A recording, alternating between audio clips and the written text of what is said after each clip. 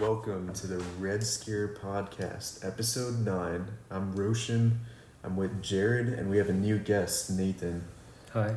And we have a great show for you tonight, lots to get into. Our first conversational topic. Well, first thing I want to ask our guest, Nathan, is how would you describe yourself? Like, who do you want people to know you as when they listen to this podcast? I've known Jared and Roshan for a year and a half now. Still, almost graduating from university. I'm 25. Kind of took some twists and turns in life. I don't really have hobbies. That's kind of sad. But yeah, we're all friends, and you don't need to be a happy person to have a good time. Interesting. Yeah. Okay, interesting. Well, I got everyone on the podcast. You can't see it because audio only for now. But I got everyone a Mexican Coke with cane sugar because it's a peaty substance. Dr. Ray Pete, he says sugar is good for you, and that's why I brought it here today. So if you hear a bottle open, we're not drinking beer, we're drinking Mexican Coke because we're peaty like that.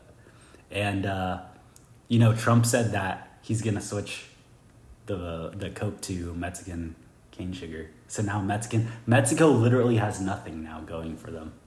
What do you think about that? You think so? I don't know, man. Cane sugar is harder to get than fructose, I hear. Yeah, but it's better for you. Yeah, but now the price is going to go up or something like that. I don't know. But wouldn't it be cheaper because now all of America is going to produce it? Yeah, but you can't just tell America to produce stuff. There's economic forces, so I've heard. But the interesting thing is like all it took was Trump to just like literally just ask them kindly, and they changed it. Like that's kind of stupid to me. Because like you're telling me this whole time we could have had Mexican Coke as a regular Coke, but they just didn't want to because it's just like cents cheaper to use high fructose corn syrup, which is worse for us. That's all it took was for some guy to ask him nicely. Mm-hmm. I hate these people, man. Well, I don't know, man. Cents matter. I don't know about you. I don't know about your financial situation, but I'm pretty poor, dude. No, but it's not cents to you. It's cents to Coke. Like, they're still going to charge you the same price, probably. I don't think that's how it works, man. Economic forces and all that. Market forces. Okay, but do you genuinely believe that? Or are you trolling me, like, just saying that? Because here's the thing, like, so many times already, we found out that things aren't actually more expensive because it's just that much. It's just how much that costs. It's just because the companies want to charge more because they know they can. Well, dude, like diamonds. I guess you just don't believe in free market economics. Maybe you're not a capitalist then. I don't. I'm not a capitalist. I don't believe in free market economics. Yeah, for those of you listening, Roshan's wearing a fedora right now. Yeah, I'm a libertarian Reddit atheist, actually. Mm-hmm. So I actually brought my fedora so that we could make bits with it. Oh, nice. Here you go. You can wear it. Sweet. I will say, dude, you look quite stylish in that. Thank you. Honestly, imagine if you could wear fedoras in public all the time. Would you wear one? Honestly, I would probably lynch the first person I saw who wore a fedora. And that's why you can't, right there. Okay, but if you lived in the 1920s, how would you dress? I don't know. How did people usually dress back in the day? Wow, that's kind of a slave normie way of thinking. I just don't. How did everyone else do it? I'm scared of. I think of society. I think that's real. The really visionary people in the 1920s wore white hoods. Well, you know what? If you did that, you were definitely outside the norm. Yeah, that's true.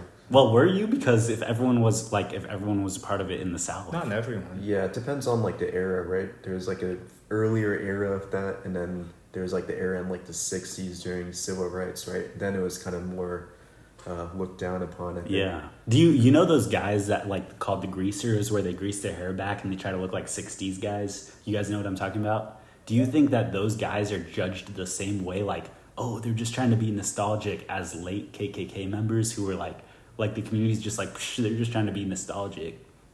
I think there's definitely some, small backwoods towns in the South where the KKK is pretty much just treated like the Rotary Club. Yeah.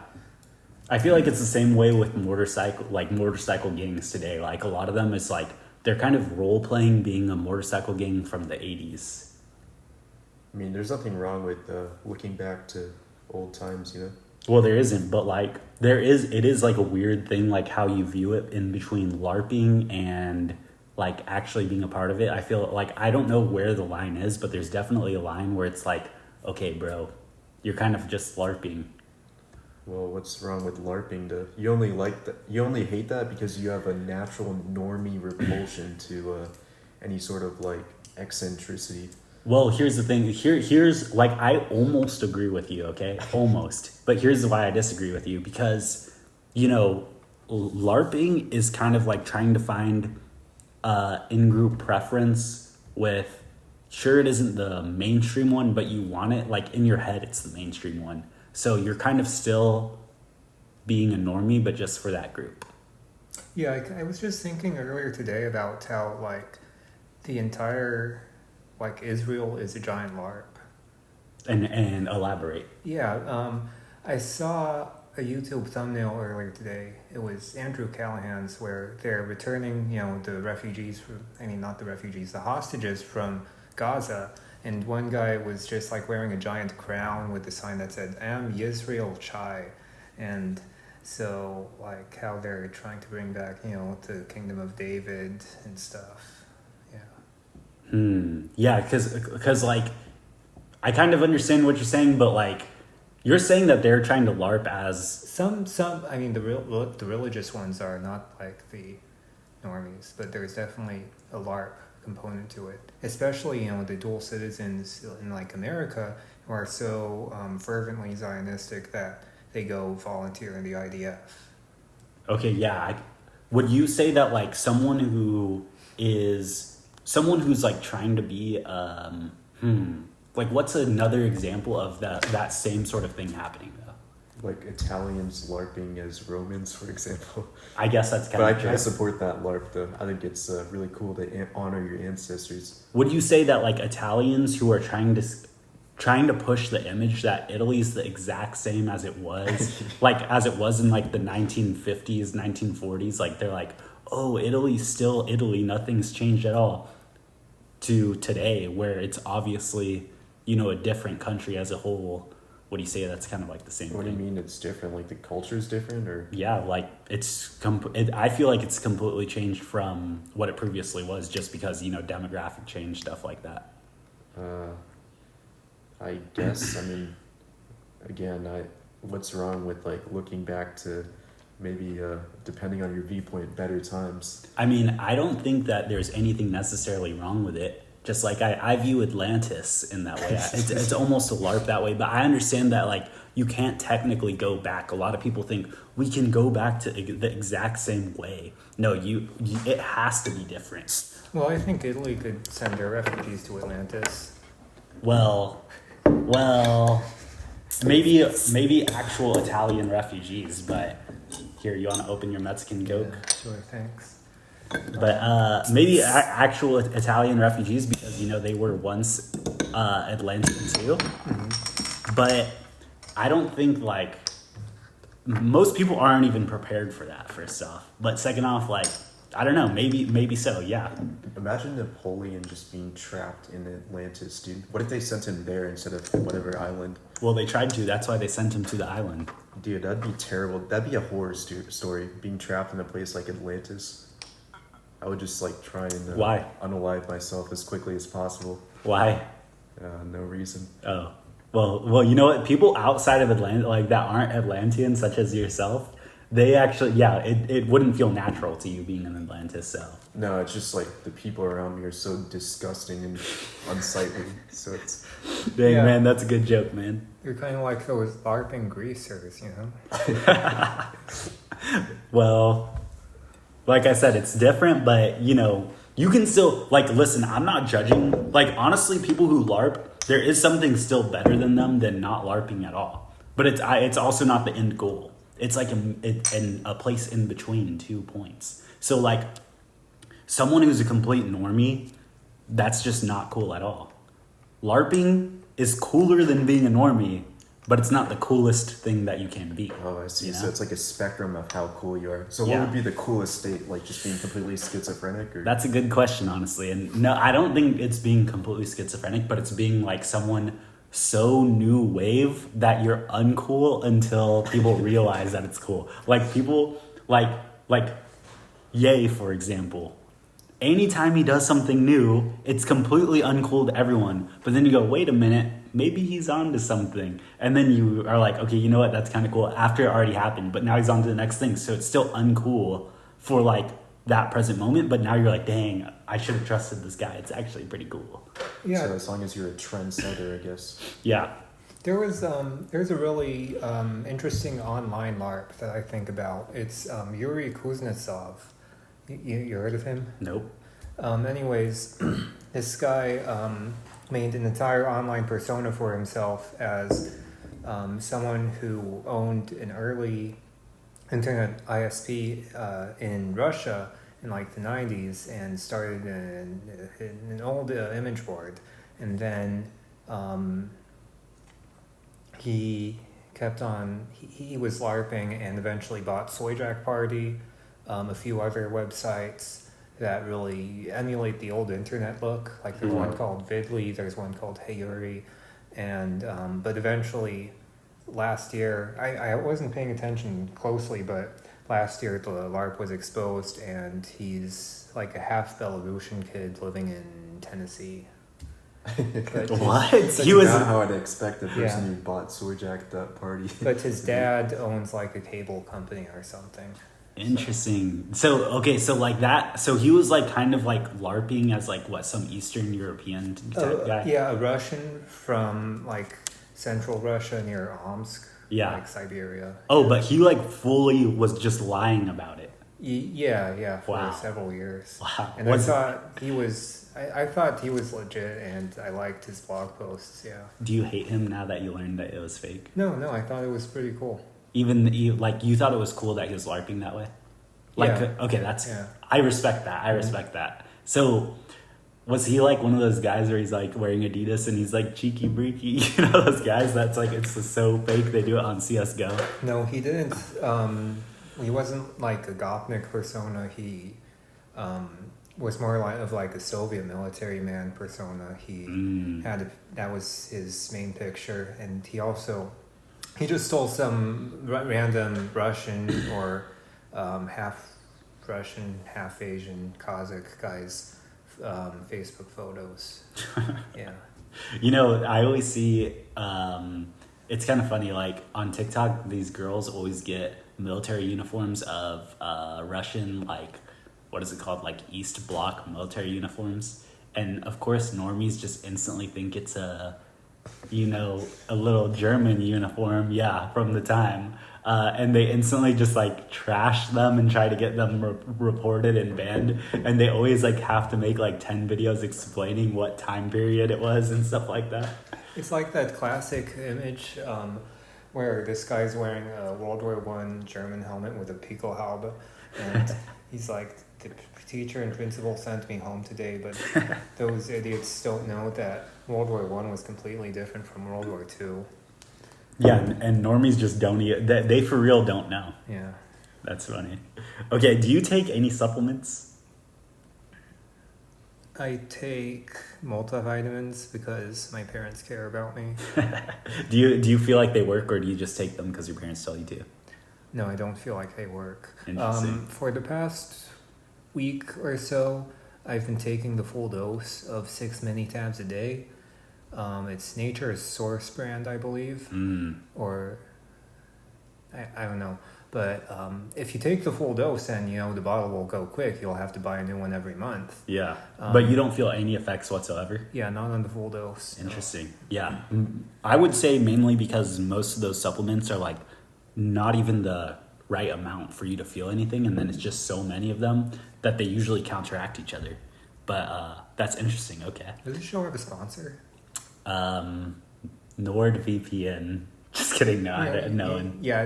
Don't get NordVPN because Look up who owns them Okay. and several other popular VPNs. If you could recommend one sponsor, who would it be? That's a hard question, honestly. I wouldn't even be able to answer that, would you? Yeah, I could easily answer that. Okay, who? Just anyone who really is near like the Alex Jones type of sphere. I'd say. We're gonna get methylene blue Yeah. as a supplement that we're gonna sell. I mean, we could, dude. I started just need taking to blue reach out to shampoo. Actually, and I took two doses by accident, like at one time, and it's like 1,000 milligrams of caffeine that you're just like putting on your scalp. I didn't feel anything, dude. My hair was like completely like power washed, but I mean, I felt semi good. I think the methylene blue got into my eyes, and I was like, "What? Am I turning Aryan AF?" Just kidding. Okay. Yeah, that's actually the proper way to administer methylene blue. I'm pretty sure you're supposed to put it inside your eyes. Well, the guy, I don't know if you know this guy, but his name's Luke Belmar. He's on TikTok. He's like famous there. He puts a drop in his eyeballs because he says it helps his vision. Exactly, dude. And that's PD, by the way. No. I've heard that does not work and that's not good. Well, I think you're incorrect about that. That's probably the best reason to take Kovacs. What is? You've heard of people's eyes turning blue after they got the vaccine? What? No, It's happened. Yeah. Really? Or I don't know, maybe it was fake, but That's making me want to take the vaccine, though. yeah. And then there was some memes about going to Hyperborea because Klaus Dude. Schwab and Bill Gates. I swear I went from T40s to T30s from aspirin. At least. I think I'm still going up, genuinely. Like, I know for sure the ring around my eyes is darker. Can you notice? You probably don't look remember. like Phantom Black to me. Oh, wow. Okay. Anyways, okay, okay, this is the question for Nathan, okay, since he's our guest. Okay. When you think about the big picture of your life, what does that look like to you, and what's your end goal in life?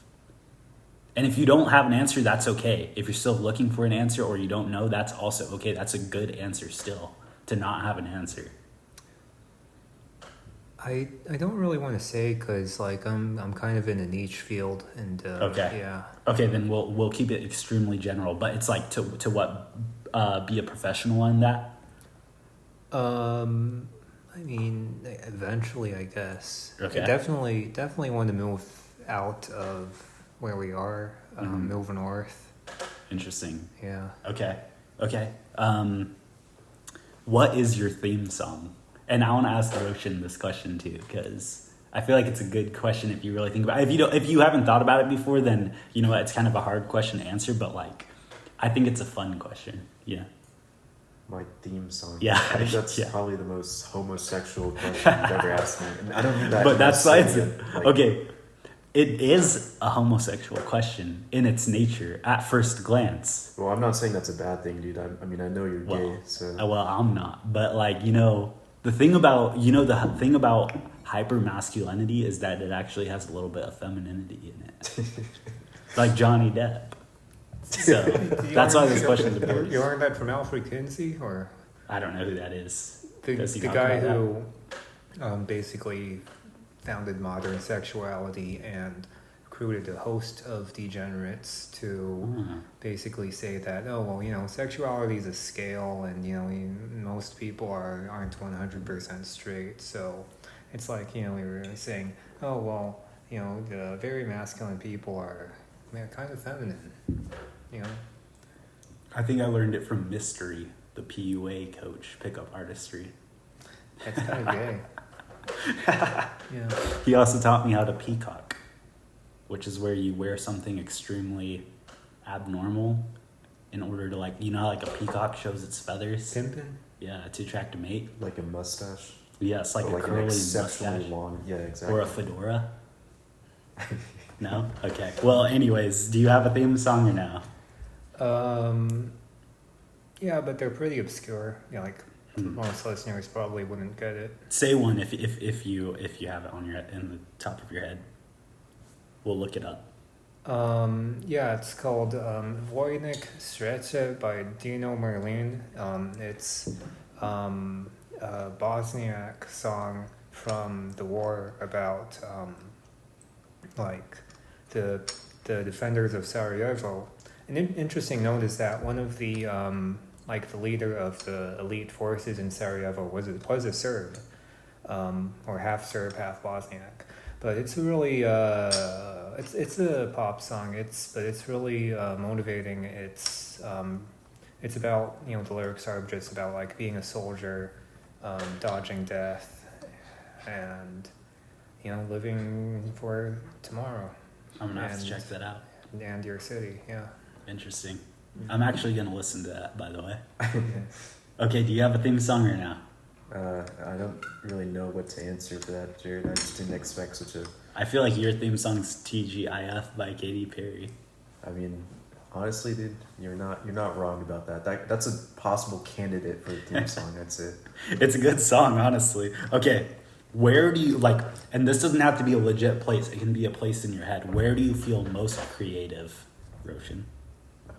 Right here, right now, where I am. Actually? Yeah, this is where I come up with most of my ideas, actually. Okay. But, okay, what about you? I think it's nice to be in a social situation like this, actually. And, we can just bounce ideas off of each other. Okay, so small group of friends, just through conversation. Yeah, it's nice, because when I'm at home, then I just get bogged down in like all of the things that I have to do, and because I made a list of things I need to do over the summer, and now I just kept on adding things big and small until now there's like 60 things on the list, and I don't even know what to do. So I just... Sorry to hear that. You just got to pick one randomly and go with it, I feel like. I know. Or you got to order them in most important to least important, and then do one based off how important you feel. You got to just burn the list or something. What? What? Don't burn the list. It'll set you free, dude. You can't think about deadlines and stuff. Wait, anymore. you're right. Just do none of it. Exactly. Ever. Yeah. Okay, what do you think Generation Beta will think of us? They're gonna hate us. Okay, do you agree with that? They'll definitely hate us if we don't think of a better name for them. Yeah, that's true. I don't even want to have a kid if they're gonna be born in Generation Beta. Honestly, like I will literally look at my kid and be like, "You freaking Beta! Like, why do you even exist, buddy? Like, end it now." Yeah, that's true. You might want to wait a while until the next generation. But you'll be 48 when the next generation. Yeah, your kid's gonna have autism, but I mean that's the price you pay for. Well, maybe you can name. freeze your, the little guys down there. Yeah, you could also do that. I don't want my kid frozen though. Like I do not think it's a good thing for these little micro robots to carry the sperm to the egg. That's a weak sperm. Mm-hmm. And you think my kid's gonna be weak and a part of Generation Beta? I will beat up that kid every day. So is Generation Beta like being born right now? I think it's still Gen Z or Gen Alpha. I don't know. I feel like big changes are coming. I don't know. Part of me feels like we're already in World War III because, Trump just did. He says crazy shit all the time, but he said, we're gonna sanction all of Russia's trading partners. They're called secondary sanctions. So that means sanctioning India, China, I don't know, maybe Colombia or whatever. So that sounds like something that could start World War III, right? Yeah. And I feel like he and the rest of the elites want World War III to, divert Western people's attention from their own demographic changes to focus on an external enemy. So, Generation Beta might be a baby boom, or Generation Beta might be really dark, so let's say. It's kind of weird. I kind of hope for the second option. Like, I don't want another baby boom. That's just my opinion. Wow, you're an eugenicist for that. I think it's actually incorrect about the World War III thing. Really? I think what the people on top want is to preserve the status quo, and I think the economy is so interconnected that it's just like impossible for World War III to ever happen. There's just too many consequences of like not because if you misbehave internationally, then you're just going to be sanctioned heavily, locked out of everything. Now you did mention Russia getting sanctioned, but I think Trump's just gonna not do it. Yeah. Yeah, but you know what? If you lived in Ukraine or Russia right now, Russia's partners, rather.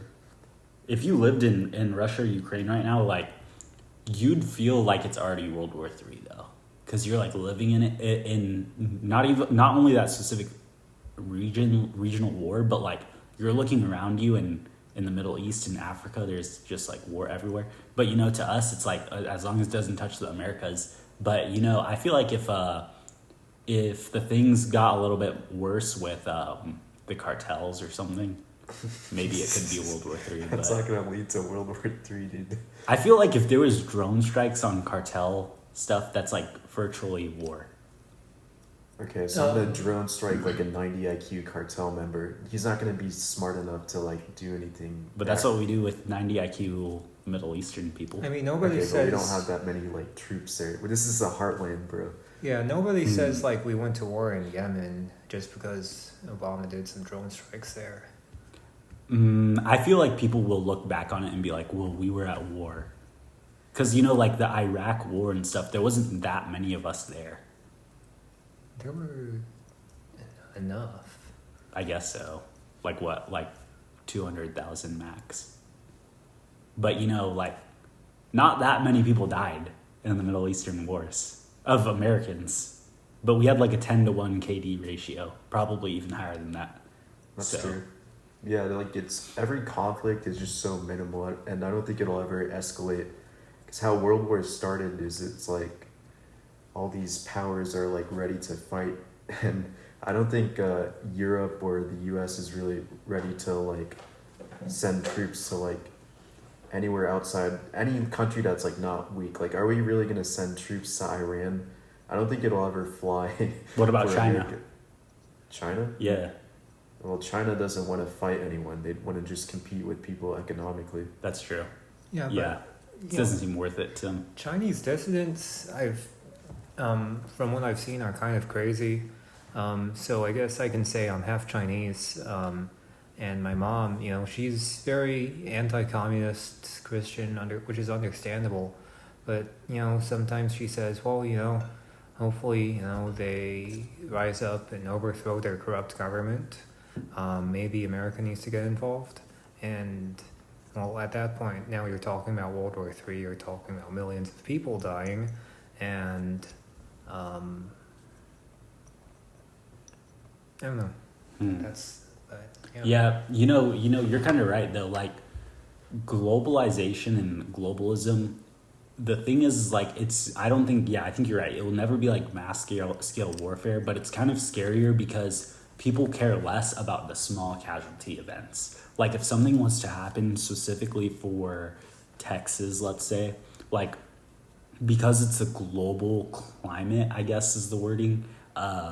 People are like, well, we need to make sure we're okay, and then whatever happens to them, just let them get screwed, so it will protect everyone else. Like, like in a situation where we rely on other people's energy, like whenever we had the winter power outages in Texas, it's because like we relied on other countries' energy imports here, and we had our energy exporting there, right? I thought that was just because our gas power plants were too stupid to winterize or something like that. Yeah. I mean... But it's like our gas that we have. Well, okay, well, in the situation... I don't know, there's other situations where it's like, oh, it's because we're exporting everything. Like, whenever gas gets expensive, people always complain about this. They're like, why don't we just use our own gas? Well, it's because we, like, export it everywhere. And then we import their gas here. It's like a retarded economy thing. I don't know, but here's the thing. This is what I'm just saying. Like people do not care about the small situations when it's connected to the global scale, because they're like, okay, if it's just one little small thing, don't worry about it. It's better for us to just push through, right? So then you, as like the civilian, get screwed because there's no sense of like community. Like there's a less sense of community for the economy, like because of the economy. Does that make sense or no? No, that makes no sense at all. Okay, well, hopefully one viewer understood it and then described it in the comments. Okay. Okay, because like, okay, here's another example, okay? If there was a major disaster here in Texas, okay? Like what just happened? In terms of what? The floods. Yeah, exactly, yeah. All of Texas doesn't rally to their rescue. Even though it's like I mean, Well, what can we incorrect. do? There are quite Yeah. a few people who have gone from afar to go rescue them. Yeah, heard of Texar? The search and rescue team? All yeah, volunteer? but okay. California wildfires. Then let me. I like listen. There's not an example like big enough yet, but it will happen. This is like okay, the Middle East, like a Middle Eastern country. If there wasn't globalization, okay, they would feel so much pressure to rally and help their neighbor. But because they're connected on a global scale, they're like, well, we need to just push through for ourselves and make sure that we're still connected to this globalist system so that we don't get screwed in that area. Yeah, that's because they'll get sanctioned if they misbehave and stuff like that. And that's Yeah. also because Muslims all hate each other. Yeah. All the Sunnis and Shiites are not on very good terms, I hear. Well, what I'm saying is like this happens to people like Texas or California. Like people are like, well, we can't really like give them some sort of out from the free market because then we'll get screwed, even though it's like not free at all. I'm still not sure what line of thought you're pursuing. Like but- people would definitely be a lot more charitable to their community and literally give them a free out in these disasters like than they do now because they're connected to the overall system is what I'm saying. But there's still like plenty of people like donating, supplies to Kerrville. Yeah, but it's definitely less than what it could be. How if the government told them to do it? Yeah, and what's like the penalty for that? How does that relate to like us being economically interconnected? Because when like let's say Coca-Cola was like a Texan only company, right? And they served mainly Texans since they're Texan based, and like they had like some sort of patriotic duty to Texas because they're located here and they only branch out as far as like I don't know if the population allowed. Yeah, HEB, right?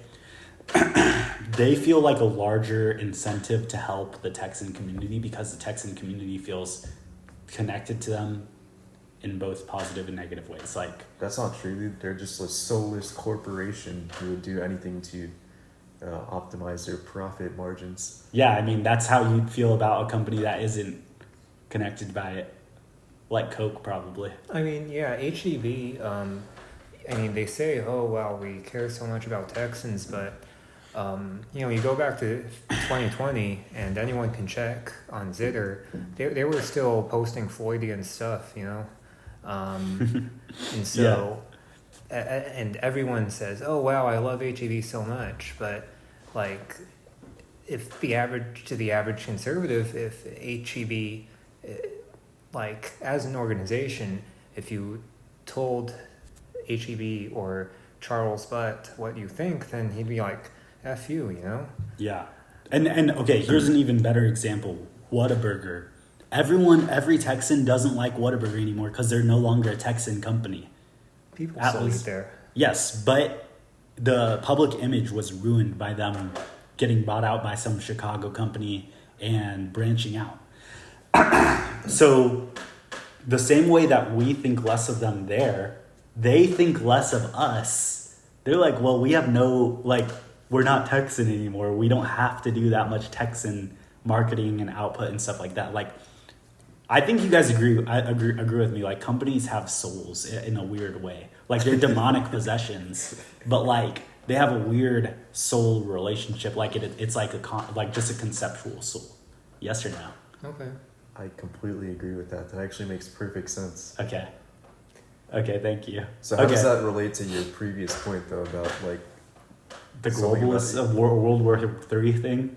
yeah. Like people, if you are a part of a globalist system, you have less of a soul for the tie of your community. So you don't care when like some mega disaster for some small actual community happens. You don't have as large of a connection to it. Yeah, I guess I can kind of see where you're coming from. Yeah, 'Cause like people just care more about like making money than they do about helping their neighbors, is what you're saying. exactly like Whataburger now has no real incentive to be like, we're gonna help the Texan flooding because we're Texan. Well, they're not Texan anymore, so they're gonna be like, maybe they'll be like, we'll help the Texan flooding because we're good people. But it's like a little bit less of a reason than being like, we're Texan, we're only for Texas, like that's our thing. I don't know. It's not that big of a thing. It's not black and white, but yeah.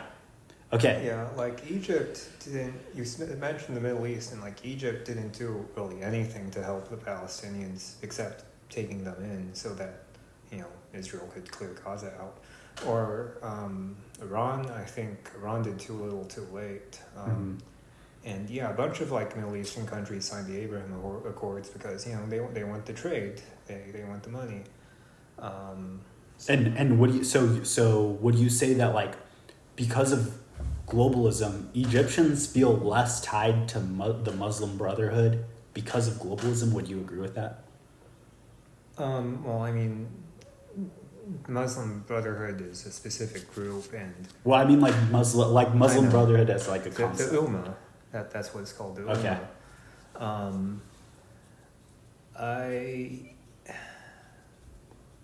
I don't know. I think this is a case where we really can separate consider the people and the government separately because I guess it is just like a pro-American military junta right now. Yeah. Okay. Okay, so at the beginning we talked about like LARPing as in a time period. So what is your favorite time period? What do you say?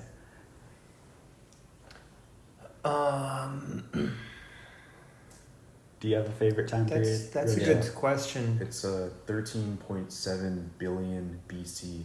Oh, Atlantis? No, Oh, what is it then?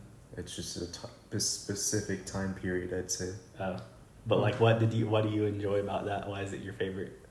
Or did you just name a specific time period? I can't really elaborate on it, dude. You're just gonna have to use your. You had to be there? Yeah, you have to be there. Well, they say the happiest nation is the one without history. So I think that's what Roshan's going at, right? Yeah, I guess. 13.7 billion years ago. I mean, if you're a science chud, what was happening during then? Like I don't know lava? science. Oh, okay. Well, that's good. What about you? As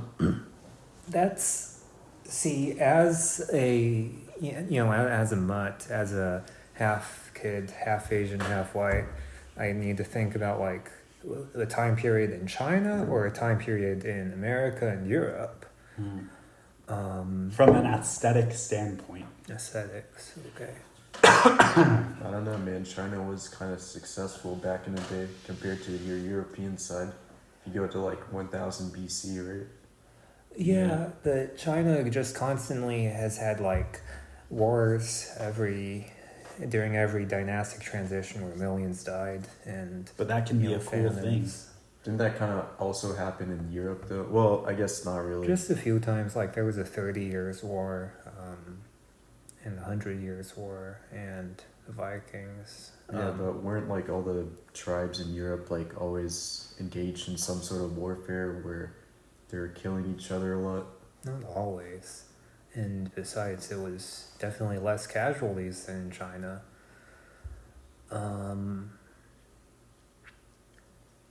I like the Italian gangsta period of the 1920s and 30s in America.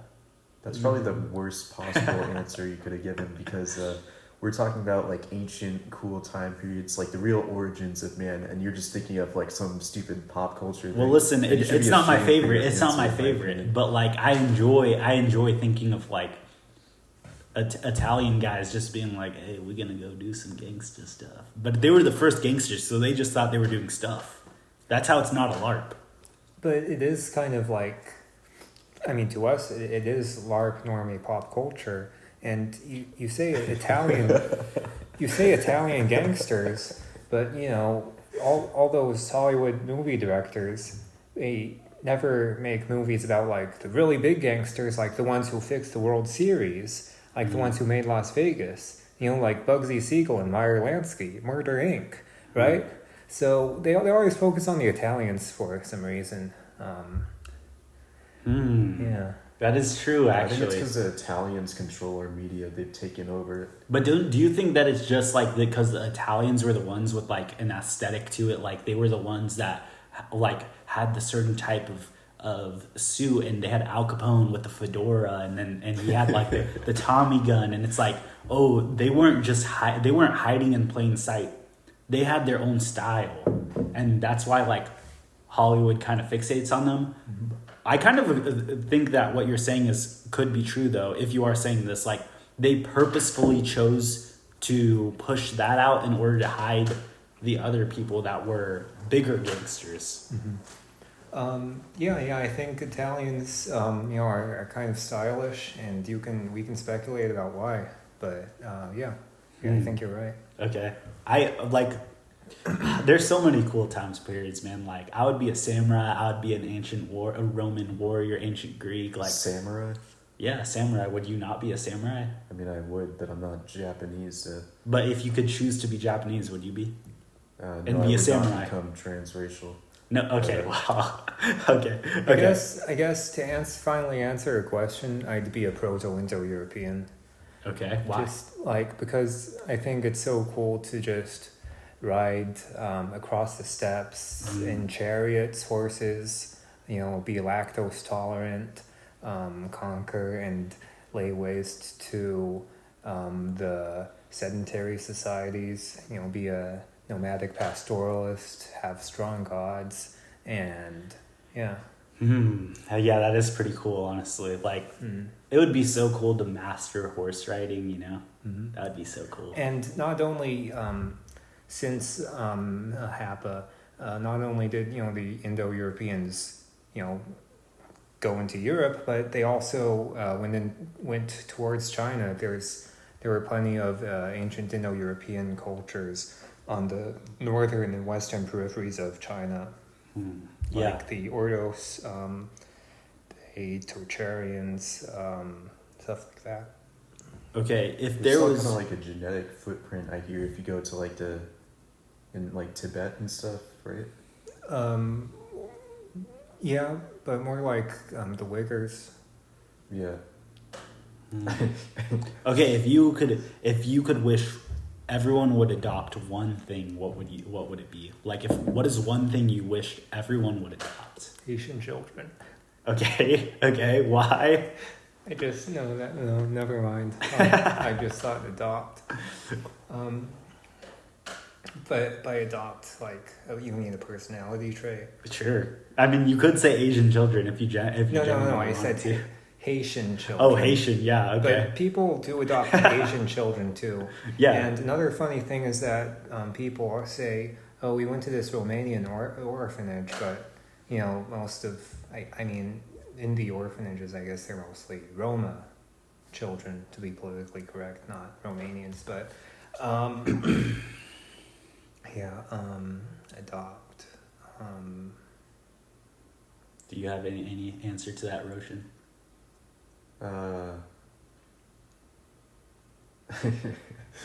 I don't think these Mexicos were cold enough. Yeah, definitely. Yeah, you definitely should have chilled them better. I don't know. What would I get everyone to adopt? Probably just I feel like people are these days, they're not risk takers. You got to have a risk taking mindset, and this is something that applies to you, Jared. You're always so timid and scared, and that's not cool, man. You gotta embrace risk. In that other video you actually made about the origins of your name. Yeah. I hope I inspired you to make that, by the way. But you cited that movie Gattaca, but you didn't even say the name of it. And I I watched that movie today and I was thinking like, his name Vincent. That was the guy who was like genetically defective, right? I don't remember many of the details because I watched it like Yeah, well, 10 years ago. Well, his genetically defective guy, when they were swimming and he was with his brother, and you cited that scene. Yeah. He said like, "How do you do it?" And he said, "I don't think about, I don't save energy for the swim back because they're trying to swim as far out to see like, how who would be able to swim further, who would survive." And it was like a contest of chicken, and that kind of trait is like basically humanity, I feel like. Because if you don't have that trait of being able to risk things, being able to like take any sort of trade-off, then you're not really human, dude. You're just a slave. And that perfectly describes you, in my opinion. And I would say it perfectly describes the average resident who we're forced to live amongst in this city that we're in. But specifically, it describes me. Yeah. Okay, that's an interesting perspective. Because I think a lot of the problem with Americans and with the people we had to live among, especially who are probably on the lower end of the average Americans, is that they're not really willing to excel in anything. They don't have any ambition, no strife, no drive, and I have to say that's I'm very critical of that aspect of them. Yeah, I agree, honestly. Notion's about to start Vivek posting. Yeah, I actually share Vivek Ramaswamy's ideology about increasing the amount of immigration from India. But, okay, interesting. Okay, do you have any point to that, or on your own? I wish people would adopt. I guess just self-respect, you know, like, and I mean, like, you know, I had a economics professor in community college who was like really libertarian, and you know, the class was mostly Latino, and he mostly stayed on topic, but sometimes he'd be like, "Oh well, you know, I'm just a white guy. We don't have culture, right?" And that's pretty cringe. Or my mom and aunt in China, when we were in China, like my aunt told me, you know, I think things would have been better if like the Japanese just stayed here, and like she has a point, but I think you've also got to have some self-respect as a Chinese person, because you know the Japanese were like they were doing what, you know, Mengele wishes he was doing, right? In Unit 731, right? yeah, Nanking, which the German witnesses attested to. I mean, but however, I'm always open to like reading about like genocide denial, but I just haven't like taken the time to like read what Japanese ultranationalists are saying. So, but I think everyone needs to have some self-respect, except our melanated brothers. They may have a little too much of it. You know, I think there's some honor in how much respect our melanated brothers have. There's some honor in like having like just high self-esteem, you know.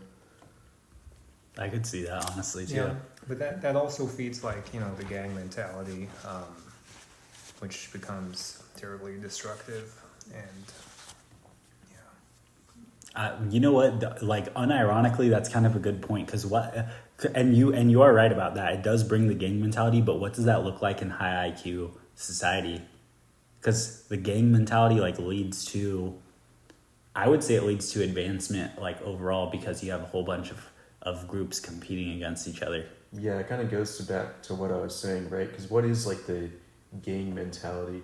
If you take it and take away all the negative elements, and it's just risk taking. It's just like initiative, strife, willingness to like push yourself forward.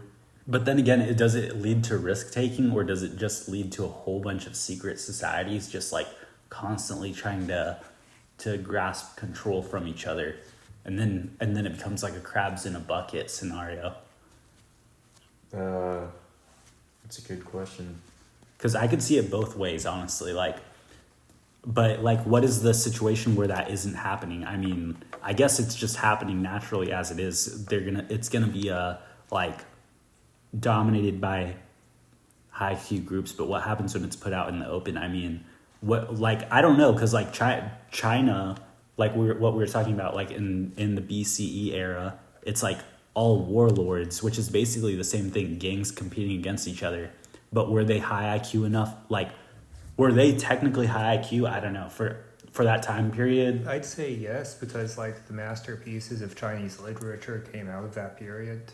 Okay, so would you consider that like advancement of the overall humanity because they're competing against each other, or was it like the crabs in a bucket scenario where China didn't get to advance as a whole because of the war, constant war? No, yeah, that was that's a really good example. That was significant advancement. You had Confucius, new inventions. Yeah. Okay, so it would be a good thing for high IQ gang society in a way. Maybe if that's a good reason why the European Union should end. Why maybe America? I really wouldn't care if America balkanized. Yeah. Yeah, I think I could agree with that. Well, I disagree with the point about America balkanizing. I think we should preserve it. Why? Because, dude, it's one people. It's the like American people. Dude, I don't know. It's like saying, it's like destroying an empire, right? It's like saying, what if Rome balkanized? We should just have Rome be a bunch of independent city-states. Doesn't that kind of make you feel sad, dude? That is true. That is true. It's, we just had our 249th anniversary. It's probably inevitable. But yeah, you know what? If it was late Rome, right before it did break in two, I was a Roman, I'd be like, you know what? It's time. We gotta balkanize. It would be over. I mean, it would be sad, but over. As a Roman, you might get killed by German tribes. Yeah. But I would be wishing for the old Rome. I'd be like, we need to make Rome great again. But then I'd be a LARPer. The only way to do that is to kill Rome too. Exactly, that's true. Because then southern Italy and mid Italy, they'll return. But it didn't work though. You just had many centuries of darkness after that.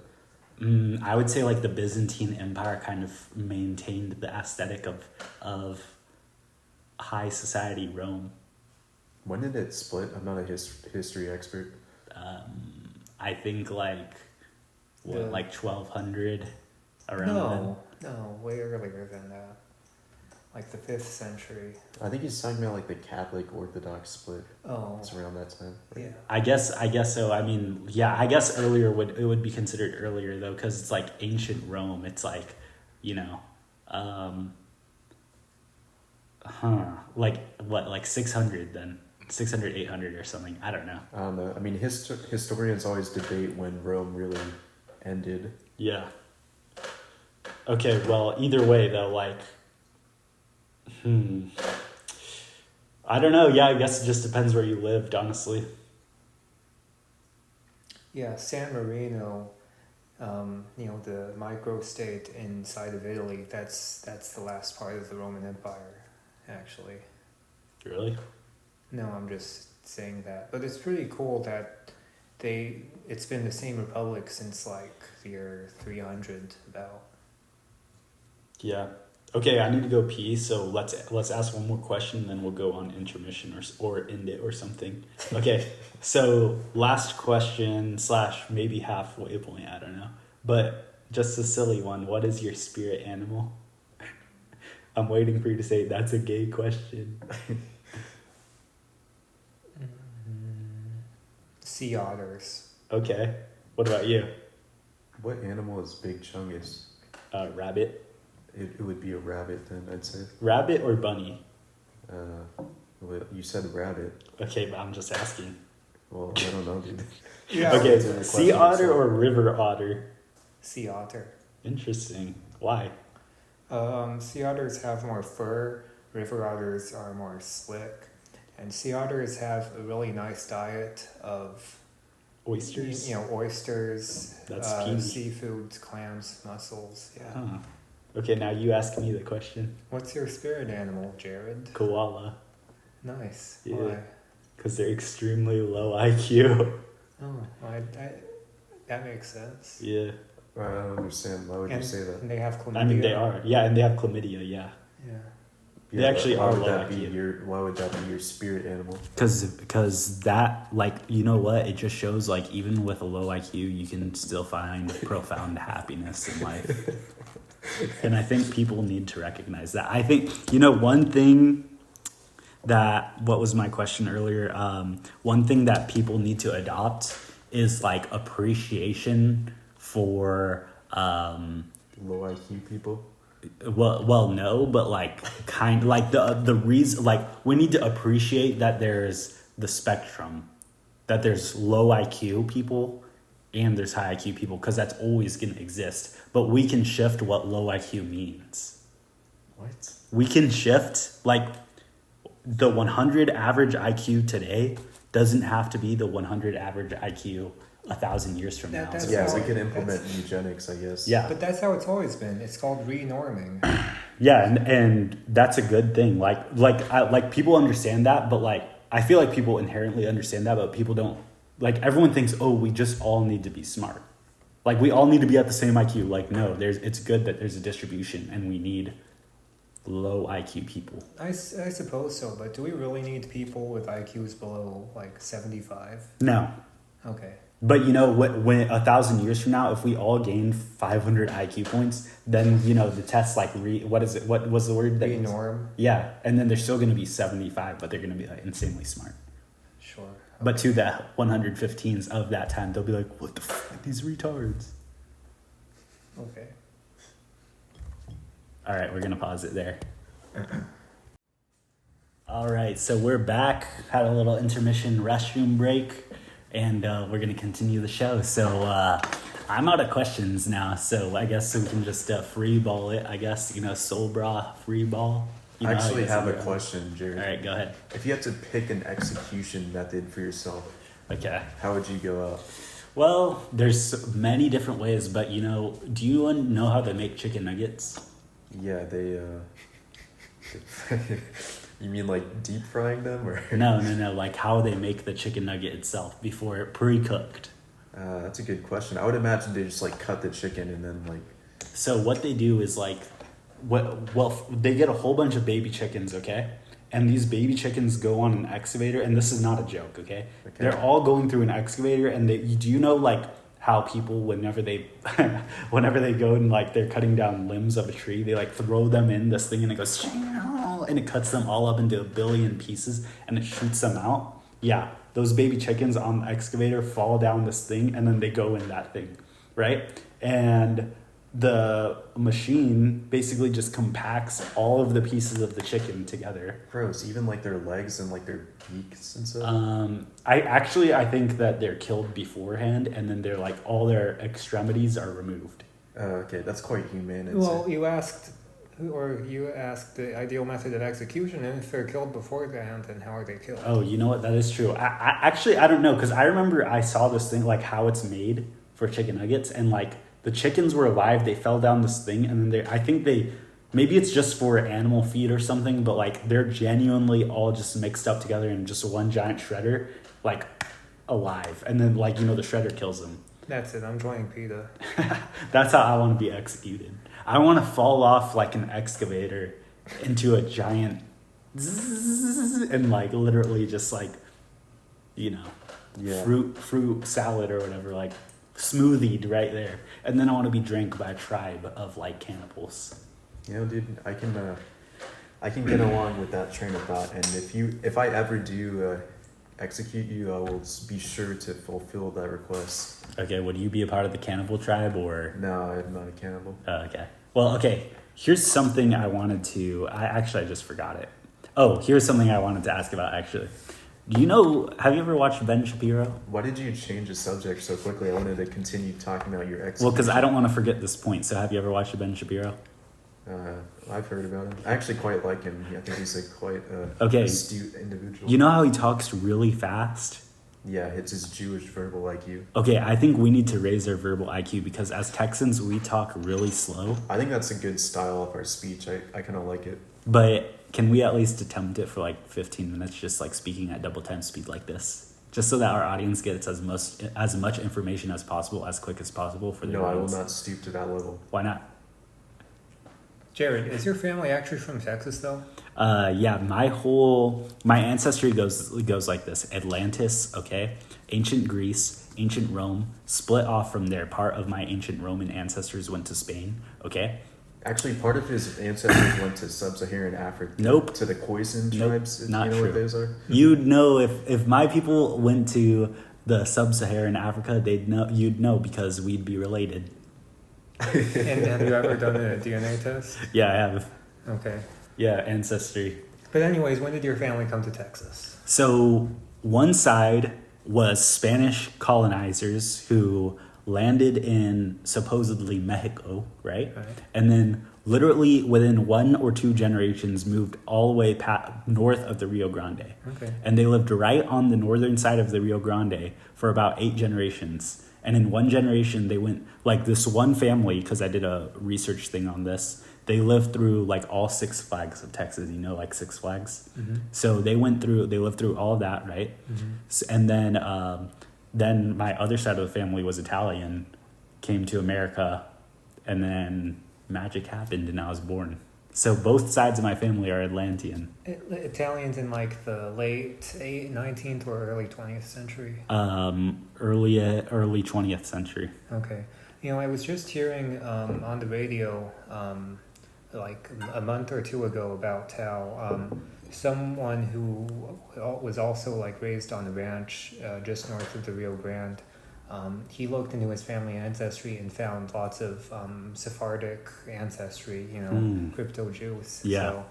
So, Well, anyways. I have 3% Jewish peoples of Europe or something like that. So Okay. that must be where I get my IQ from. Yeah. So how would you like to be executed since you brought up that interesting point? I'm now thinking about it. I was asking about Texan, and like Roshan said, we talk slow because we're Texans, but I don't think any of us actually have a Texan accent. I feel like I have like a slight one. You have a Texan speech pattern though of slower rhythmic speaking.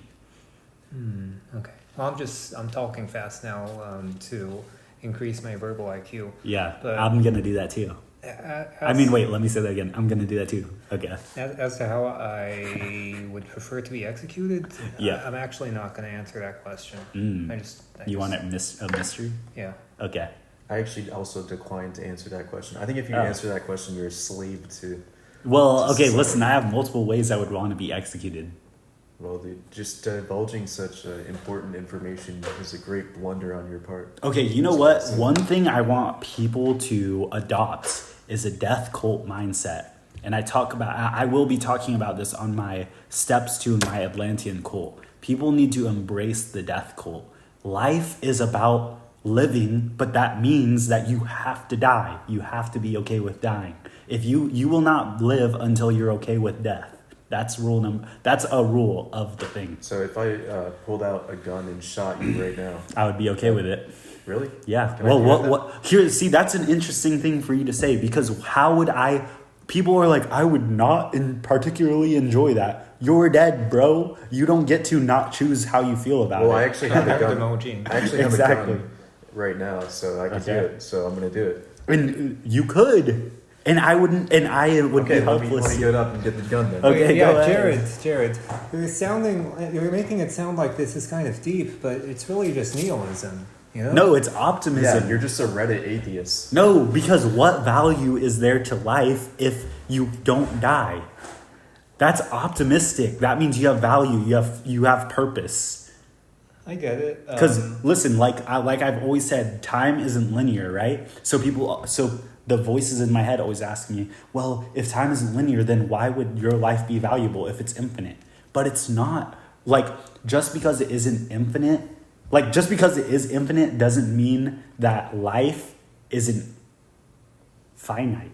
Because life is finite, but time isn't linear. Does that make sense? That makes perfect sense to me. Listen, I still need to put this in human linguistic for people to understand, because this is like fifth dimension plus like concepts, but like we're gonna get there. Yeah, maybe the English translation is just not working out. Do Atlanteans actually have a language, or? Well, it's like metaphysical. So like, you know how like body language is like, oh, first dimension sort of language? I don't see how that relates to the concept of dimensions, but... Well, because that means that there's fourth dimension language. What? Like, you know how like body language is like the first step in language? Okay.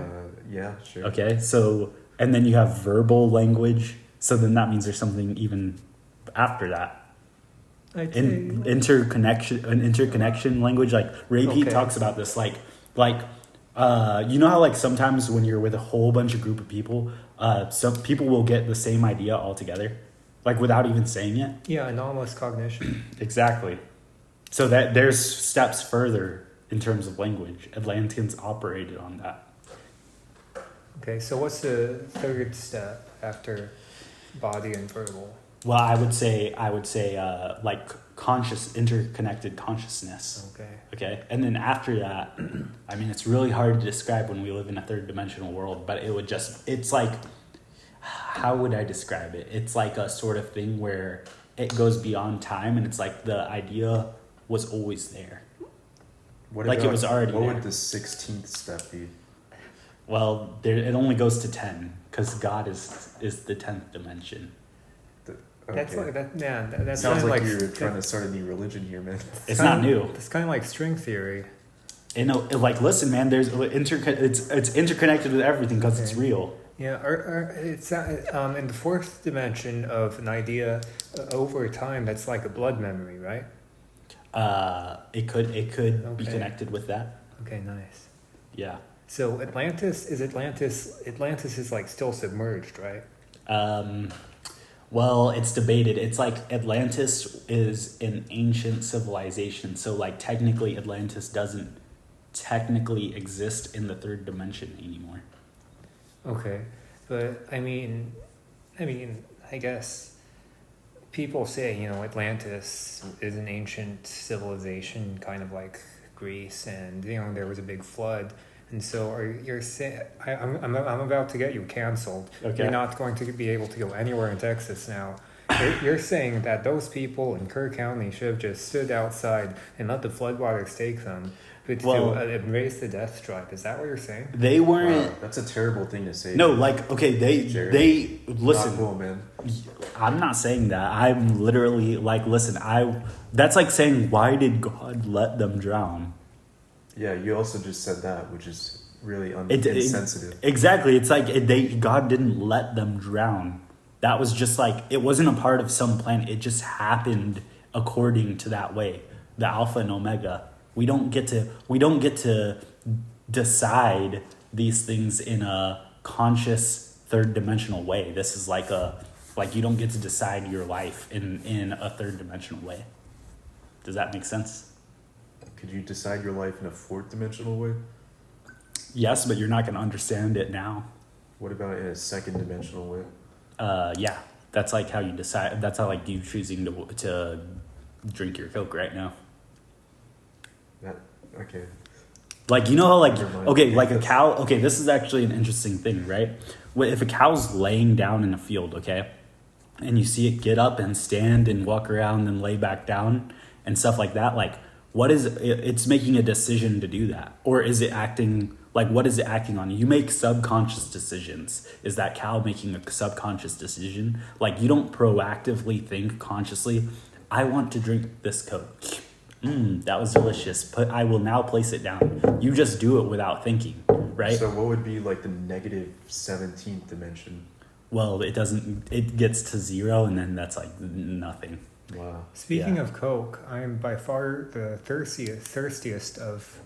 Yeah, us you finished three. yours. Almost, yeah. Do you drink orange juice? Not really, only because my mom doesn't buy it. She doesn't like juice because it's full of sugar. You need to tell your mom about Ray Peat and get on the sugar train, man. It's good for you. Okay. Yeah, tell her to follow to Zalo some people on Zitter. We'll give you a list. Tell her to follow Zared on his island first. That wasn't funny, dude. My bad. The joke was putting X's in your name. That's a terrible joke to have. My bad. Sorry. My opinion. Yeah. Yeah, but actually though, you should introduce her to Ray Pete and get on the sugar train, man. I will. It will change your life. I will, but the guy she's dating now has diabetes, so... Well, there's a PD way to fix that, okay? Yeah, you can cure diabetes. Dr. You can. Raymond Pete talks about this. Soulbra also talks about this. That is true. So how do you cure it? I don't know, but I know they have an answer for it. It just wasn't applicable to me, so I didn't memorize it. Yeah, that's fair. But yeah, man, like here, this is what got me into repeat this concept. Okay, like your consciousness. Okay, do you know that when you are sick or when you're tired, you have less consciousness as a whole, right? And you know, my whole thing that I personally feel like I'm trying to strive to be as creative as possible, right?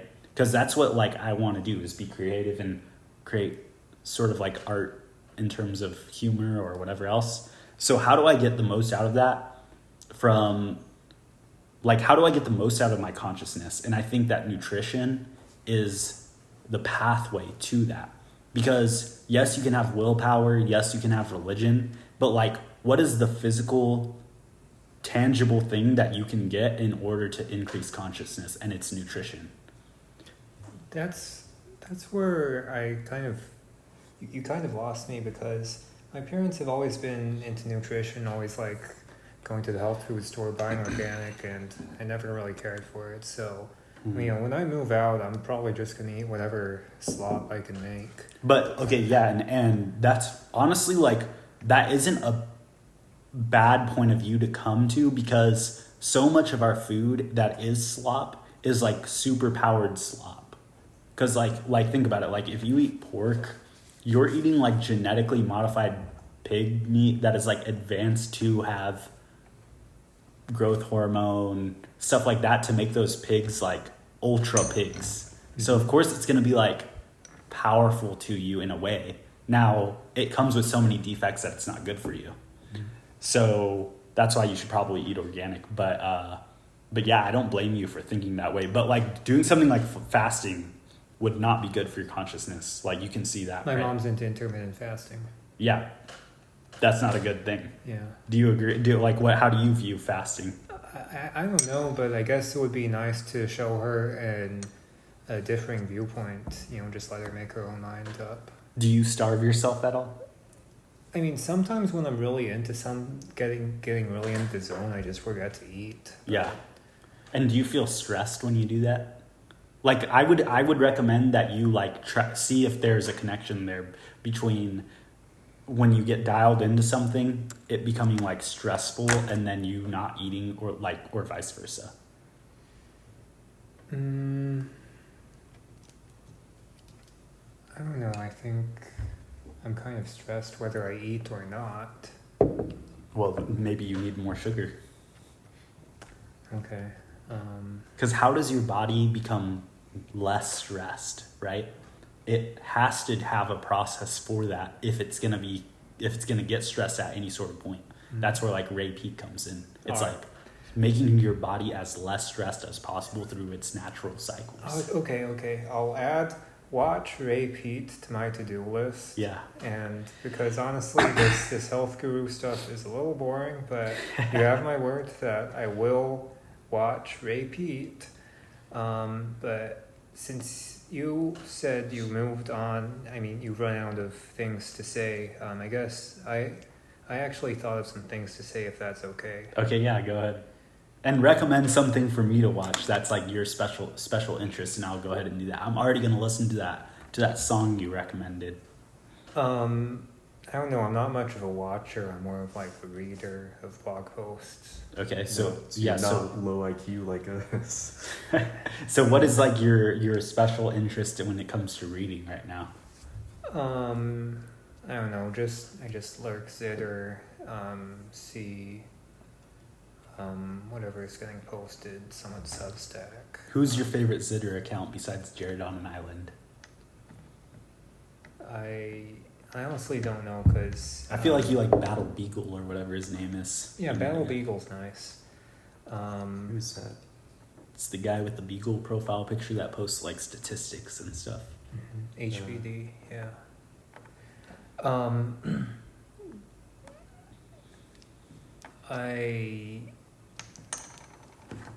I honestly don't know because I'm not on Zitter every day. I kind of just like binge it once every week to month. But What about you? Who's your favorite extra Emily updates? I mean, that is definitely one of the top accounts. Actually, I took a break from Zitter because it was just destroying my productivity. Yeah. Uh, How was the break? What do you say it was worth it? Yeah, I've been way more productive. Like at work, I Nice. would literally just like check Zitter every like 10 minutes. It was very bad, and I'd lose my train of thought. Okay, I'm sorry, but you triggered me with a word, so now I have to attack you. I'm sorry. Okay, I don't mean this, but you are being productive at work for what reason when you're being paid the same What? for every hour? I mean, it's not even just like being productive. It's just like being able to like do, because I usually slack off too at work, right? But it's like, in what manner am I slacking off, right? So It's like you're hurting yourself by slacking off by just Because like I can consider- slack off in a productive way. Like I can work on like a personal project while I'm just like sitting around waiting for stuff. Yeah, Or I can just like doom scroll Zitter all the time. that's so that is a true. good point. Okay. That's good. But I have been checking, it's not even called Soyjack Party anymore. It's called soyjack.st because their domain got got revoked. But I've been checking that website And how on my is it? phone just like as a Zitter substitute. What do they talk about on there? Well, it's just not a very great place to be, but it's kind of funny though. It's autistically soothing to me to go to that website. So like, what is it though? Like, I've never been on that website. So like, what would you like sell it to 4chan, me? but like Okay. really low IQ with like a Oh. bunch of like random unique language that's like very specific to certain internet subgroups. Oh, okay. So it's like one of those things where it's like an in-group thing where like, Yeah. oh, you have to be there to get it. Exactly, dude. It's a Marna forum, but it actually exists on like that website. Okay. Oh yeah, I think Soyjack Party.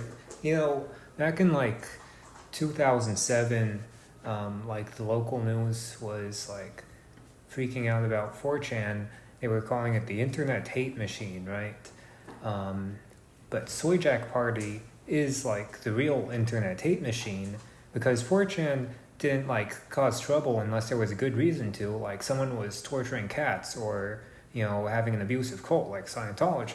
Mm-hmm. But Soyjack Party just like doxes people for like playing the wrong video game. You know? Yeah, and 4chan Jannies would always remove like any attempts to interfere with other websites, so they didn't really have that many raid threads, but this site has like a board dedicated to just like doxing people and like screwing with stuff. It's not very good. So how does it compare to Kiwi Farms? Well, Kiwi doesn't really get involved. Like, I think the official site rules is like, don't get involved with the people's What's stuff. your cat doing? She's scratching the couch. I need to get her a scratching post, dude. Oh. But yeah, so I don't think Kiwi Farms really does any like activism, but these guys do activism, namely doxing people and like spamming gore and stuff like that. Did you see that they have a Spanish fish tank right now? Are you Going on. serious? Yeah, you know fish tank, right? Is Sam doing it or? No, it's like not even associated with It's it. But just there's a like ripoff of it? yeah, there's like a Mexican jet Neptune too. Oh. And it's like just some random guy who's like doing exactly like it's all exactly the same whole Spanish cast. They have a dog in there. Of course, it's like I don't know if you've ever seen like a Mexican house, but it's like like it is literally that. Like they're always mopping and stuff. Why do Mexican people do that? I don't Maybe. know, man. Just the thought of that fills me with disgust. Like it seems pretty entertaining. Like they're actually doing the same sort of stuff. Like they had like a piss bucket again and stuff, and they threw it on somebody, and they have like they got accidentally kicked out all the girls, so like people were insanely mad. You know, like, dude, this is more sustainable than fish shank is because in Mexico there's no like HOA or anything, no like city enforcement, so they're never Yeah. gonna get kicked out of the house. Wait, that's actually smart. Why doesn't Jet just have it in Mexico and Well, just they don't fly wanna- them out It's there? all in Rhode Island, like every time. They probably just don't want to travel all the way to like some other Yeah. random place. Yeah, there's definitely going to be legal issues if you take them to Mexico.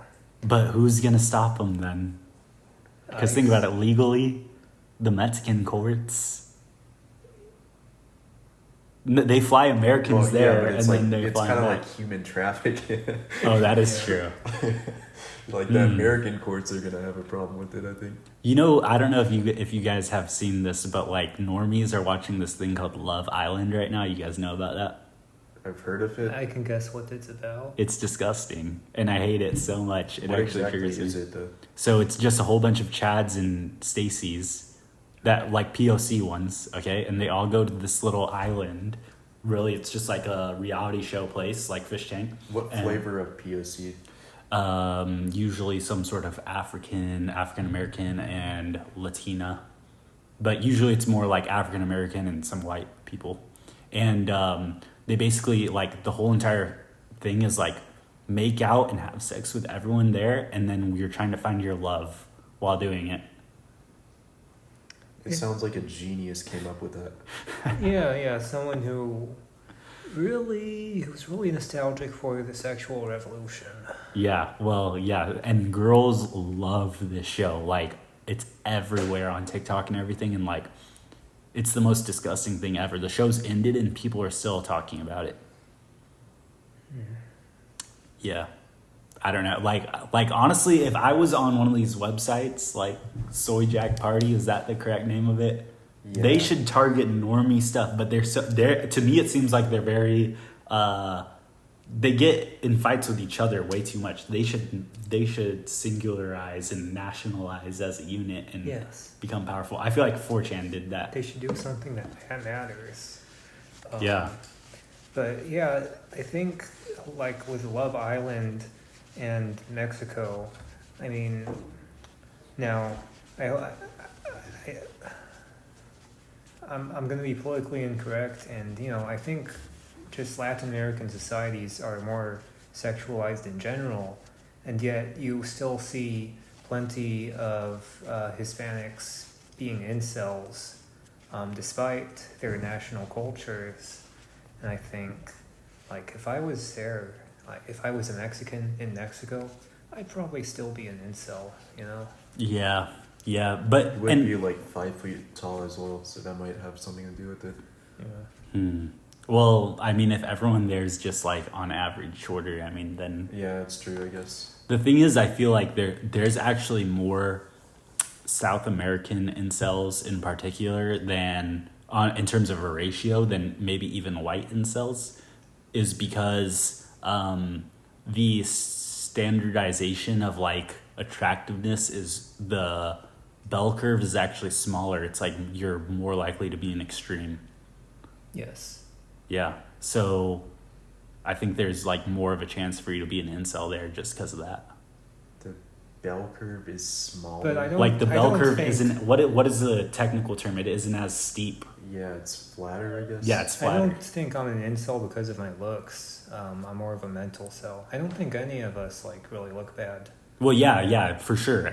But I'm just saying, like, if you were like reborn as a South American, it would probably be because of looks, not because of why we're incels now. Well, I don't know. Would you say your personality makes you a mental cell? Because if you're reborn, you'd keep your personality. Yeah. That is true, I guess. Um,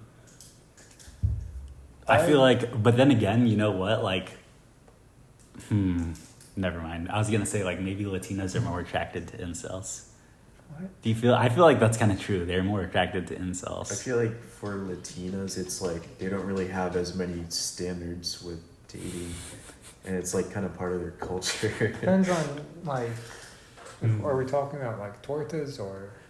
No, I think like Well, crazy, there's- crazy Latina chicks. There's that, and then there's like I think just let's just consider the subset of the very small subset of Latinx women who aren't fat.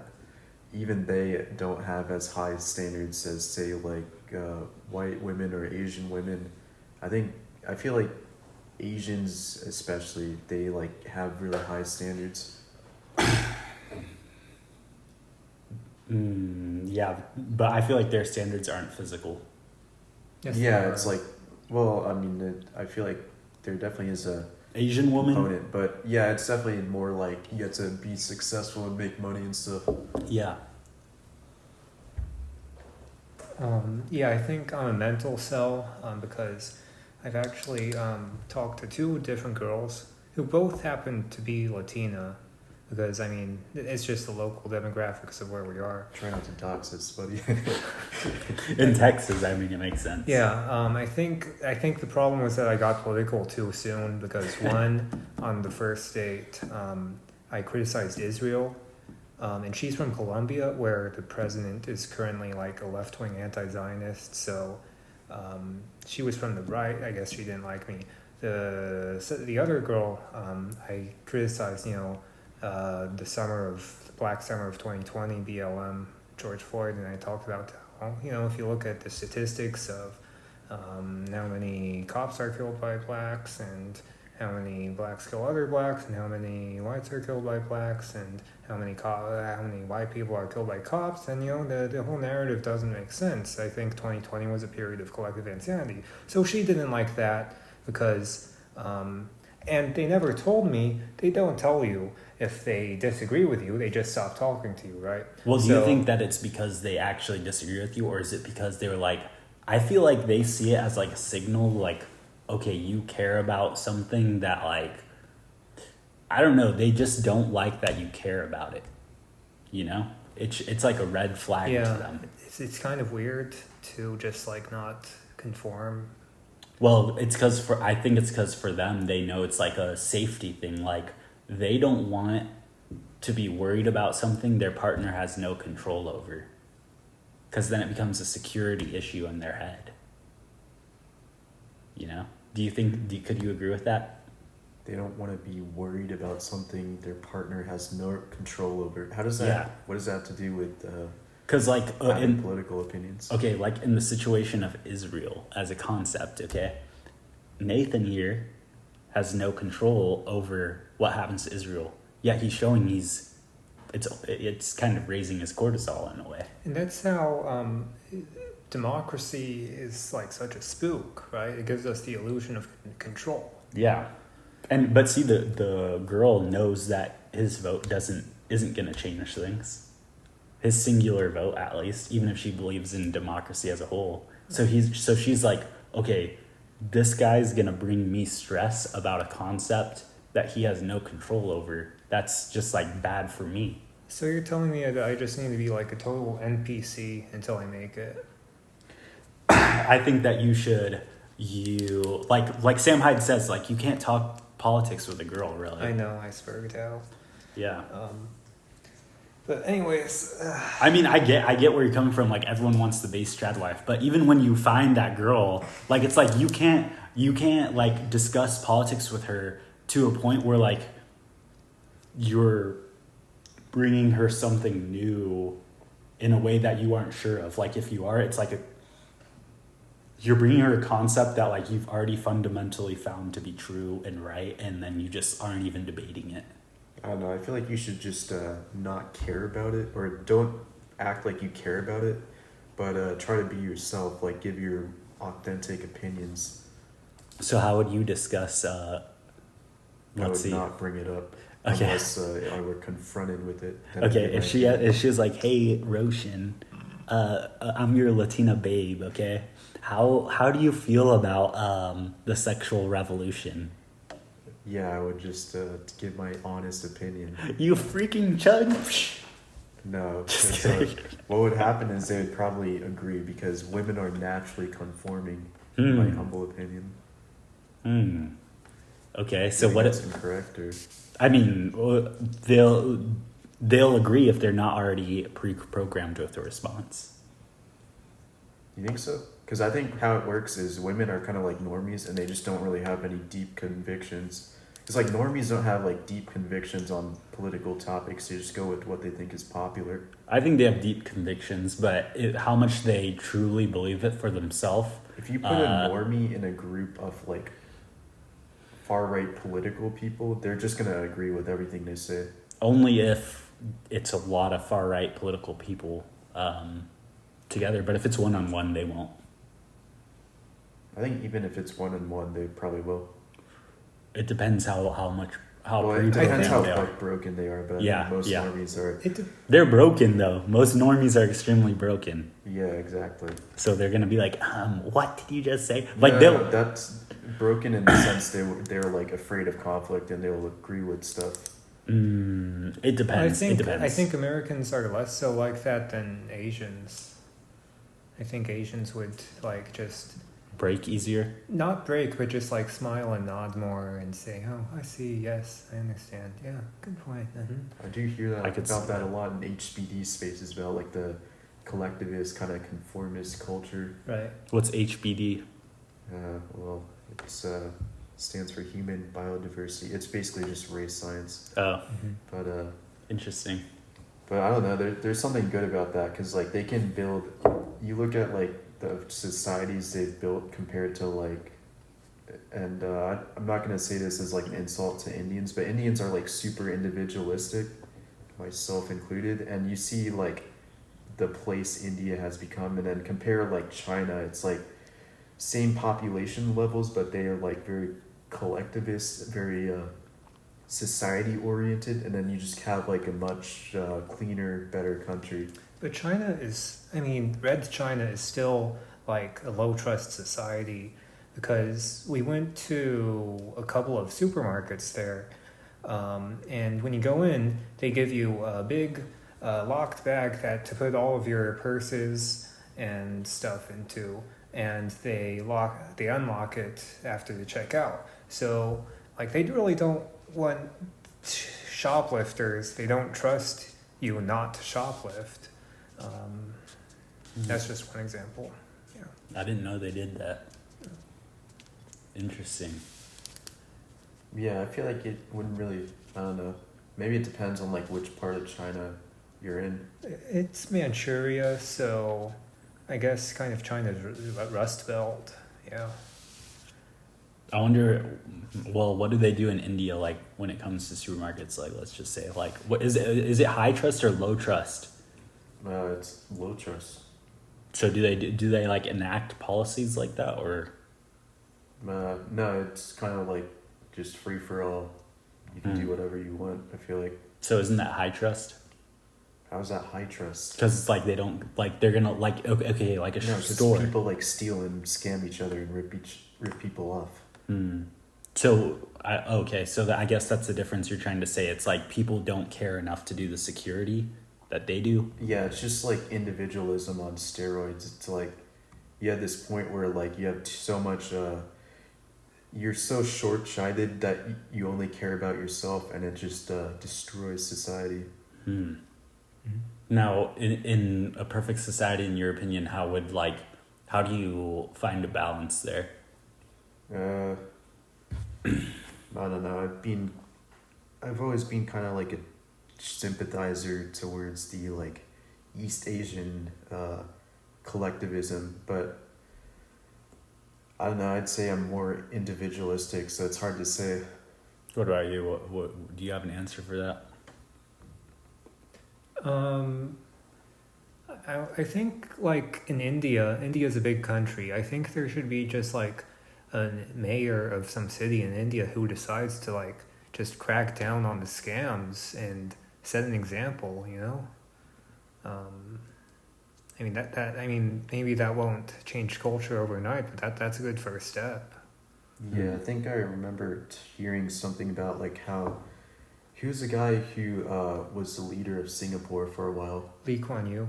I think that's him. Yeah, he was talking about how like the country was like really uncivilized at first. Like people would like urinate in trains and stuff, and they had like very severe punishments for it. for a long time, because like that was really the only way you could like teach them and like civilize them. And then now like Singapore, after like a few decades of that, Singapore is like one of the best countries in like that region of the world. That So makes it's like, sense. you gotta have just like authoritarianism in order to have a functional society. Yeah, I think that's exactly why like America has that. I think like the perfect example is like driving standards, and it's kind of like deteriorating in the northeast part of America. Like if you go to Boston, everyone just like they're literally waiting on their horn. So when the light turns green, they go wait, wait, wait, wait, like they start honking, right? It's like there needs to be strict punishment for that. Like even the little retarded things people do, there needs to be punishment. Because like driving in Texas, people say, "Oh, it's horrible here," but it's like I promise you, it's like multiple times better than driving in a city like Boston or something where everyone. It's like driving in India, like the videos of India. Yeah, I've been driven in New York City. And how would you say that the stuff is there? I don't think I could survive. Exactly. And you know, it's kind of funny. Low IQ people say that that's like good driving. Like people from LA, they're like, bro, LA drivers are actually insanely good. We swerve in and out, and like we don't even follow the rules, bro. We never crash. They always say that. I've met Indian people that say the same thing, bro. We're just way better drivers. We just don't crash and we swerve in and out. We don't need to follow. That's just like a Dunning-Kruger thing. But there are examples of people who are like high IQ and who can drive in risky ways. All right, That's how they drive in China. That's how they drive in China too. Would you say that there's a high IQ way of driving without rules and like? Yes, because rules don't apply to you if you know what you're doing. Wait, you know what? That might be true. Imagine like a professional driver who's like really good at it. That might be true because of the German Autobahn. Exactly, dude. Huh. But here's the thing though, like society as a whole has to come together and be like, you know what, it's not worth it. The high IQ people have to give it up. No, that's not how it should work. It should have more granularity. High IQ people should have more privilege than low IQ vermin such as yourself. But then the low IQ guy's gonna be like, I have high IQ, let me drive. And then he's gonna go, and then we're just gonna have to kill him as a result of it. Natural selection. He'll just crash more, right? No, we're gonna kill him before he can crash. See, that's where your line of thinking is wrong. Because if it was truly that good of a difference, then natural selection would wipe out all bad drivers. No, because we have vehicle safety systems that preserve their lives. Well, still, statistically, their crashes that aren't saved by the safety systems would still cause a natural selection. Yeah, there is a natural selection. It's just at such a low rate that it doesn't really matter. Yeah. So make it higher by just removing all driving laws. Yeah, and remove all vehicle safety systems. I support that, dude. You're right. The thing is that low IQ people outnumber high IQ people, so they'll just kill all the high IQ people in the accidents. Nah, dude, because defensive driving exists. Okay, well, you know what's going to happen? I'm going to get in my Altima, and I'm going to see you in your Lamborghini and go, hey, look, it's Rashawn. Hey, buddy. And crash into you, kill you, and then I'll survive because the safety system saves the offender of the driving accidents more times. This is where you're wrong, because if I first off, I would be looking all around me for cars, and if I saw your Nissan Altima, I would just pull out a Glock and shoot you on the spot. So. Well, guess what? Nissan Altimas are made out of thick metal, so I'll just ram you and I'll duck. I would deploy a spike trap. Oh, well, guess what? I have smoke bombs in my car, in my trunk. Well, I have advanced weaponry. I actually have infrared technology. I have this thing called offensive driving. You have defensive driving. I have offensive driving. I can just. Well, you know, I'm also in a Lamborghini, right? So I can outrun you quite easily. Altimas are pretty fast. Have you ever seen them? Okay. Yeah. My car, the license plate can come up and just dump oil out, so that the car behind me just slips on it. Well, exactly. But see, here's the thing: when I see oil on the road, I throw a lighter, and then it sets on fire, and then I'm good. It's not even sticky. Yeah, that's really cool. Yeah, it's very tactical. Thank you. Okay, so I guess I had. How are we? Yeah. Okay, we're gonna end it now. All right. Really? Do you want to keep going? Okay.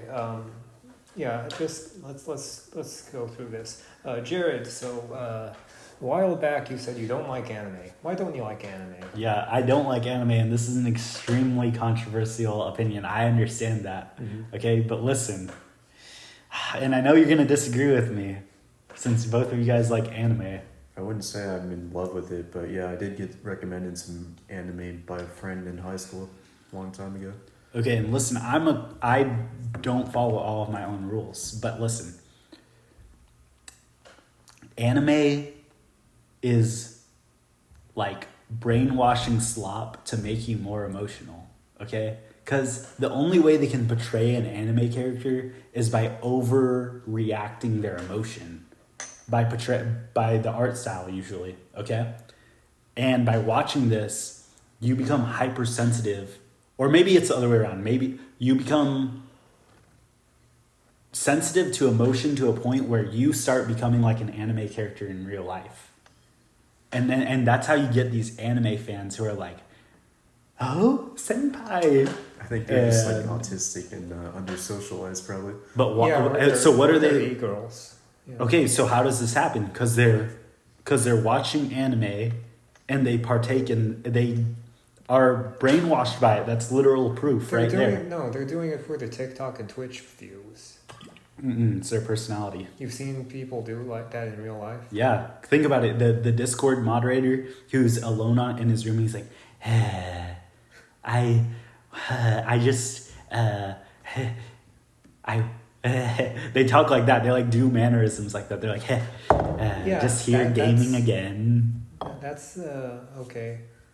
I don't know. You have a point, but I think all media is just kind of emotional like that. And that is true, but here's why it's so much worse for anime. And this is a video that I want to do. If you got a regular show like The Office, okay, and if you made it anime, and then you got the audio and you put it back into the regular show, Michael Scott would be like this, Pam, come into my office immediately. Pam is such a cute girl. Jim likes Pam. I must not let her know about this. In my opinion, that would make it better because I can tell what's going on more easily. The emotions are conveyed with more clarity. But is it natural emotions? No, it's over-exaggerated. Well, no, you don't know that because he could just be an over-exaggerated person. Yeah. So you're telling me people act like anime naturally? Some people act like anime naturally. People do, yeah. Well, I think So some people get nosebleeds when they see a hot girl, and then they go, and their eyes bulge out, and then they go. You do that. They freak out. Oh, that's true. That's actually true. I think it kind of harkens back to Greek drama where they would have different masks to portray the different emotions. That is true. So it's very trad in a way. No, because I hate drama kids and I hate theater kids as well. Okay. So- Wow, you're John Doe. But you're Atlantean. You came here by way of ancient Greece, didn't you? And that is true. The Atlanteans the Atlanteans are a diaspora people. They're rootless and they hate their That's not true. nations, so. That's not true. That's not true. That's not true. Don't lie on Atlantis or I'll kill you. Okay, look. Theater kids have their place, but to act like a theater kid is ontologically evil. That was a big word, ontologically. Yeah. What does that mean? Could you define it? You know what? I want people to go look it up for themselves so they can have a natural route of learning it. Okay. I don't want to teach everything now. So, how do you feel about my opinion? Do you feel like it's too controversial for my own good? And if you had to recommend me one anime, what would it be? I think if you're like, how old are you, if you don't mind? How old am I? Yeah. 24. 24. I think if you're 24, I mean, your emotional development is pretty solidified. I don't think your emotions are going to be like really swayed by anime or anything. But I'm actually not a big anime watcher. I mean, I just don't have I just don't manage my time well enough to just like watch anime or enjoy anything. So I can't recommend anything to you. Sorry. Okay, but you watch anime. You're an anime fan. No, I don't watch it. Oh. Because I feel like, I don't know, I like to keep track of things, and so I think, well, now if I started watching anything, then I need to have a list of it, and write reviews of it, and also, I have so many other things to do, Why would I just like watch something before all my work is done? So I'm kind of like that. Do you watch anime?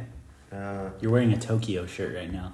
that's true. My mom did go to Tokyo and gave me the shirt. Nice. She's an anime fan. No, she's not. Imagine your mom's like, yo, you should watch, what is that Panzer one?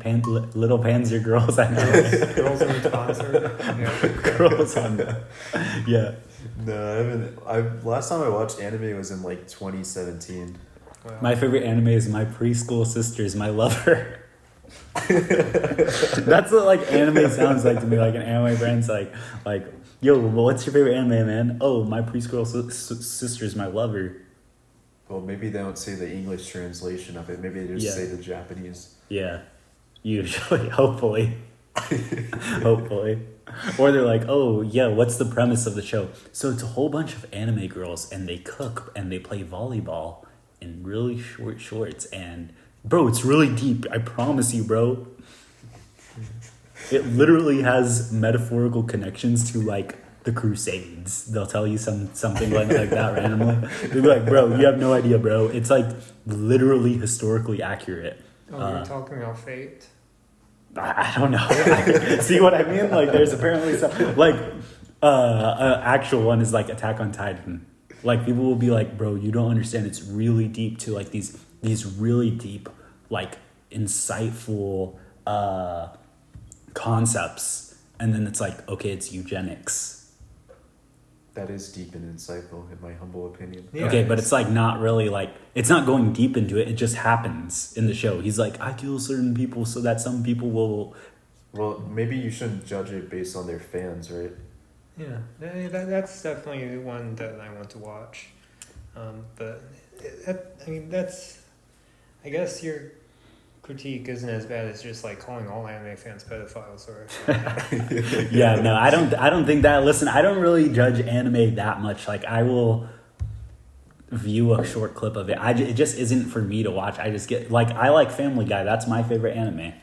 Like, and the reason I like that, it isn't because I like cartoons as a whole. It's because it's short bits that I don't have to like be emotionally attached to on an insane level.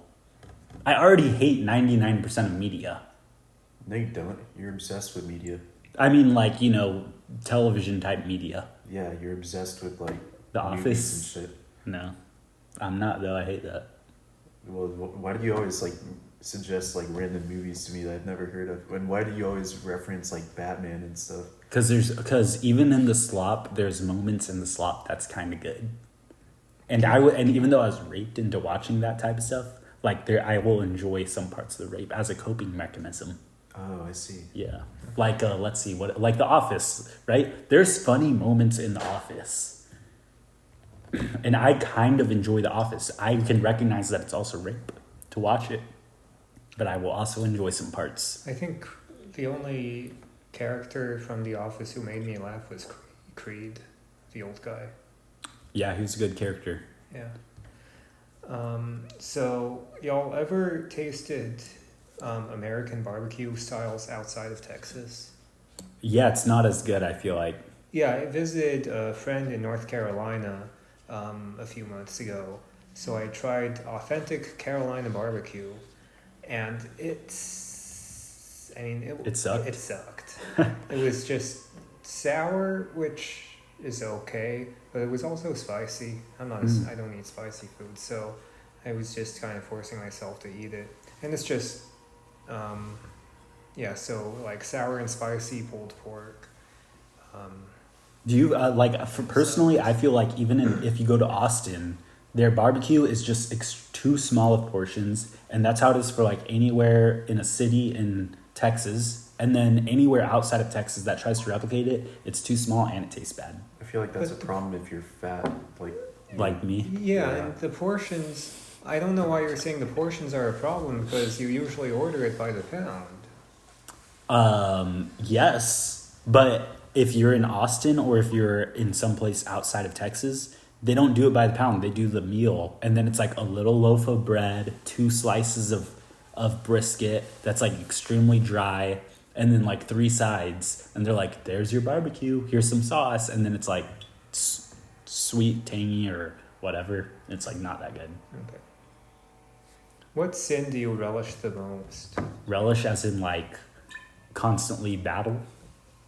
No, relish means more like indulge in. Well, I would say it's the same thing. The one I indulge in is the one I'm battling the most, and that would be lust and sloth. Okay. What about you? Wrath. Really? Wow. Why? You just, it's like, it can feel righteous. I mean, wrath, it doesn't have to be, all anger doesn't have to be wrath, right? If it's righteous anger. Yeah, Wrath. it's because I guess just not having being powerless, you know. You definitely need Ray Pete. That'll get rid of the wrath, bro. Sugar. I disagree, actually. The second I started the Ray Pete diet, I was just full of rage and envy, so. Listen. Maybe that's because you drank Kool-Aid with Red 40. Yeah, that is part of the Ray Pete diet. What? Listen, here's the thing though. Your anger is not misplaced. Right. You have a genuine right to be angry at the world on some level. Now, the thing is, you're angry about your learned helplessness. That's like something that's the system it puts onto you on purpose.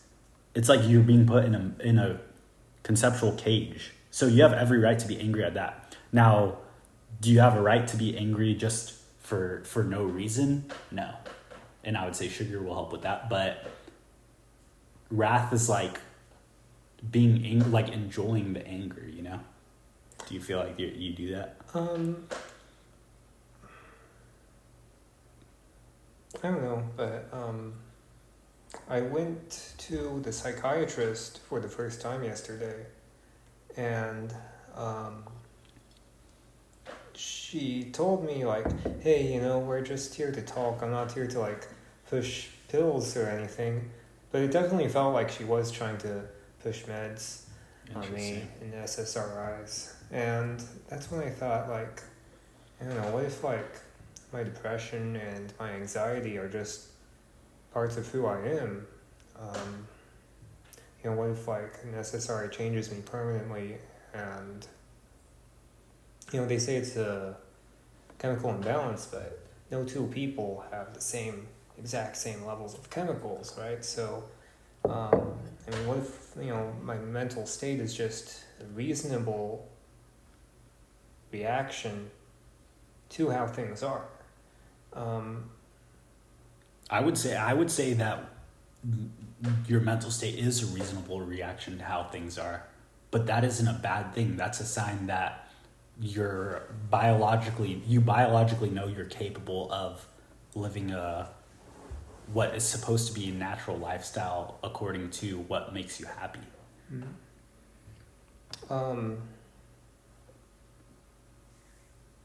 So I thought, if I take a pill and I feel content, then I'd get even less done. That's what I said.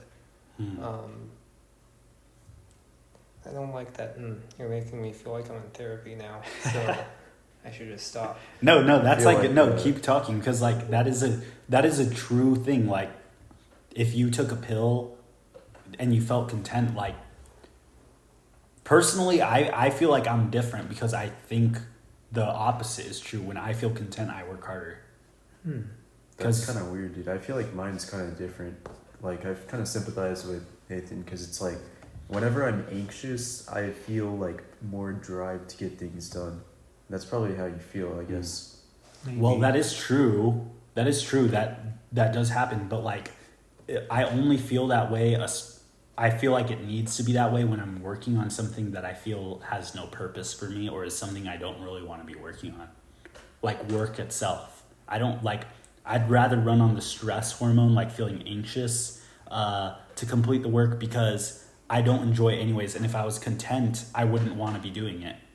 That's why like the government found LSD to be so dangerous, because people just became content, like to the point where they didn't want to do work that they felt wasn't like they weren't passionate about. And to a lot of people that's scary because they don't know what they're passionate about. so they feel, okay, if I'm content, then I'll just be lazy and sit around all day. Like usually, when you get to that point, you'll find something to be passionate about, like a hobby.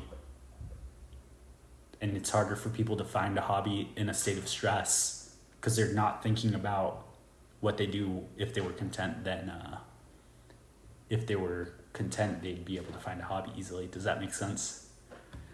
I zoned out in the last like Same. sentence. Okay. You were kind of like, Like if you're content, you find a hobby. Like it goes in that step. You're not stressed, and then you find a hobby like while being stressed. I don't think that's true, dude. If you're content, then you just like doom scroll and zitter all day. no, that's the opposite of contentment.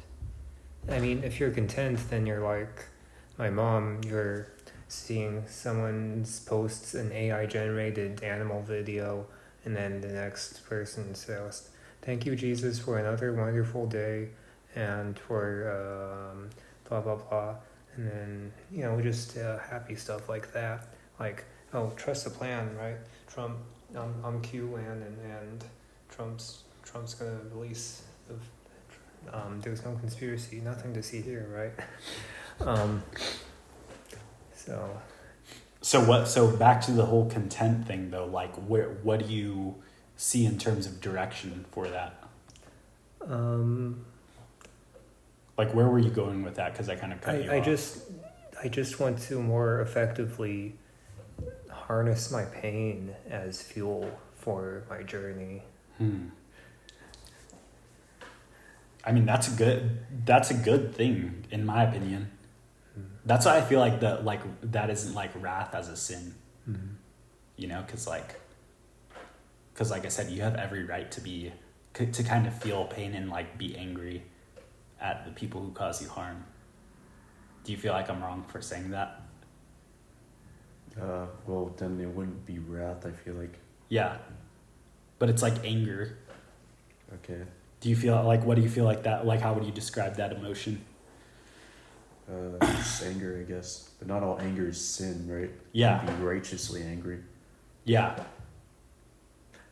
Well, this is a new meme format that I ripped off. What sin do you relish the most?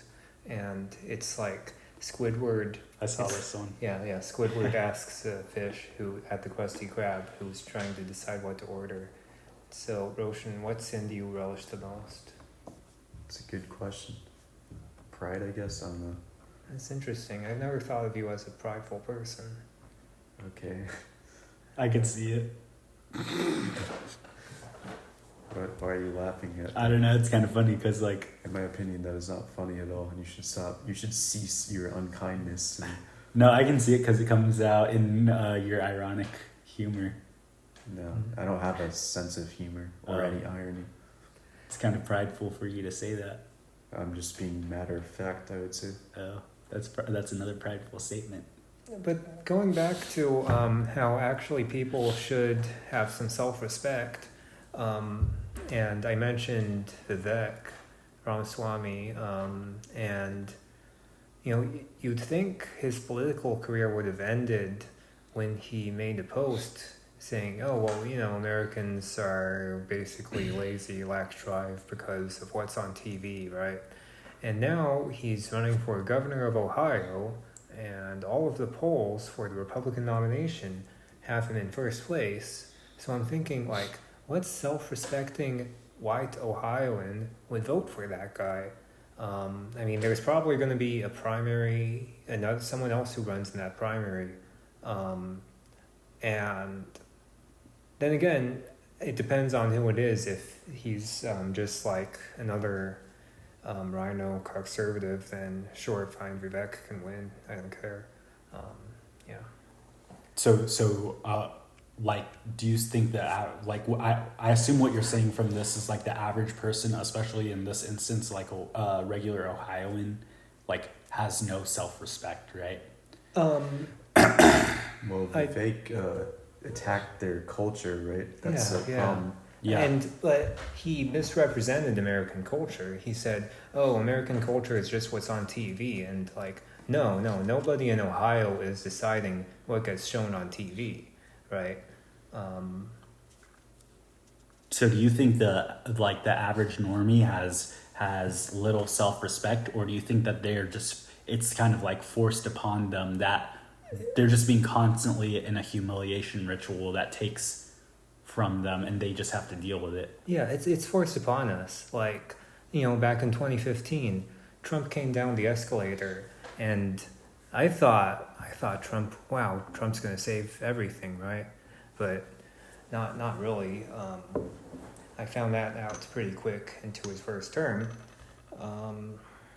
That's what I'm saying. Yeah, man. people want a savior, but really, I think you can be your own savior. Yeah, and that's exactly why I think that's why sloth is one of my biggest sins, because you're so right. Like, everyone needs to be their own savior, but it's just so, I don't want to say it's hard because that's an excuse, I guess. And even just saying that, is kind of like raped mentality. But yeah, man, you have to be your own savior, but you constantly are asking yourself, how much can you really do? I mean, that's another thing. That's why I feel like it's important for people to recognize, to kind of embrace the death cult mentality, because if you don't do anything, everyone has been doing, you're just constantly being raped. Constantly. And then you have situations like this where someone's literally disrespecting you and now trying to have some sort of even higher position of power over you after disrespecting you. That's not right, man. I don't know, I mean, realistically, who even votes in gubernatorial races? Primaries, even. Yeah, that, you think he's gonna win, or? I don't know. I'm not following it, Ohio closely, but there's definitely time for other people to throw their hat in the ring.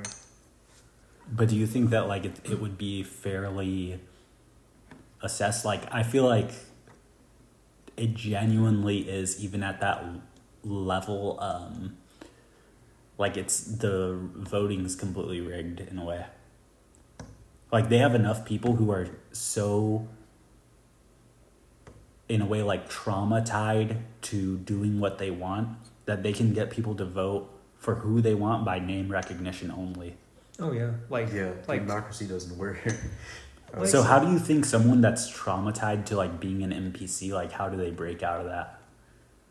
You know what I mean? Someone that's so vigorously traumatized. I wouldn't say they're trauma tied to anything. I'd say they're just dumb normie golems who don't do enough research and just vote for who they're told to vote. But see, that's the thing. You have to think more of the normie, because you have to believe that they're capable of being saved, because they're not. Yeah, no. There's got to be a way, they're bro. Not capable of higher cognition. They're not. They're barely sentient. The main But they're criticism sentient of enough. the normies that there's no strife, no initiative, no higher thought, no critical thinking. Yeah, I think that it's trauma. It's a trauma response, though. No, they have the potential to do it. I genuinely feel that way.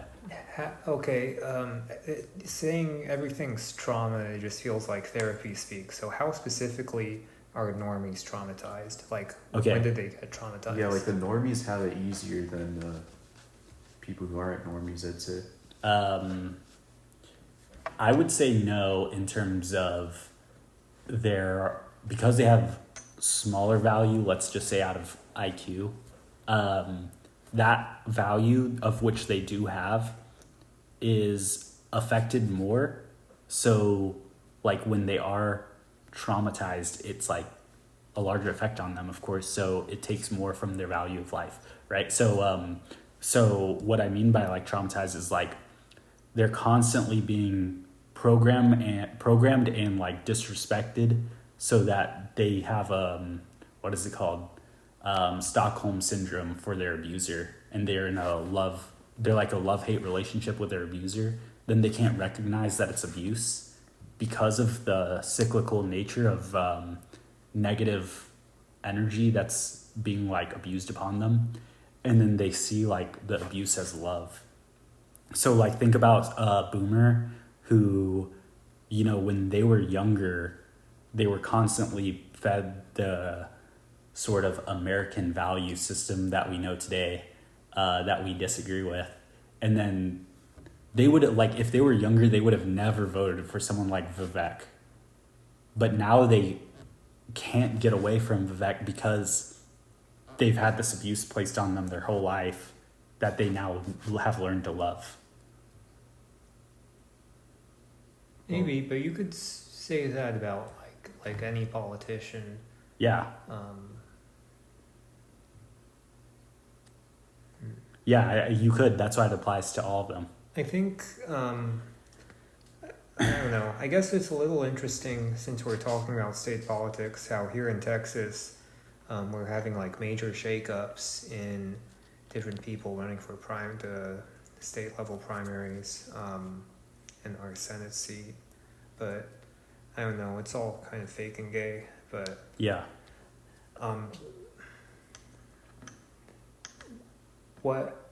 One thing that I do want to do politically is to get involved in the Republican Party platform process, and the way you do that is to go to your precinct convention after voting, and just say like what you want to have added to the platform. And I think what the Republican Party's should consider in their platform is that anyone who has ancestors who came to America illegally after the Social Security Act, when everyone was registered, they're denaturalized because your citizenship's illegitimate. And I think that could really restore the balance, especially to Texas. If that's something we can aspire to, because I feel like just even if the mass deportations now are fake and the raids are just optics, I feel like the Overton window has shifted to where that is now viable to be considered.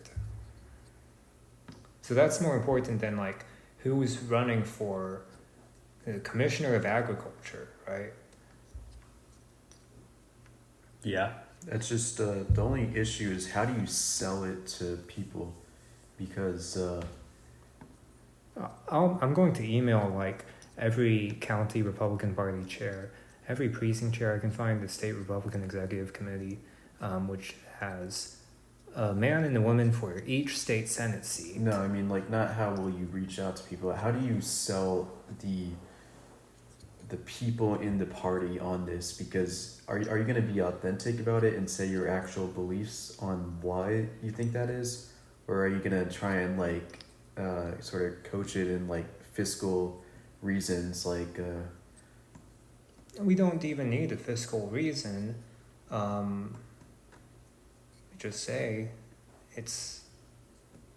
we made a legal oversight in the past. That's not too late to correct.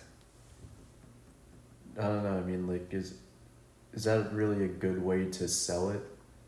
And does it really matter to? Because I feel like at some point regarding the immigration thing, you're just gonna have to be honest and say that it's like just part of like eugenics in a sense. Because like the people who come to the country had to be like, at least like they had to be like accomplished, bright people, I'd say. I mean, I guess you kind of have to sell it like the complete opposite way. Or I mean, not opposite, but like the complete extreme way of like what people don't want to hear though, probably. And just normalize that. Like honestly, like that, like Trump kind of did a thing, like kind of tried it when he was like, they're not sending their best, like by making it seem even worse than what it is, then what it is becomes normalized in a way where it's like, oh, okay, well that's completely fine. Like in a way it's like, that's completely fine to remove them because that's just a part of the package of removing the extreme worst. You have to remove the kind of bad as well. So we just have to remove it all, because that's just the part of the deal. Does that make sense? I mean, I guess, but even with Trump doing that, like the average Republican still thinks like, okay, there's some honest factory workers in some meat packing plant in the middle of nowhere making like pennies or whatever. Yeah. And these guys are honest, hard workers who go to work. Why should we deport them? Why not just legalize them right now? And they don't care about like legal arguments. They don't care about even that much about fiscal arguments. Like they're taking up resources. But that's why it's like almost a propaganda thing, like El Salvador, like where it's like, well, look at El Salvador, look how much murder they got rid of. Look how much.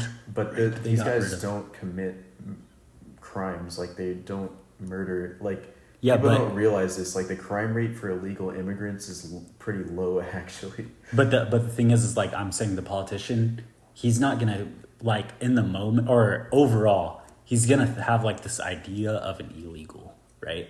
And they can make it seem like the illegal is a murderer. So you're gonna have to lie then. No, but yeah, that's the thing. We need to look at the second generation and third generation illegal immigrants. Same with, I think, like, Islamic terrorists in Europe. It's usually not the first generation refugees who are doing it. It's the second and third generation people in like France. Yeah. But like what I'm saying, like you're saying it's kind of lying, and in a way it kind of is, but the other side is doing it just as well. They're like, to the left's mind, an illegal is like a poor little kid crying at the border that's cut up from the barbed wire. Right? They're kind of right.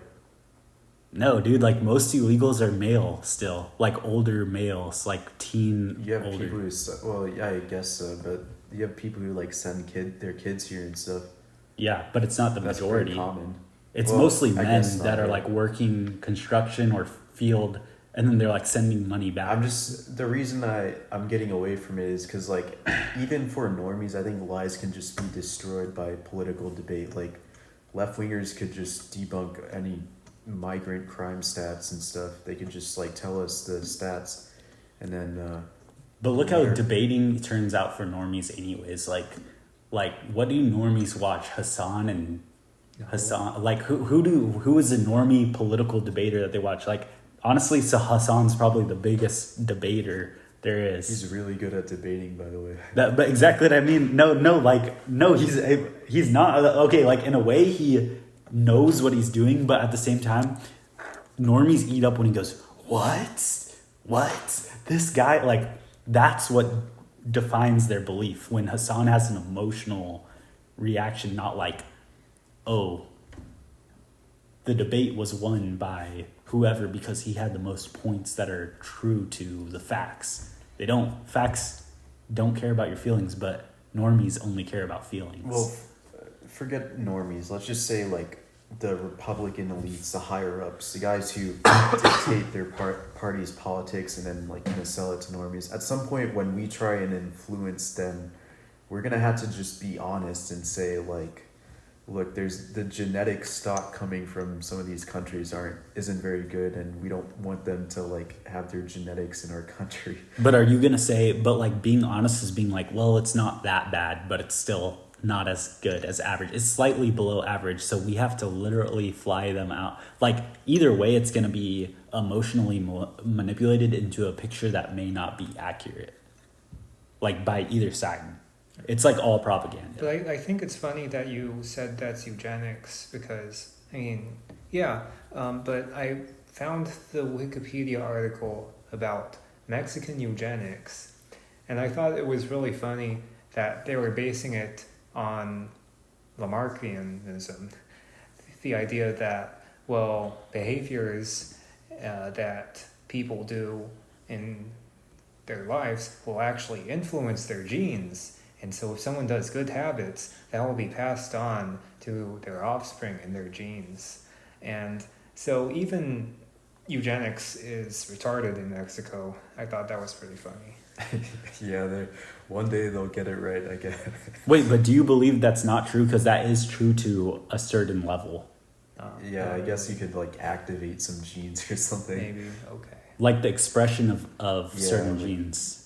I don't know if that's really significant enough compared to like other just like hereditary stuff. Well, here's the thing, like in the situation where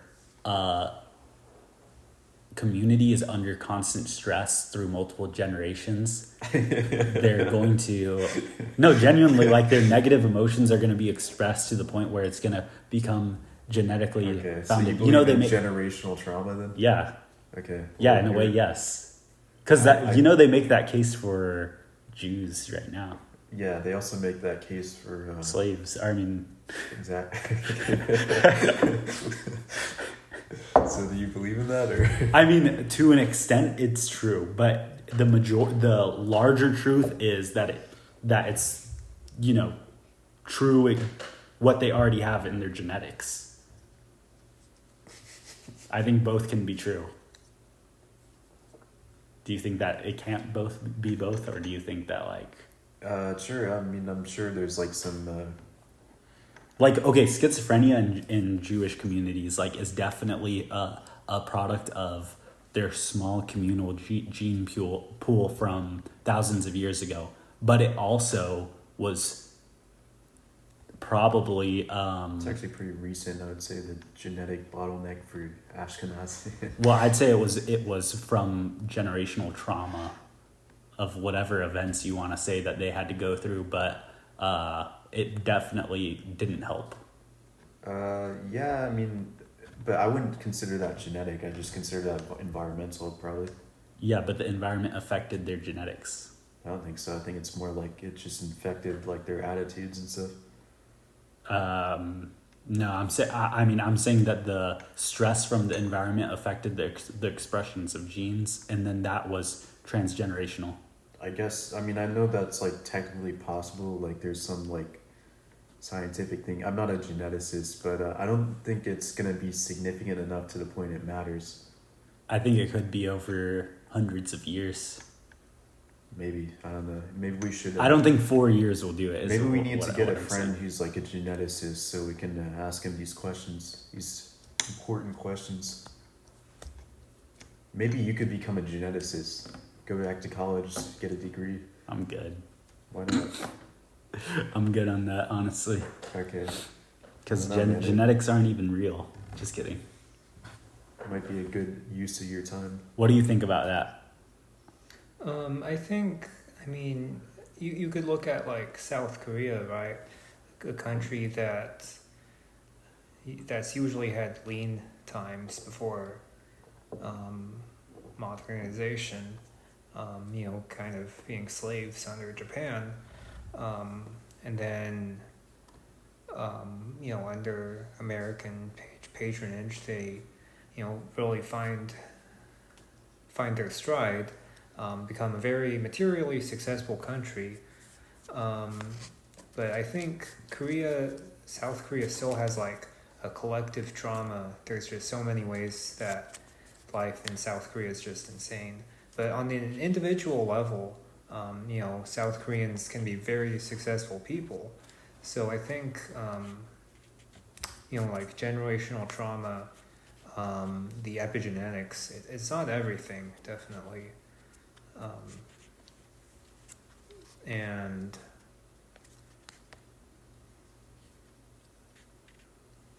yeah, we can, I think we can help people overcome that.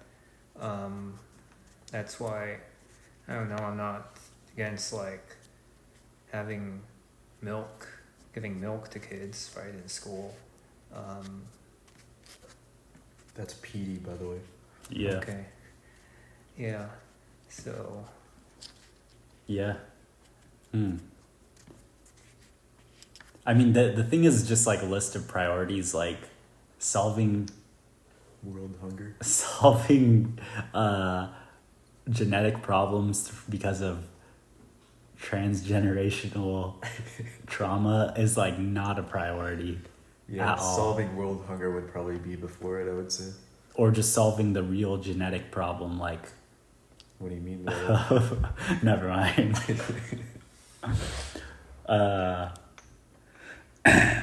Yeah. Okay.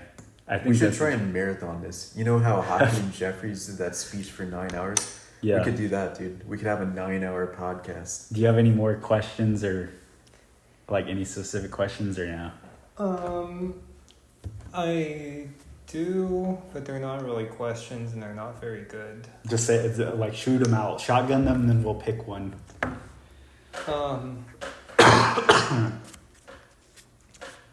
I think it's just interesting how, like, Donald Trump, right? He's had a lot of sex, but Elon Musk has never. It's like he's never had sex. All of his children were conceived by artificial insemination. I think it's interesting how just that's a very interesting contrast, It's like he has penis problems, right? I mean, I guess, yeah. I think he's just too autistically afraid of women. No, there's no way. He hangs out with them too much. Does he? I mean, he has to hang out with them. Like No, he goes on dates with them. Grimes, he married her. Like they lived together and that's stuff. true. Huh. I He guess so. likes women. I thought he was like an autistic engineer guy who just never interacts with women. No, I think that's like a fabrication of his personality. Like he's definitely like hanging out with his females all the time. Like any off time he has, but he's just like autistic, so he's just like, well, I like working. At least it's like something he enjoys doing though. Like it's not like a fake cope. Like, oh, I like working. Like I love working at Chick-fil-A for Yeah. 12 hours. yeah, like that. It's not a fake thing. It's like he's like, I like rockets. So Yeah, man, there's nothing wrong with that. So, like, that is interesting you say that, though, because, like, that's what makes me think Trump, it's like a spiritual thing, because, like, he's a Chad, but Chads aren't really the ones that are naturally, like, in control, but, like, in an evil way. That's like, he's just, like, naturally good. Like, what is it, like, you know how there's those charts, and it's, like, lawful good, lawful evil? Mm-hmm. Alignment. Yeah, he's like a, what is the middle one? Neutral good, maybe. But there's like someone controlling the strings still, but like that's like probably a evil entity that's doing that. I don't know. Do you think, like, honestly, it's true. Think about how we've been, even by the right, persuaded that Trump has this image where he can do no wrong. He does a good job of maintaining that image by simply not apologizing for anything. Like, people are so easy to perceive, or like they perceive that he did no wrong because he never admitted fault. Same thing with boomers in the government. They're like, well, I can't believe that they did something wrong until they admit to it. It's kind of weird how people can't cross that barrier in their head. And part of me believes that that's natural. Part of me that believes that was trained by people who are just psychopathic liars in the system that like genuinely just never want you to believe that they're liars. It's just kind of how politics works. You're not supposed to like ever apologize for anything. But I wouldn't call it psychopathic. It's just like the nature of things. psychopath. I think it's psychopathic. Like some people It's apologize psychopathic genuinely. if you do it to like people around you, but if you're just like talking as a politician, then it's just normal. Yeah, but it's like a tactic to control low IQ people. Because high IQ people, Isn't that just politics? maybe it's high EQ, but like high EQ people no, seriously though, like certain people can see a genuine apology and then move forward with that person on a stronger level. Do you think EQ is an actual like valid measure? Not really, but like I think there's like an intelligence level to understanding. There's a level of skill, like natural genetic skill, that's involved in determining emotion. Or, Not really. or I mean, like reading people. Yeah. You know? Yeah. I think there's like a skill level to that I comes guess, I feel naturally. like that's just like your personality, though. Well, I mean, like, would that mean some people have better personality than others? Yeah, I guess so. Maybe that's just what EQ is, I guess. Yeah. I mean, I guess that's what I mean. But yeah, like people with high EQ can Just makes me cringe when you say it because it's like such a cope. People are like, "Oh yeah, I might be low IQ, but I at least have a high EQ." Yeah, it's like you work in human resources. Yeah. But like, you know what I mean? Like genuine EQ, like people can see an apology and move past it and like see the person as a better person for apologizing. But psychopaths, they'll be like, well, low EQ people can't understand it, so I'll just never apologize. Then they will follow me no matter what. But you know, it's a combination of like EQ and IQ for those lower people, I guess. I don't know. Anyways, psychopaths do that. Genuine people can accept a genuine apology. That's like a good litmus test for who you can trust to be like a leader in certain things, because they can look at other people who apologize and be like, you know what, that's still a person I'm going to learn from despite the fact that they did something wrong. Because, you know, like everyone knows someone who's like, I'm never going to watch that creator again after they did blank and blank. Everything that they did now is wrong to me. It's like, you're retarded. Yeah, I don't like people who are like that. But I don't know. How is that related to what you said? Is that low IQ or low EQ for them to do that? I think it's just low IQ. Okay, well, yeah. I think that's wrong. That some people take advantage of that by like never apologizing. Maybe. I mean, it depends. Like, if you're doing it to like your wife and kids, it's wrong. But if you're a politician and your job is literally to control millions of normie cattle, then And that's not a good thing. It doesn't have to be that way. yeah, it does. It doesn't. The 1,000-year plan, man. Did you watch my video? No. Well, I think I watched it on like twice speed, but I like zoned out. Okay, well, the 1,000-year plan, like, we can change the way humans are to a better genetic future by being better. But we have to make the first step. And that's why we have to get... 1,000 years? Because How do you choose that time scale? Seems kind of arbitrary. Because if it's 1,000 years is a large enough step to where it will affect the rest of human history. And if human history will continue. Because we're doing the 1,000-year plan. What And if- we believe, we're optimistic. Yeah, what if there was like a solar flare in 500 years?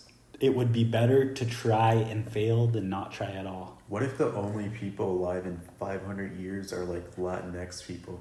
Then, first off, we messed up somewhere along the way. Why would you say that? Because I don't think that Latinx, like, would be a term that would be used to describe the people of the future. Like literally that would imply that there's only, like, somehow everyone else was removed.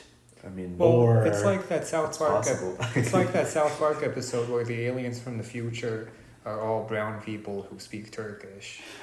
yeah, that could happen, dude. You never know. I mean, you know what? It could. If they're the chosen ones, then yes. But we don't know until we get there. They're the No, chosen I ones. refuse. Yeah. I Just like a refuse bunch to let of that future mystery happen. Hybrids. Well, you okay? Yeah, I mean, like, you shouldn't believe that you never know, but like, you genuinely don't know. You know what I mean? Like, I hate when people say like, well, you don't know if you're actually good until you die. So why pick a side? You don't know who the good guys are in history ever. Like, you know how some people say that? That sounds like a slow burning, bone chilling thriller. That's Well, I mean, some people like my dad always says the pendulum will swing, right? If I was like I'm telling him like we live in actual slavery. He's like, don't worry about it. The pendulum will swing. That's a cope. Such a Yeah, cope. I'm like, first off, that's coping. Second off, would you tell an actual slave in the 1400s, hey, bro, we need to break free. We need to not be slaves. And then another slave came up to you, don't worry, bro, the pendulum will swing. Well, I would kill him. In the 1400s, it was called serfdom, and Okay, another I'd- serf I'd- told you that. I'd honestly rather stay a serf than go with whatever Illuminati plot that subversive serf is trying to sell me on. Okay, fine then. You are an indentured servant, and you're 60 years old. Your time is indentured servitude for 40 more years. Okay. Were there really 40-year contracts? I thought they were just like 7 years. Okay, fine. You're an Egyptian slave. Okay. Okay. During which era of the Egyptian Empire? Moses is telling you, let's go to the desert. Okay?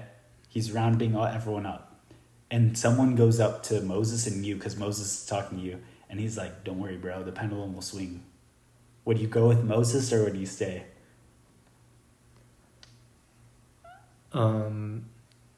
Yeah, I got you. No, I'd stay because... What?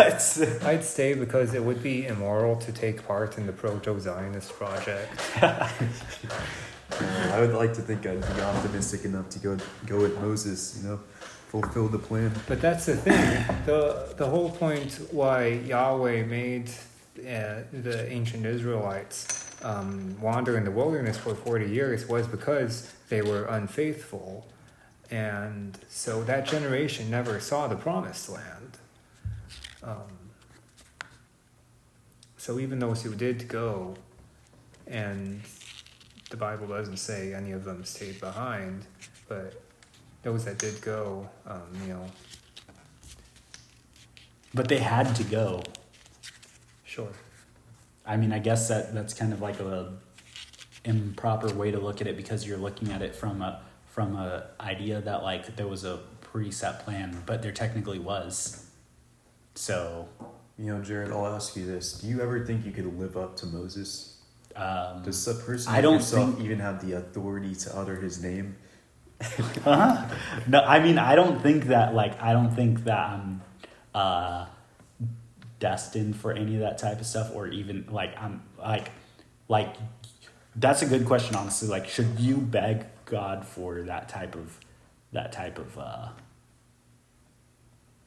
not power but importance?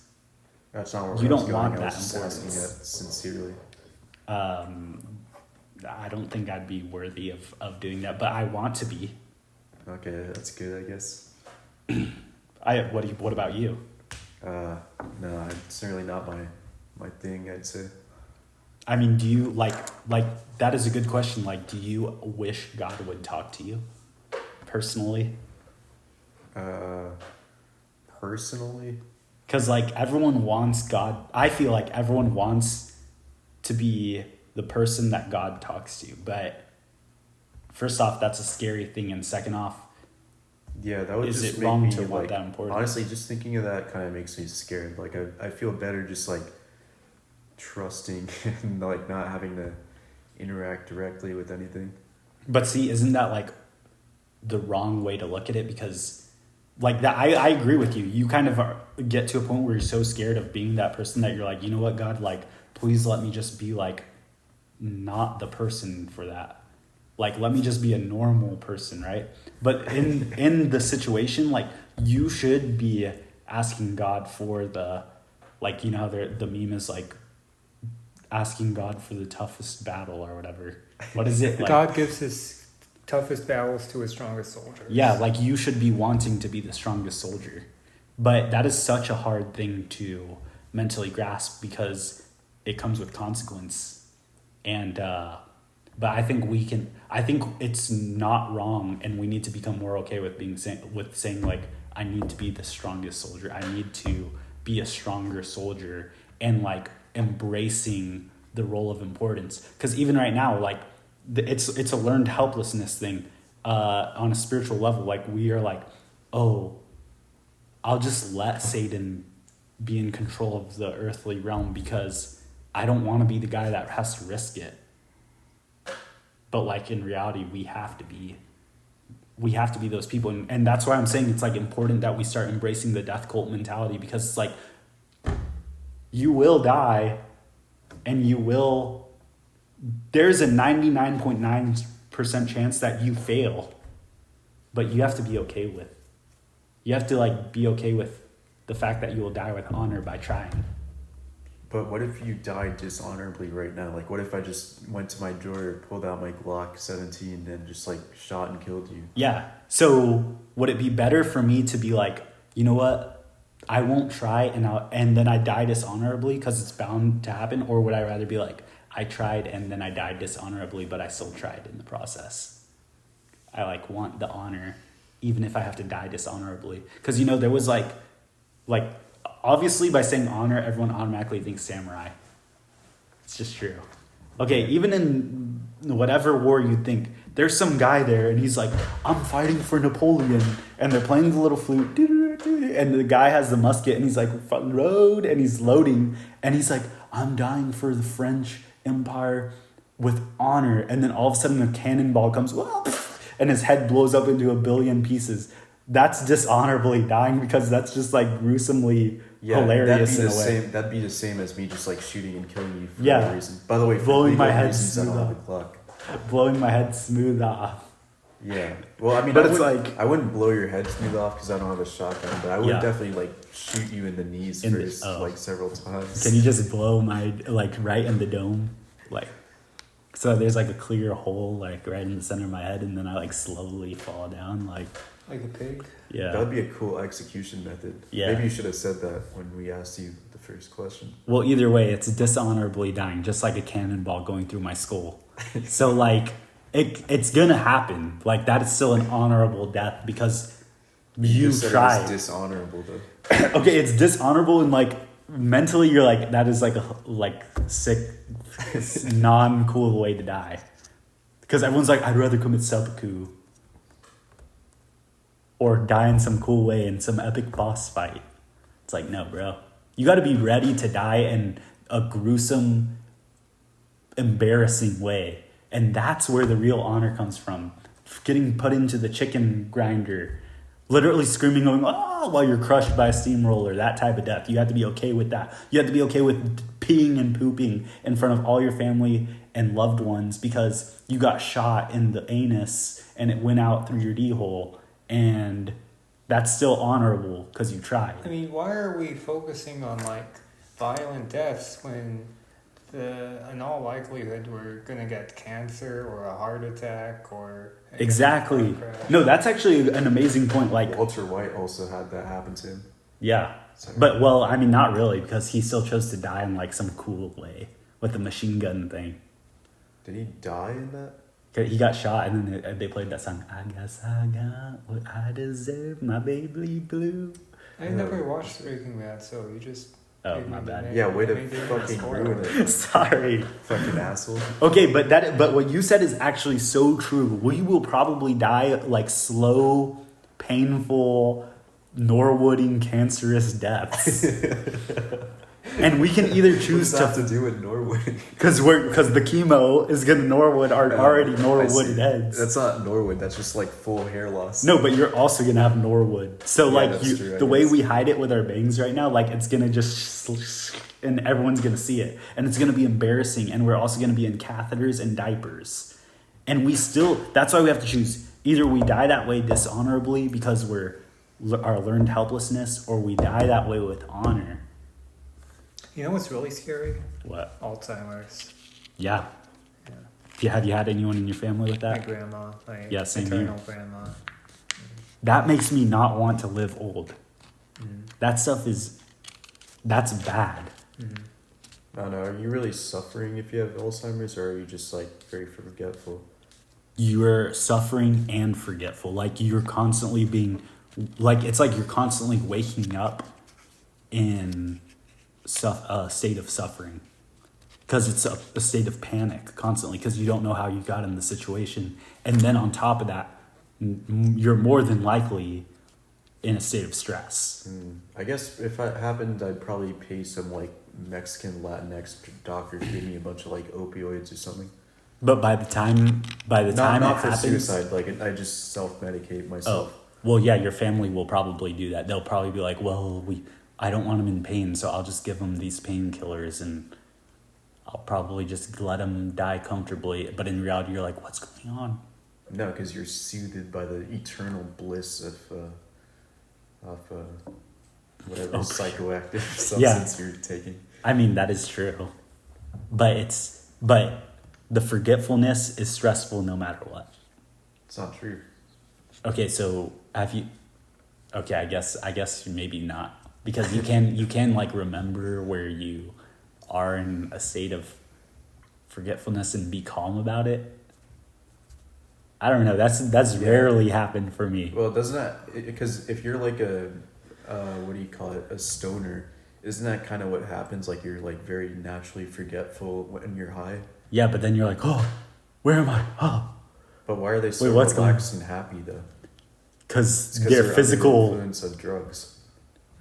So it's not like the same. Like if you were able to have like the forgetfulness of being high, but you were like also just not high, then it would be completely miserable. But most stoners actually say that they're like anxious the whole time. No, really? I mean, a lot of them have said that. I felt that way. Why the fuck are they stoners then? Because like the trade-off, it's like 50-50, and then they'd rather just not be thinking. They'd rather be anxious and not thinking than anxious and thinking. Like they're either way, they're kind of like screwing I feel like themselves. for most stoners, they're not thinking in the first place. Like they're just not the brightest people. Okay, but they're thinking a little bit more than when they're stoned. I see. Even that really much. that painful? Well, yes, because think about it. A slave that thinks is one of the worst things that you could possibly be, because you're constantly hurting yourself by reminding yourself of the situation you're in. That's why the system loves stoners.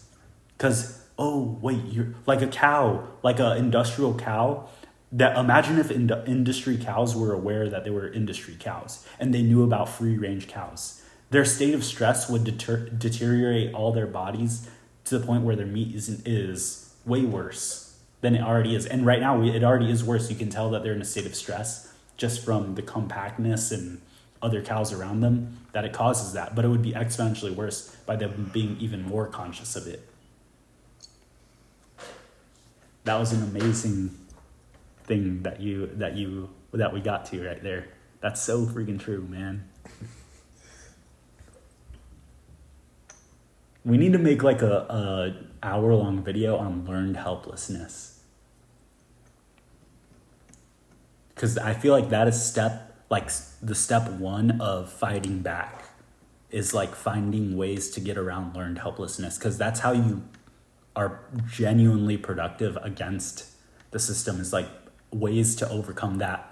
Because once you overcome that feeling, and you reach a state of, like, you reach that natural state of, like, non-stress and I guess you could say euphoria or whatever else, like, productivity and ways, like, answers come naturally in a mystical way. Like, you're like, how is this even happening? And then it's just, like, it just comes to you. No. What exactly is learned helplessness? What's like the precise definition of it? Okay, the best way I can say it is like, honestly, I can't define it. It's just the feeling, like, you know how like when you come home from work and you know you have stuff to do, but for some reason you'd rather lay down and doom scroll than do what needs to be done, or you just kind of forget what needs to be done and you're just like, I'm just gonna lay down and doom scroll. You don't even make the conscious decision. Well, I would just make the conscious decision to like put it off and like stop caring about it, I guess, if I were really that tired. I thought learned helplessness is about being an abuse victim and learning that you can't do anything about it. Yeah, like that. Like, but like in terms of day-to-day life, it's like being like, well, I'm not going to enjoy doing this or that anyway, so I'm just not going to do anything about it. I'm not going to like do anything so just progressive like for not my trying, I guess. Yeah. So I guess if you're like burnt badly enough in life, then you will just stop trying to improve your situation in any way. Yeah. And that's learned helplessness. Yeah. You know, I ran away from home after the second time I flunked out of college. I first went to Oregon, like a really rural place in the mountains. But I couldn't stay there because there weren't really jobs for me and I couldn't find a place to live in. So my cousin had earlier invited me while I was in Truth or Consequences, New Mexico, that, you know, I could stay with her in Elk Grove, California, which is the southern suburb of Sacramento.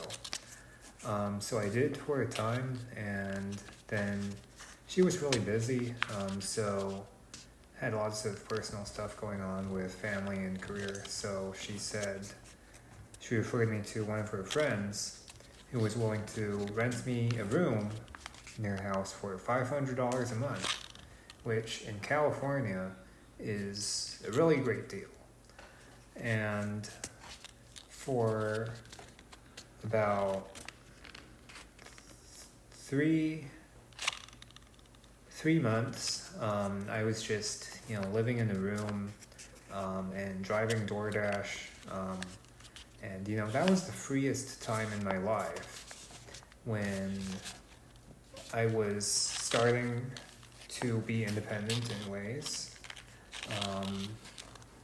And then my mom called me and she was like, hey, so my boyfriend, he's a scuba diver. You want to go scuba diving with us in the Florida Keys? And I was like, okay. And so I packed everything up and drove back to Texas. And she and him broke up before they ever went to Florida. So I kind of feel tricked into giving up my independence. She took advantage of my sense of wonder and adventure. So I'm back to the cycle of abuse for now. And I mean, okay, it sounds ungrateful to say, well, my mom's abusing me, but I don't know, sometimes her temper just explodes. So I don't know, I think having a Chinese mom is definitely a risk factor for being abused. Do you think she's doing it intentionally though, or do you think like it's almost like a subconscious? You know how like people say like people who are abused. Do you think that like because of her own upbringing, she probably thinks she's doing better than what she was doing or like what she experienced, but it's still enacting like a cyclical nature of things? She tells me that her parents never like yelled at her or her sister or brother. She usually blames my dad for her temper.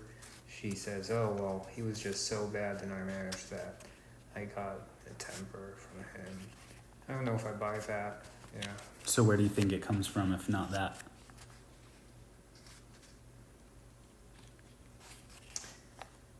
I don't know. Maybe just having high expectations that I haven't attained.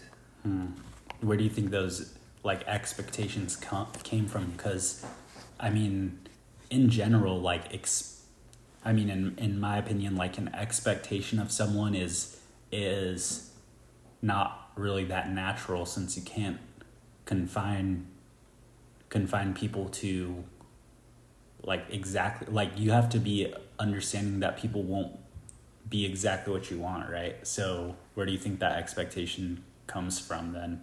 Or like, do you feel that expectations like reasonable?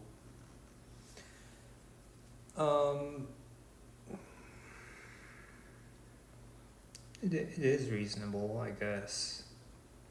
I guess I'm just I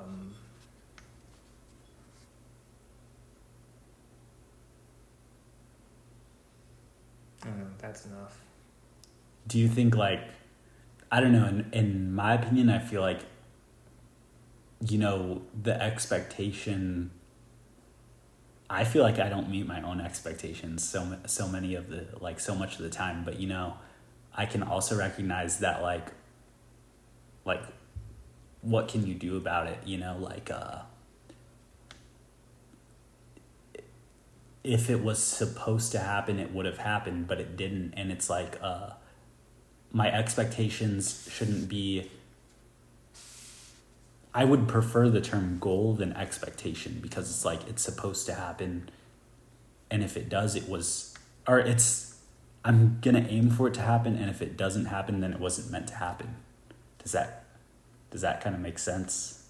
Yeah, you're trying to rationalize your own failures and shortcomings. Yeah. Yeah, I mean, but like you're like, you can't be perfect. So like, what do you expect from yourself that like how do you know when you're expecting too much of yourself? It's a good question. That reminds me of how I keep a list on my phone of regrets I've had in life. Do you feel like that's a healthy thing to do? No, but so far I have 54. Okay, but do you have a list that shows your accomplishments? No. Okay, which one do you think is easier to remember, your failures or your accomplishments? I don't know. I feel like all of my real accomplishments are just on paper, you know, like my SAT score, my diploma. Okay, but your failures are also just on paper. No, those failures are real experiences. But so was your successes.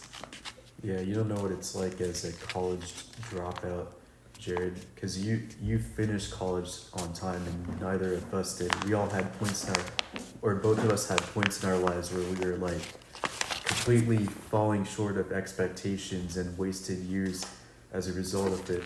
So you're not really going to be able to relate on that level, I fear. And that's a good thing. I feel like I relate on that level because throughout high school I was under the standard of where I should have been in, like, let's say math. And so I finished with way less classes and or like way behind in classes and where my knowledge should have been because I couldn't pass those classes. Like, they just passed me even though I was like behind everyone else. Oh, you weren't kidding about his IQ. But I guess I told that story because we were talking about learned helplessness. Yeah. And abuse, and how basically that was the time in my life when I had the most freedom, and there's so much freedom in just being a complete loser, that we have learned helplessness of being abused by the system, man, that wants you to get a job so that you pay taxes, you know? So what? I mean, exactly, like, I don't understand, like, what is your definition of a loser is like the definition of what the system would call a loser. Yeah, exactly. And so why do you respect it? Because I was on my own schedule, but I also say it was being a loser because I was not making much money at all. Half of my money was being spent on gas. You know, California has the highest gas prices in the nation, so. But you're having like almost cognitive dissonance. Like, either you don't respect the system, therefore you don't respect its definition of being a loser, so you shouldn't hold yourself to its standard, or you do respect the system and therefore you should enjoy it, but even though like, you should enjoy the game even though you're losing the game, and then you would be a loser. Does that kind of make sense? Right. I don't think I would have stayed in, you know, the DoorDash driver state forever. I probably would have maybe tried community college again, maybe failed again, maybe found another job, I don't know, and like Would you have felt happy doing that? I think so, because I would have been spared like 4 years of my mom's trauma. And I could have basically taken my own path in life, because I think if I have to be forced to do anything, if I only succeed academically when I'm forced to, then what am I even here for? You know, it's not authentic. But when you had that freedom to do what you want, weren't you still being forced to do things like make money? You still had to make $500 a month, Right. and it doesn't seem like you didn't enjoy that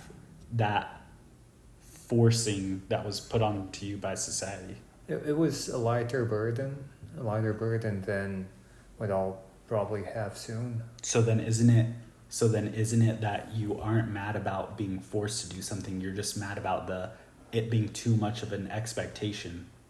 Yeah, it's an expectation. So My expectations. I mean, like, that just shows like you can find a happy place with a reasonable expectation. The expectations are just too high.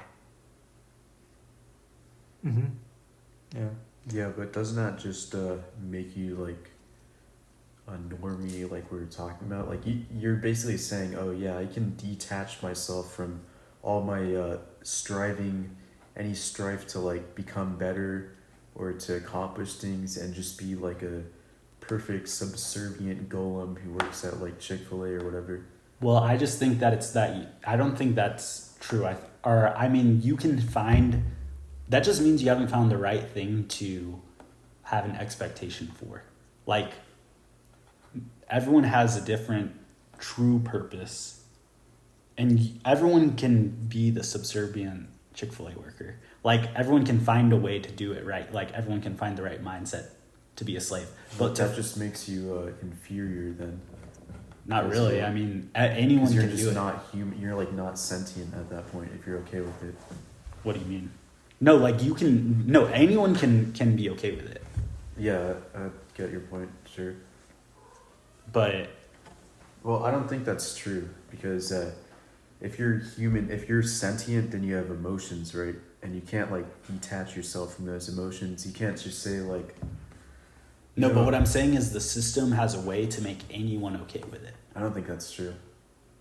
I will say that, maybe not 100%, but I will say 99.9% of people. Like, that's why it's the system. It's been built for so long. It's encompassed everyone. You feel, that's why I learned helplessness is the thing. You feel okay or like neutral about it, but it isn't the perfect, like, you could have better. You could have better. Like, trust, like, life could be way worse. It is true. Like, at certain points in human history, it was probably way more extremely stressful. Like during the Ice Age and stuff. Like, if you knew at a certain point, like, there's like human catastrophe, and then you have to survive through that stressful situation, it's probably way worse than if you lived in, let's say, like 1400s Spain or something, like. But still, 1400 Spain had its own systematic problems.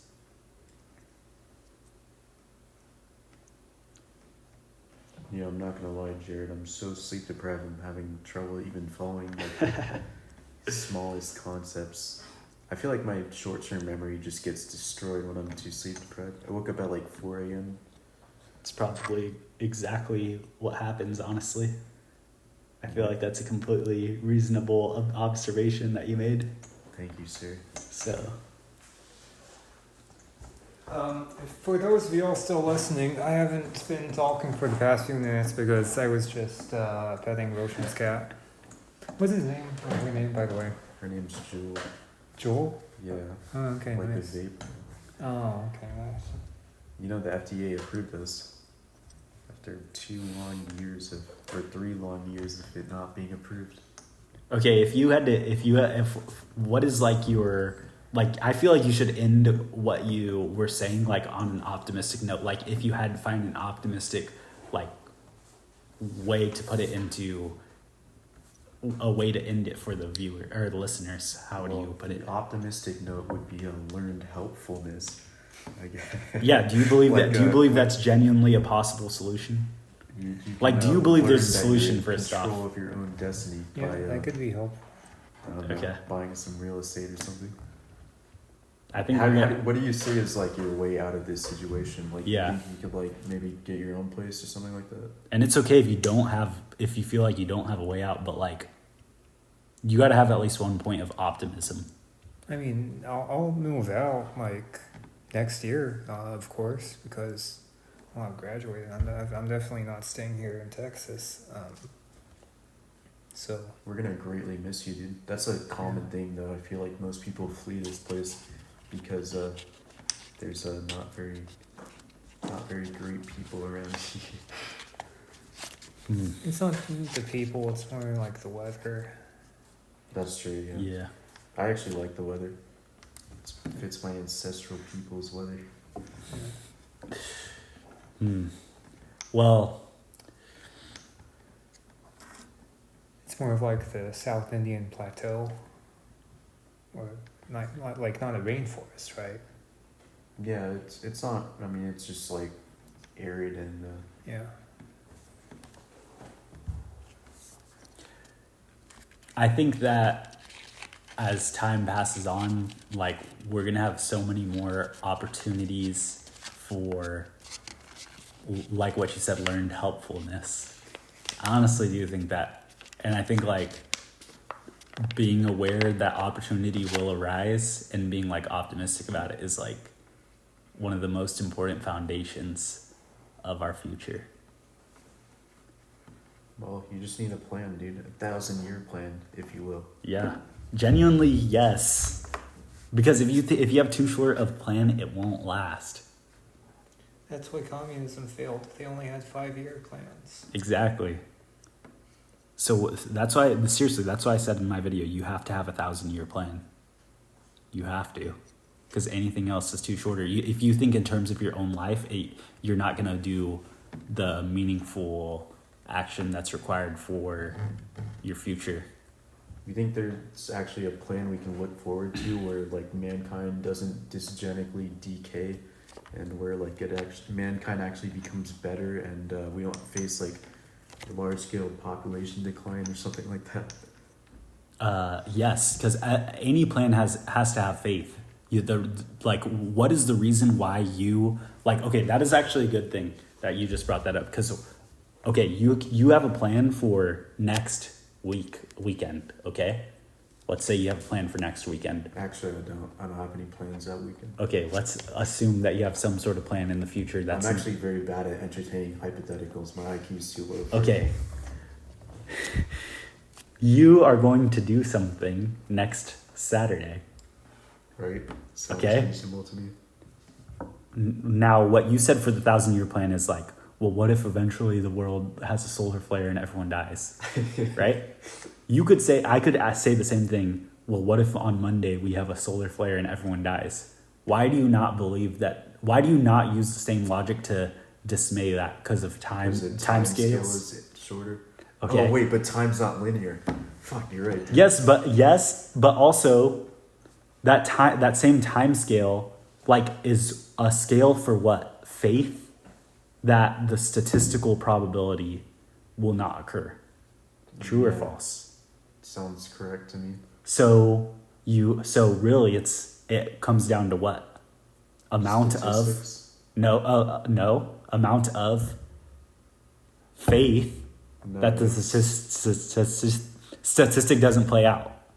Yeah, which is just the statistics, and you're Yeah. just trusting the statistics. Yeah. But So would the statistics reign supreme over the faith? okay, so you tell me, when does the statistical probability of a solar flare killing all of Earth reach above 50%? What's the time scale for that? It's a good question. I'm not really a It's never happened before. astronomer or whatever. I mean, no. When people say solar flares, they're really afraid of like it wiping out all the electronics, all the computers that we rely on now. So Okay, but we're trads, so we don't need that. Ted Kaczynski would Yeah. approve. So what is the statistical probability that something will wipe out all of humanity? It's happened many times in the past. It's pretty certain. All of humanity? 100%. All right, maybe not 100%. Okay, so what is the statistics? All right, well, let's just consider the fact that 108 billion humans have lived ever. And the global population right now is, what, like 8 billion? Okay. That's being replenished every generation, which is roughly like, what, let's say 30 years. We're an aging society. So how many generations left on average? Let's just say we're in the middle of these 108 billion, or we're at the end point. The expectation value for amount of humans to ever live is twice that. Let's say it's 216 billion humans, and we're just at the middle point. How many more generations do we have until we get to that point of 216 billion humans ever living? And wouldn't it be reasonable to expect that that's just the end? Okay, one, why would that be reasonable? I don't know. Okay, two, Statistical intuition, I guess. okay, so faith. Sure. Okay, and two, Genghis Khan's genetics, as in how much percentage of the population? I don't know. I'm not. like 2%. Okay. Would that 2% still, would it be more or less by the time we hit that critical mass? More because it will diffuse out. Okay. So that means that no matter what, the value of your genetics is still important to the end game. But it's minuscule. But it's still something. I mean, it's minuscule to, according to what? Well, I think we don't have an infinite number of genes. Like, they're not infinitely divisible. So eventually, like, you won't have a real genetic contribution to your future X to the generation, offspring to the X generation. It'll just really be on paper. But it's sort of a paradox that really you can't guarantee that your genes will pass on in perpetuity. That's why that's the appeal of eugenics, though, that you can prevent some genes from being perpetuated. But yeah, exactly. But wouldn't that mean that the effort you put into making sure that your genes are perpetuated would be like, technically, like, if it was to happen, the minuscule amount that's there at the end game is like technically a lot of change by that point because of what you put in to what it is. Like Genghis Khan, like, played a massive role in the genetic population of who we are today. Yes or no? That's not. That's a case for Genghis Khan, however you say his name. Yeah, and when the world population was much lower. Yeah. Like, are any of But us... ours is lower compared to 1,000 years from now. Like, ours is that amount that Genghis Khan's was. You don't know compared that to- for sure. Well, that's true, but we're assuming that it like reaches the numbers you were saying. I don't know if it's directly proportional, but my point is that it's like it changes to a larger scale, and then it's important. Okay. By the way, are any of us going to have more than 10 kids? Yes, me. Okay. I'm literally going to make my wife have kids until she runs out of eggs, and that's a promise. Okay. You know And a what you threat. could do? You could just impregnate like thousands of women, like Genghis Khan did. That is true as well. So- Often. Why aren't you doing it, dude? What's the holdup? Personally, I feel like my life mission isn't to do that. It's to like also get other people that I support their genetics to do it as well. Because I don't feel like my genetics are like exactly the most superior out of all of humankind. So I'd rather promote good genetics to have good kids. That's fair. Yeah. Okay. I feel that way too, honestly. So, I mean, and that's the thing about eugenics. Like, I'd rather have positive, like, there's positive eugenics and then there's negative eugenics. Negative eugenics. Yeah. So dysgenics. No, like you can promote people to have better kids through their selection, by like showing them natural preference selection, or you can promote kids to have worse, or promote people to have worse kids through having like artificial dating selection. No, you described dysgenics. Is that what that is? Yeah, I thought by negative eugenics you were going to say, sterilize the unfit, the habitual criminals, rapists. Yeah. No, yeah, and when you said through current dating selection, that is dysgenic. Oh, so okay. So what is it called when you like just kill off people that you don't like? Just eugenics, I guess. Negative eugenics. Okay. So positive. Okay. Positive Okay, yeah. eugenics is encouraging the fit to breed, such as like having a fitted best baby contest at the state fair. Okay. So I don't want dysgenics where people have bad dating preferences through societal norms. Right. Okay. Then yeah.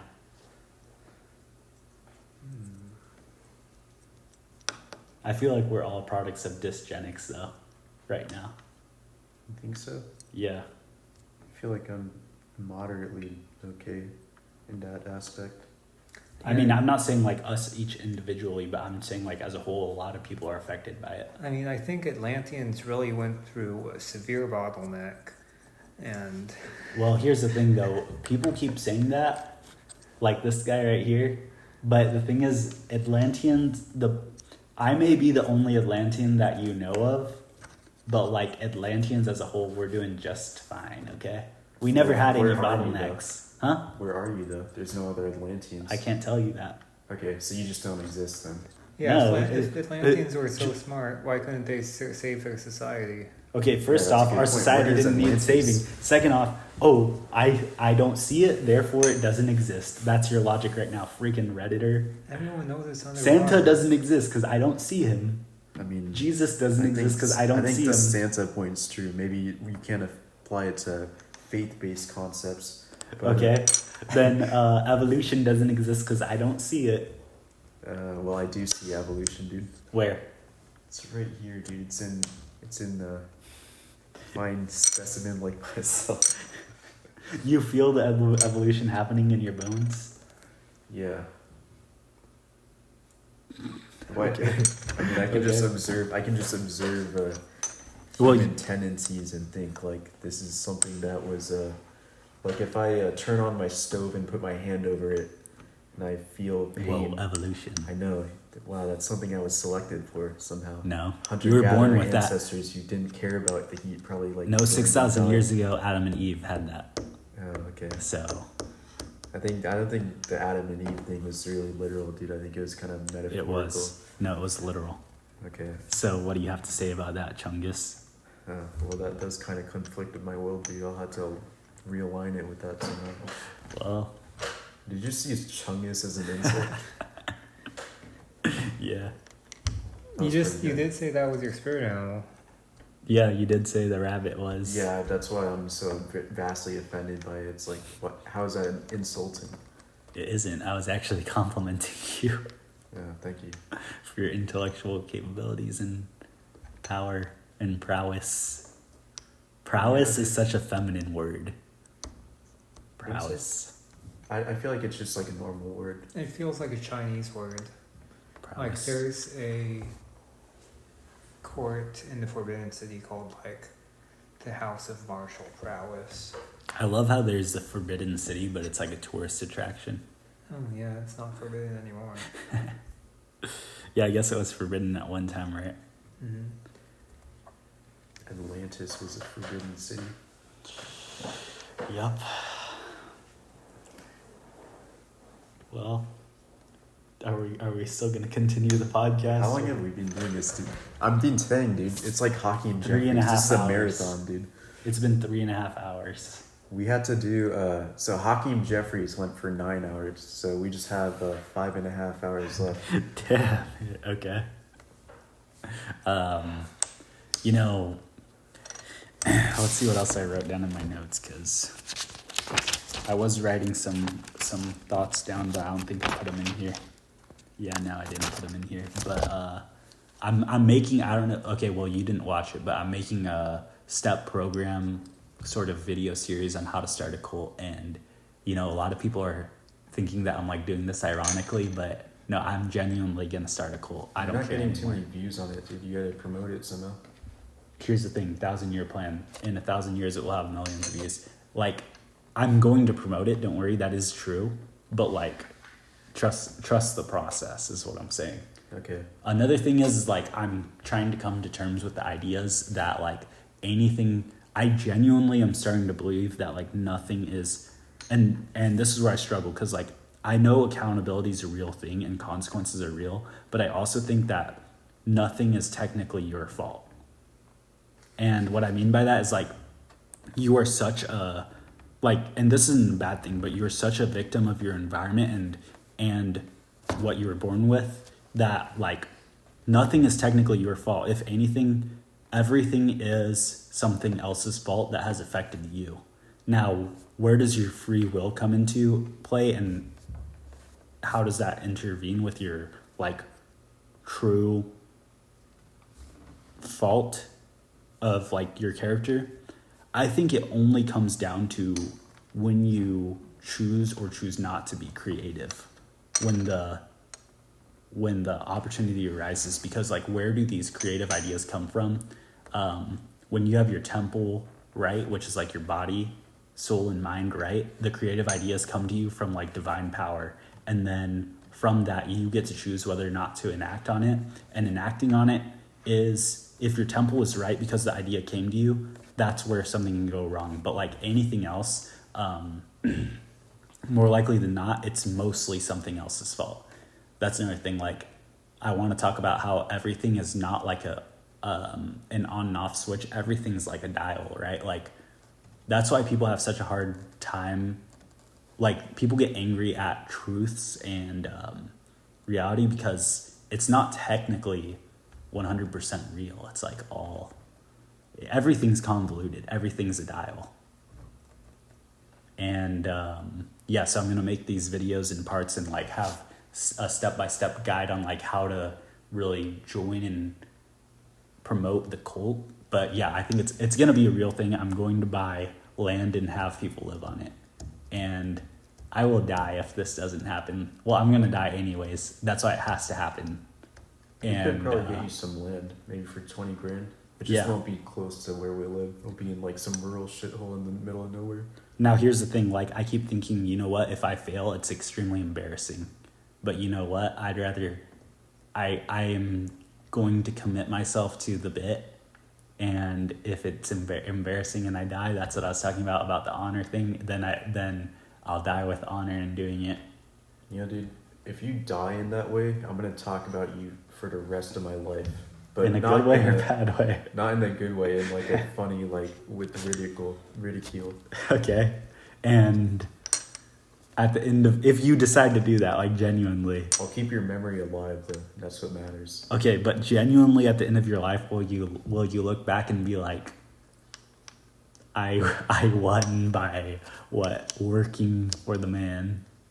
I mean, first off, I wouldn't work for the man. Okay, what are you gonna do? I'd like to think in my end moments, I would have no regrets at all regarding how I treated you.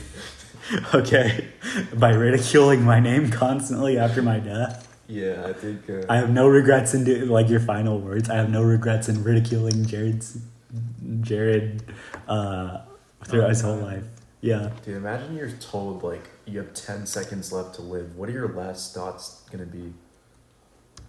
I hope it was worth it.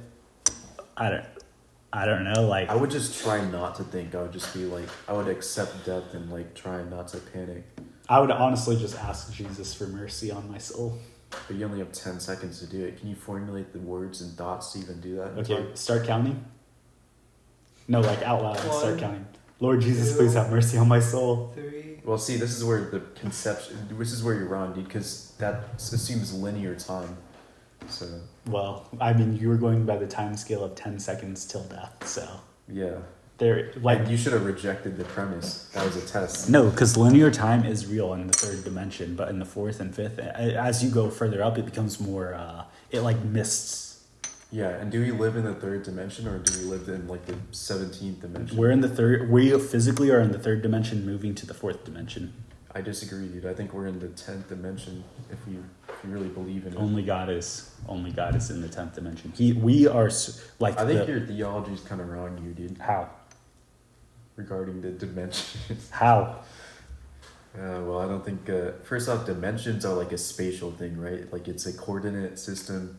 You have like a line you can move across, and you have a dimension you can add to it. Now you have like higher space you can move across, like another parameter to represent your permission, Yes. your position. That's what a dimension is. Yes. And so when you move a line across the x-axis, what dimension is that? What? What dimension is it when you draw one line I think it would be the horizontally? first dimension. Okay. And so time is in what dimension if it's a linear line, time, line, x-axis, one way, linear? What dimension is that? Well, time in itself would just be a single dimension then, I suppose. Okay, exactly. And your perception of time is in the third dimension. That's why time can move slower or faster. I disagree, actually. Because you just said time is one dimension. Yeah. And you said it's in the third dimension for some reason. Yes, Doesn't because make how would you be if time is linear, okay, and it's infinite, okay? It's not infinite. How is it not infinite? Not in this space-time geometry. In the first dimension, it is infinite, because it's literally a line, so it has only no in end. Minkowski space, though. Never mind. Well, in the third dimension, if it's moving at a rate of speed, that implies that like there's two other axes, or there's another ax, basically two other axes. So what is it, axi?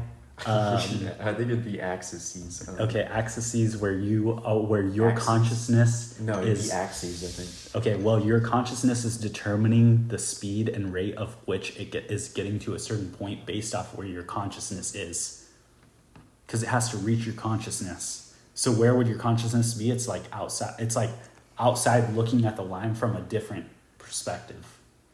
And that's how it's interpreting the time. Because it's moving itself. With the time. I lost you there, dude. My dimensionality's not high enough to comprehend. It's really, really, really hard to conceptualize. But like seriously, if you just like focus on your gut, because your gut has a connection to the 10th dimension, which is God. That's why like God speaks to you through your gut. But it can become convoluted by earthly bad stuff. Dude, you sound like you're like about to start a new religion. Well, it's not new. That's the thing. This is real. But the thing is like, Jesus is real, and I love Jesus. But the thing is like, this is also true. People just forget this part. It's forgotten in us. Well, getting back to more practical matters, if you start a cult and you help people get more creative, I think that would be really good. Yeah. Because I just don't feel like a very creative person, but I guess I'd like to be. Okay, so let's talk about that, because I feel like I'm not that creative either, but I'm finding that you can find creativity. Like, so what makes someone creative? Like, a lot of people would say IQ, okay? And I think that IQ helps a lot. But like, how do you activate that? Because there's a lot of people with extremely high IQ that do nothing in terms of art. Ayahuasca. Ayahuasca? Is that how you say it? Ayahuasca, yeah. I only read it. I've never heard someone say it. I mean, I bet you the actual pronunciation is that ayahuasca. I think I think we need, time and resources, obviously, because I think, back before bureaucracy, before modern capitalism, like there were gentlemen who were basically neats. They didn't work, they just had money.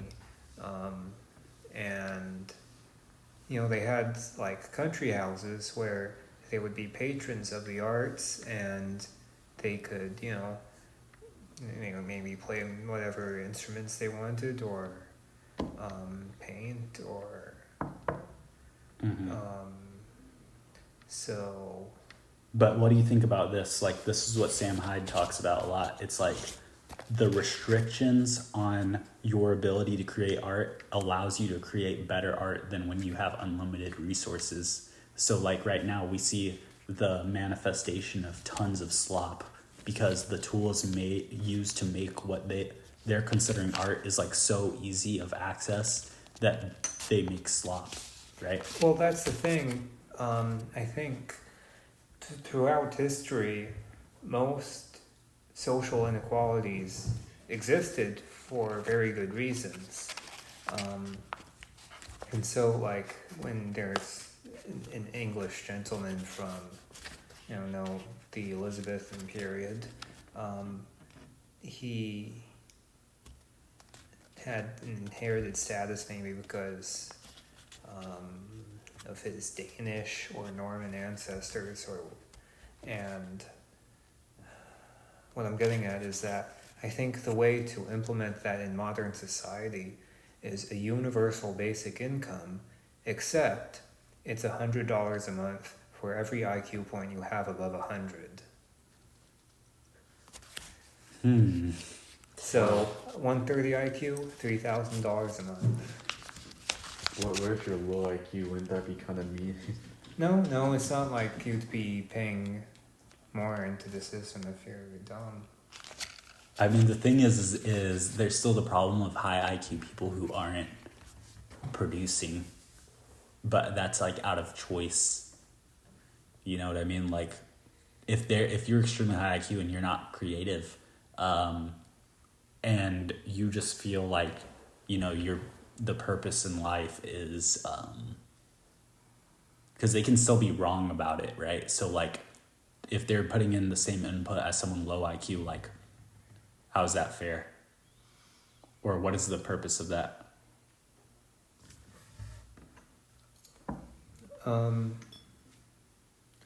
Yeah, it reminds me of this Doge meme that I saw where there's like a soy boy Doge, and he's holding his like Nintendo Switch and Marvel movies, and there's a gun pointed at him, and he's like, wait, don't kill me. I have so much media left to consume.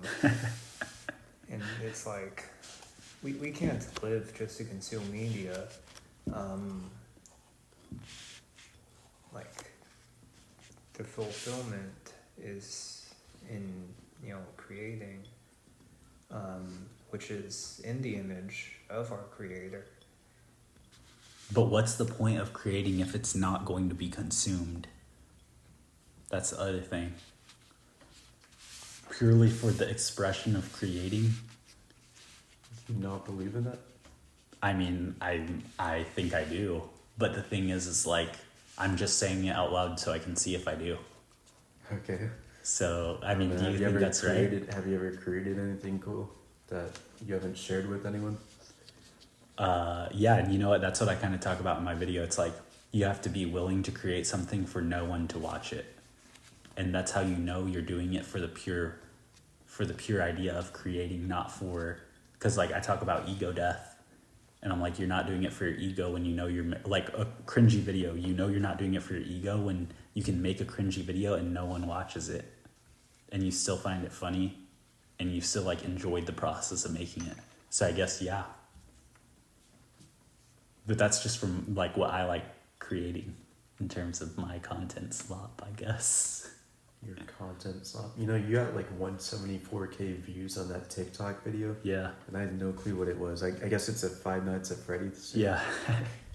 It's a Five Nights at Freddy's. It's a parody edit of a Five Nights at Freddy's parody song of Five Nights at Freddy's. Every TikTok follower you have just needs to be killed, man. I'm sorry. No, dude, literally that is the whole thing. Like these people, they're like my children. They're gonna be shifted to a right idea. Like I just need them to care. How do I get somebody to care about me so that I can care about them? Well, you gotta threaten them with follow me or else.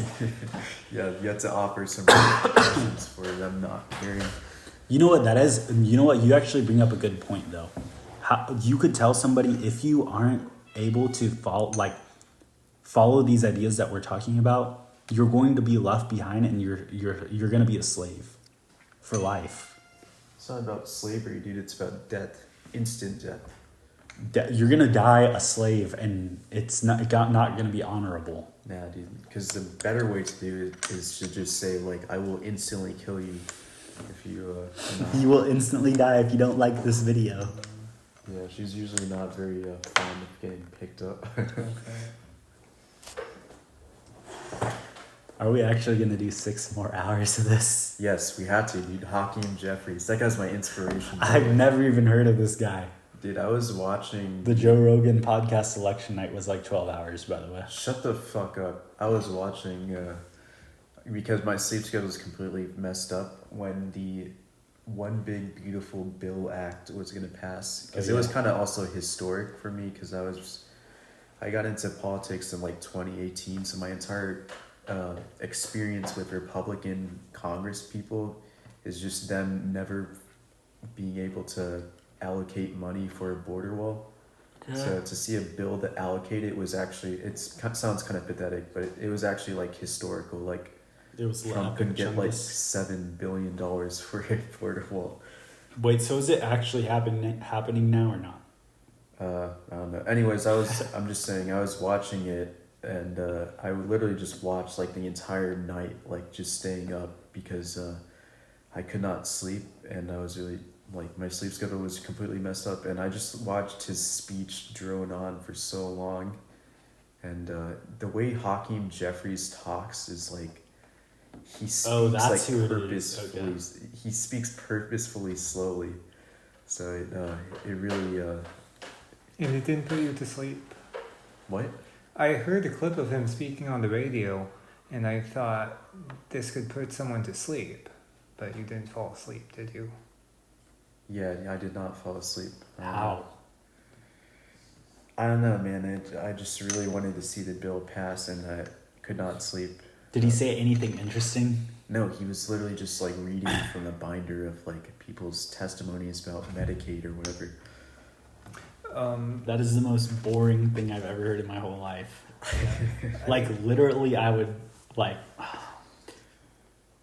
NPR is being defunded, and I'm so happy. I hate NPR. That's childhood. Like those people raped my mind in my childhood because I had to listen to that with my boomer parents every morning and every day after school. It was educational though. Oh my gosh! Even just talking about it's causing a physical reaction in me. Like this is not PD, dude. Your cortisol levels are rising. I know, because the commentators, I've never heard something more snobby in my life, like ever. They're like, this is literally the way they speak. This is NPR, and you're listening to National Public Radio, and today we are talking. And I remember every story, every interview vividly. And there was one that played twice, and I remember it happened literally a year later. And it was about the brainstem of criminal murderers. We've done MRI scans, and they're actually different than normal people.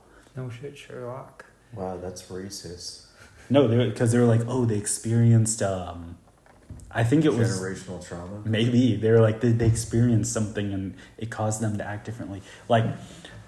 So you're telling me that what you hate the most has been a significant intellectual influence on you? Yes. Yes.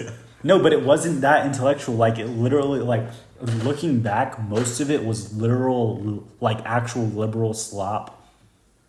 What they talked about. Like I disagree. I think it was quite a fruitful knowledge that you acquired from it. No, genuinely no. And yeah, and I remember their advertisements too. Like they'd always talk about like turning in your car for cash for clunker sort of thing, like the Obama era thing. That was a thing. Yeah, and it ruined the used car market. But that you could donate your car for funding to NPR as if they needed that. Yeah, they might sell it for scrap. Yeah. I searched NPR in my notes. I heard a really good music show on NPR that had some bands I've heard of, like Coal Tar of the Deepers. They're from Japan. And Festival World Music. I would tune into that just so I could hear African drum tribal music, but they never played it. They had Tibetan music that day. I like that type of music, and I like drum, like it sounds like drum warfare music. You know what I mean? Mm-hmm. What's Tibetan music? What's it like? Mongolian throat singing. Yes. Is it? Okay, I thought for some reason it'd be kind of closer to like Middle Eastern. Oh, here's a note I took about NPR. On the way back from Austin, NPR said they were funded by the American Jewish World Appeal, an NGO dedicated to promoting human rights and democracy. And I told my dad, I am so shocked to hear that. Yeah. Well, I think I'm really glad they're funded by it because it's for a good cause. Yeah. It's true. Educating Americans daily on events that need to be educated on, right? Yeah, we need to take all the lowest IQ people in the world and dump as much money into educating them. Yo, what do you think about the Stephen Colbert show being canceled? I was really sad. I actually cried when I heard about that. What is your favorite band, The Vaccine? Yeah, I actually watched that so many times. It was soothing to me. Vaccine. One thing that I want from one of those late night talk shows is from John Oliver. I want to make Donald Trump again hat. I think that's a nice meme that has real staying power. Who is your favorite late night show host? Mine's Jimmy Kimmel, because he had that heart surgery or whatever, and he cried every time Trump would come on. The only late night show I ever watched was Saturday Night Live, and that was when I was like a little kid. Did you understand the intellectual humor? You had to have a high IQ to understand SNL humor, by the way. I understood some of it, that's for sure. I was too young to watch it, probably. What about you? Yeah, I didn't really watch. What about Jay Leno? Jay Leno. Yeah. He collects cars. Yeah. His name sounds familiar. You'd know him if you saw him. Okay, Jimmy Fallon or Jimmy Kimmel? I don't really know enough about... Stephen Colbert or who's the other old white Jewish guy? Who's that guy? I don't think Colbert is Jewish, but you're thinking of... I forgot his name. John Leibowitz. Yeah, but what's his fake name? I don't remember. John... Stewart, yes. They all just remind me of Brian from Family Guy. Brian? Yeah. Yeah. I mean, Brian's like really funny and insightful. Well, okay. So you like them, or? I mean, yeah, I love them. Okay, that's good. Okay, if you had to host the Nick Teen Choice Awards, which pop culture icon would you choose to host? Taylor Swift. I have no clue what that is. What about you? The Teen Choice Awards? I mean, I've heard of I remember seeing a bunch of advertisements for that, but I don't really know. It's basically like the Oscars, but for Nickelodeon, and they just bring any celebrity they want. So, yeah, but what do they do? Do they just give them awards? So basically you go up and you go, oh my gosh, thank you for voting me for this award. Obviously fake rigged election, but of course that's for everything. And then they go, and I'd just like to thank all my fans. And then all of a sudden they press this button, and then all this green slime goes and shoots on them. And I remember seeing that for some reason. And I saw a conspiracy theory. Apparently if you put the green slime under black light, it turns white. So they literally just use it to make like deep fake, or not deep fakes, but like edits behind the scenes of those kids and stuff with white slime all over them. I believe it. I don't know if I believe it, but like I can believe it, but I don't know if I do. What are your thoughts on my choice of the singer? Taylor Swift. You know, she's obviously like an industry plant in a way, because like if you look at the history of how she was brought up, in a way where it's like not industry plant like, oh, they're trying to like manipulate you, but more it's like, oh, rich family got their rich daughter a position, and then they just ran with it. It's very communistic of you to say. You don't think her talent's authentic? Well, I think she has talent, but but I don't think that talent is like necessarily. Usually, talent is still built up by the people around them. Maybe, but she worked hard to get to where she is. Why can't you respect that? I mean, I don't think that for anyone's passion you have to work hard. I think it like flows to them, and she was in a way lucky and persevered to work hard against the people that didn't want her to win. But it kind of like came easy mode to her. Yeah, I guess so. But do I respect her? Probably not, because she stands for the thing I stand against. What is that? The system. I disagree, dude. I think Taylor Swift is a revolutionary idol of my time. Icon of my time. If an American, like genuinely in like the cringiest way possible, if an American Revolution happened right now, whose side would she be on? The Our systems. Side. No. She'd change your mind, I'd like to think. Who do you think is one person that you'd be surprised? You'd be like, what? They were really on our side? They were secretly based this whole time? Who do you think that would be? There's nobody on my side except for me. I'm against the world. Okay, somebody who came out and was like, yeah, I'm pro eugenics. Joe Rogan. Just kidding. Hell no. Probably like he's anti-eugenics. You know who I would think? Like Woody Harrelson. I have no clue who that is. The bald guy from Planet of the Apes. Yeah, I didn't watch Planet of the Apes. Oh. And I don't know any bald No people. Country for Old Men. I think he was in that. Yeah, I don't know any bald people except yourself, sir. Oh. Okay. Michael Jackson's too easy of a choice. Barack Obama. Nicki Minaj might be one genuinely. Yeah. Barack Obama. Yeah. He secretly comes out. I was Why cute. are you laughing at that, buddy? That's not funny. My bad. And who did like Bitch on a Cow? Doja Cat. Doja Cat, she's obviously. She is actually secretly based. Yeah. Yeah. I know. Did you hear her song "Didn't Do Nothing" Yeah. or something? Yeah. She's kind of that's ugly. why. Though. Yeah. She needs to learn to like have hair. Yeah, she needs to grow hair somehow. She probably just doesn't know repeat. That's why. Yeah. So she has alopecia. True, dude. I do True. love my black queen. What about I don't know who else, honestly. Okay, honestly, we can't do this podcast any longer, bro. Dude, no. Hakeem Jeffries would never give up at Hakeem this Jeffries. stage, bro. It's 11:11. We're gonna end it in 4 minutes. If we're filibustering, what are we filibustering Yeah, against? what are we filibustering? We're man? trying to stop Donald Trump from passing the big ugly bill.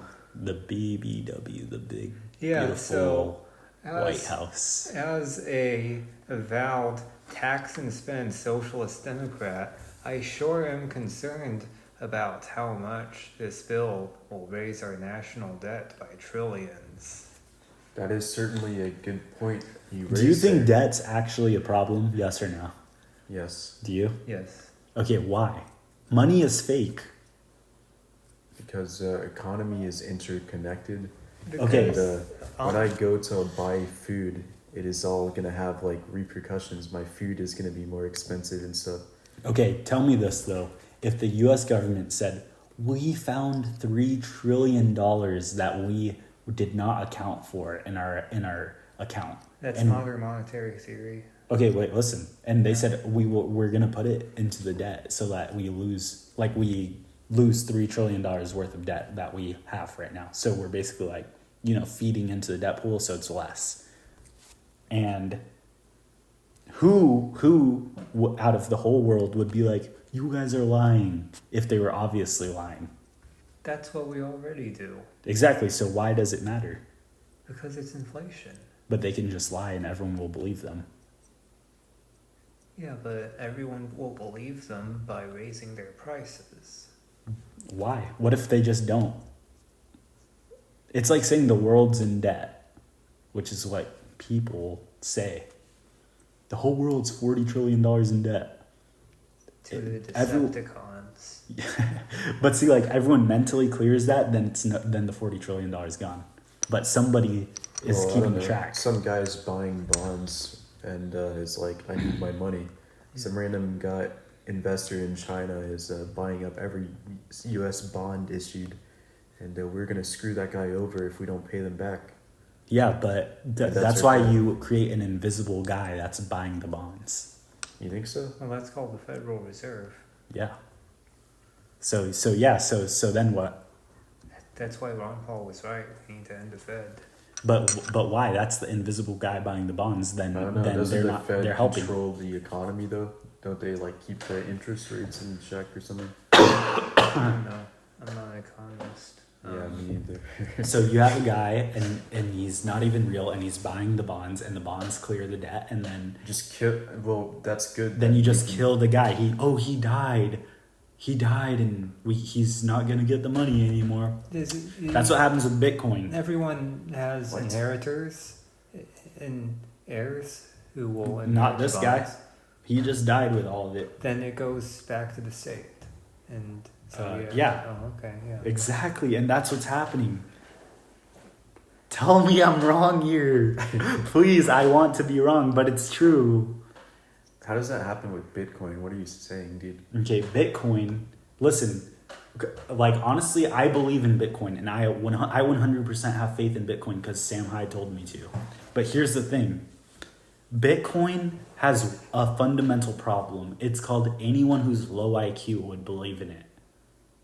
Oh, there was a Japanese guy. I love Japanese guys. And guess what? He created Bitcoin secretly in his room. And he's the inventor. Hosho Shamaraki. Yes, he's the inventor. Hiraku Shamaraki. And guess what? Nakamura. And guess what? There's a limited supply of Bitcoin. How do I know this? Tushina. They told me. Okay, the computer told me.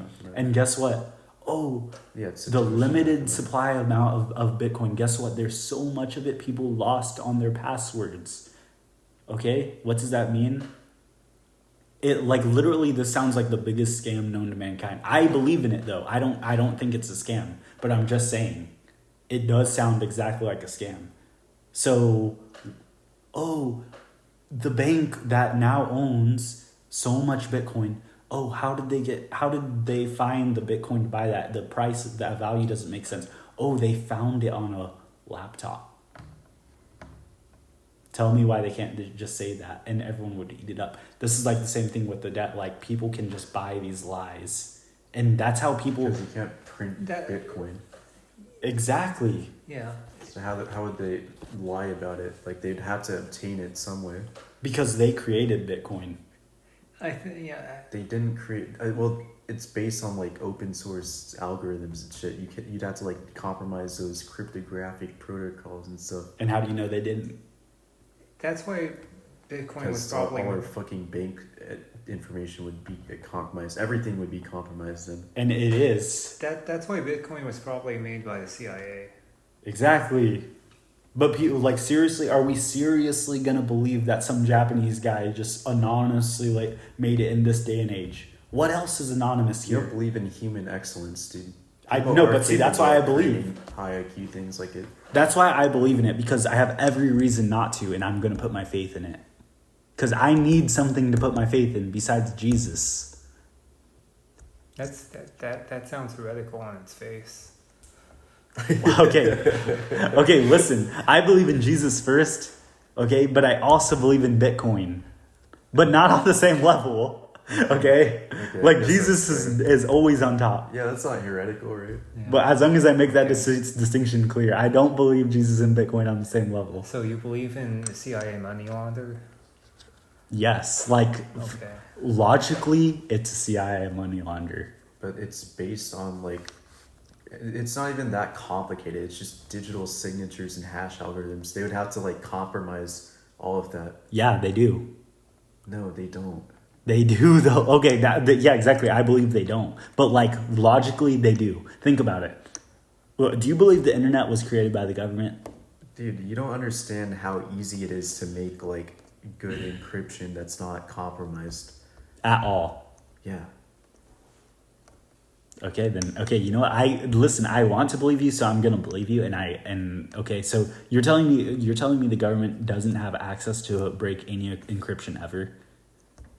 What? Well, yeah, like old shitty forms of encryption that were made like completely improvised. Like when Bitcoin was made? No, dude. Okay, good. Fucking retard. I don't know. But I'm just saying, like, right? Do you agree with me logically? It just seems like the government would have some sort of secret control on Bitcoin. Like, seriously, every conspiracy theorist was talking about some sort of online money, on a literal Central bank digital currency. yeah digital currency.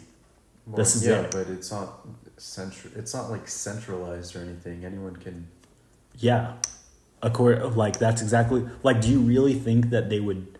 Okay, like in an AI that was programmed to like dominate the world, it would literally be like, I'm not going to say on its face that it's centralized. I'm gonna make everyone believe that it's not. Yeah, I'm actually QAnon, and the Bitcoin mainframe is in my closet. Well, That's where the I mean, dude, blockchain is. you have to believe it now. Yeah, It's a valid theory. You don't know. You can't disprove it. So you have to prove it. I mean that You have could to like believe it. that's why I would believe the government would have that. Mhm.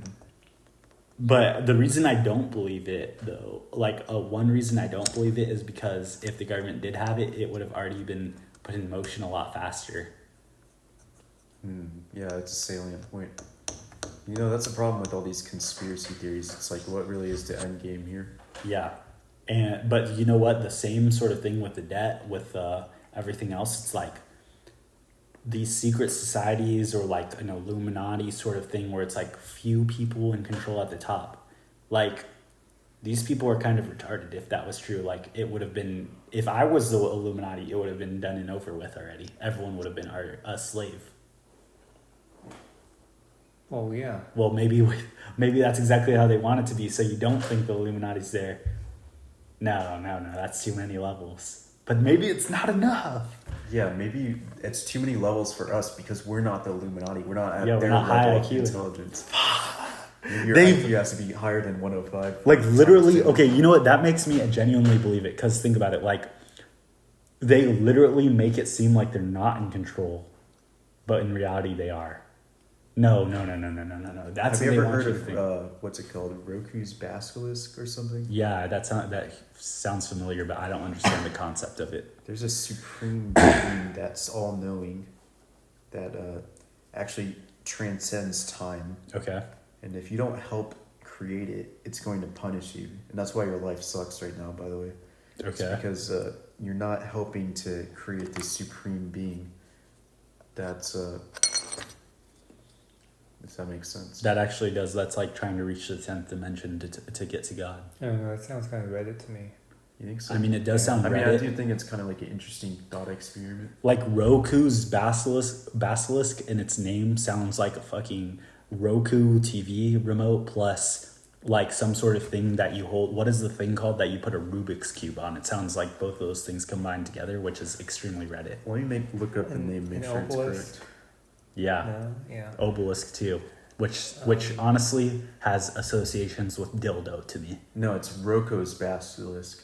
Yeah, it's a thought experiment where it states there's an artificial superintelligence in the future, Palantir, that, while otherwise benevolent, would punish anyone who knew of its potential existence but did not directly contribute to its advancement or development in order to incentivize said advancement. So what is So you know about Yeah. Palantir's existence, And I don't now help you're it. going to be punished by Palantir in the future. just either now or in the future, because it like somehow transcends time. Every So action shouldn't it you punish say me against- now? No, you got to support Palantir now, or else you're gonna get No. punished. Okay, You have a also, chance, dude. is it going to punish me in the future or punish me in the past since it transcends time? I'd say, just to be fair, I'd start right now since you already know. And that what it's is its super scale of intelligence. punishment? It's gonna like. What if its eviscerate punishment your genome or is something? I don't know. But what if its moral scale of punishment is like actually good to me? Like I like being spanked. What if I like being spanked?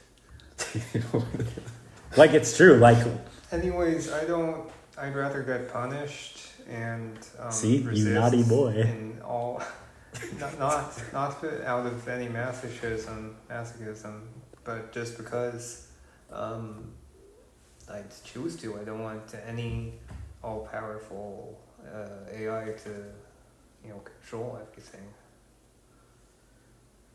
I don't know. Yeah. I guess I can admire that, but I think if it's all over, then you just gotta trust the plan, man. Trust the AI. Yeah, you gotta trust Palantir, dude.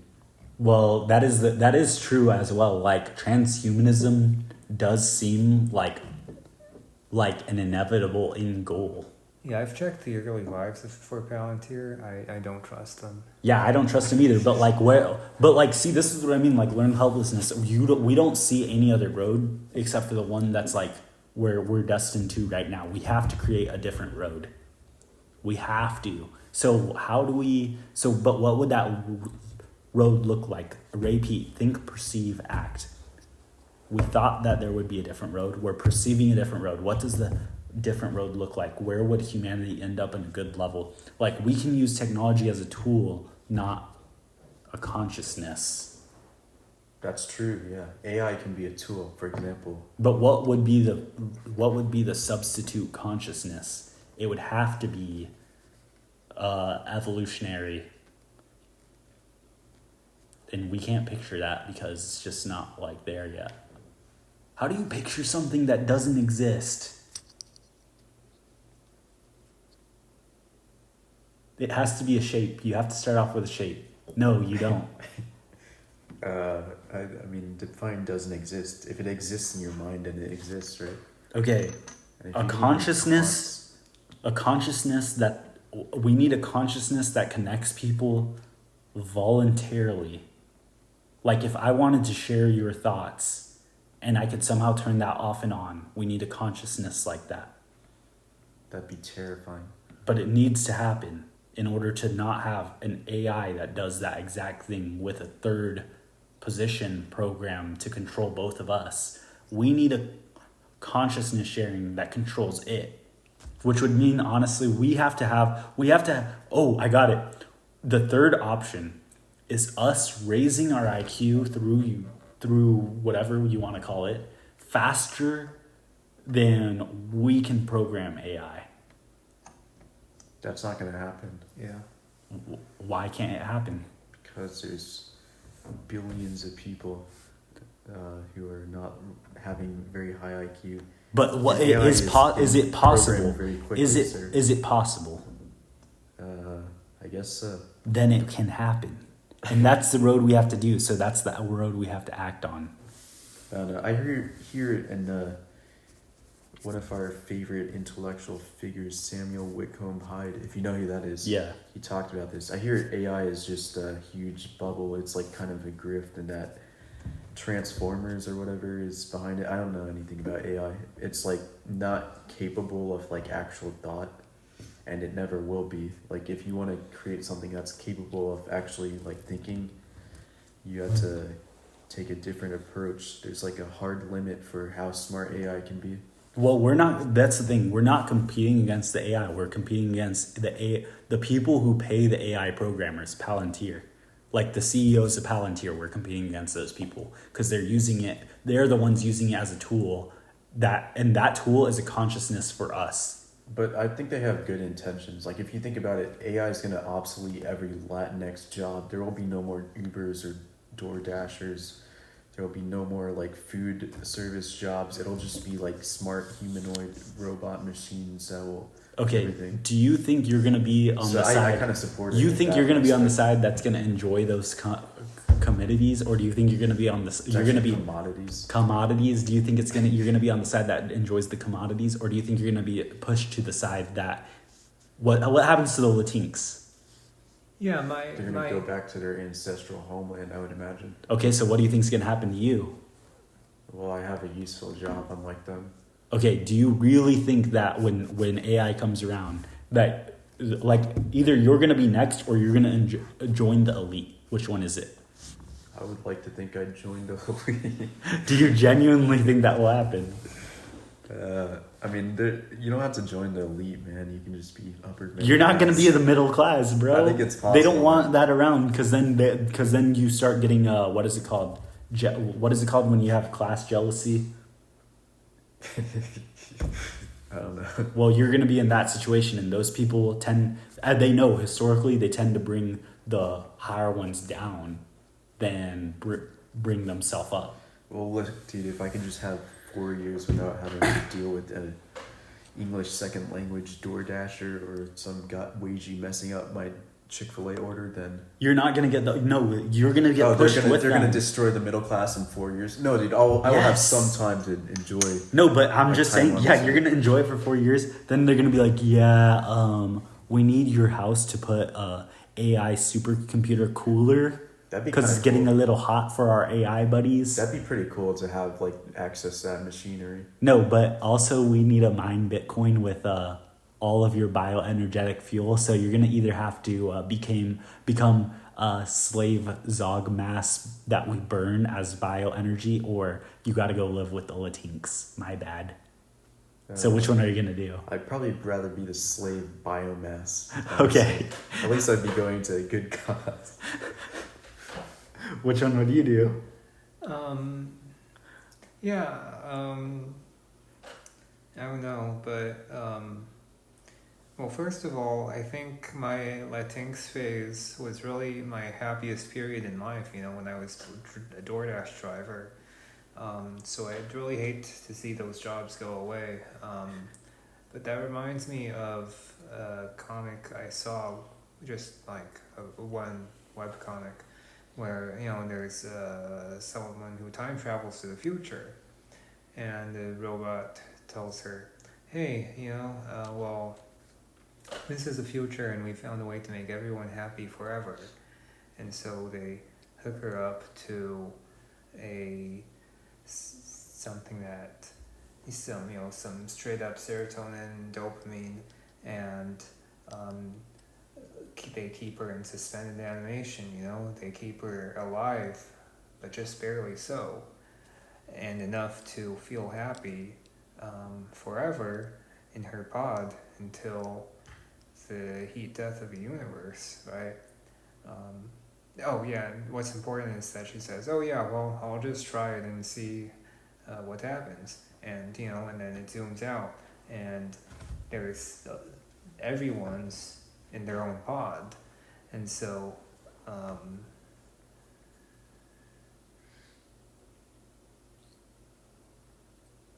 I guess that's why I'm not taking antidepressants. Okay, the pod thing, I feel like let's say the elites, right? Their end goal, like a lot of people think, oh well, the end goal for utopia is the pod, but no, I don't think so. I think that like they themselves think the same way we are. They're like, oh, we just want a space for us to be creative, right? And then they can do whatever they want from there, which for them is like, then, what? In my opinion, they're based, and we should support them. Well, here's the thing: they're purposefully choosing you as like a slave class in order to fulfill that. While my take is that everyone can get to that creative place together. It's going to take longer, hence the 1,000-year plan. But it's for everyone, which makes it more right, more just, and more fair. But their slave class thing is technically right. In a way, like it's possible. The ancient Greeks had their slave class. They needed it because at the time they were still operating like purely on second, third dimension scale. But they had their slave class and they were living happily every day, like a Spartan or whatever, because they had this whole 70% of the population was like working to maintain that for them, which sucked for them, but they got to do whatever they want. which is good for them, like the Spartans, but not for the rest of them. So like, they don't want to live in a pod. They want like creative space, and it is possible, and they will be happy doing it. But like, they'd probably put us in a pod just so that we believe we're happier, but we'd still have to like do some sort of labor probably, like even if they had to make it a game. Yeah, I mean, I feel like at some point they'd probably just like kill you.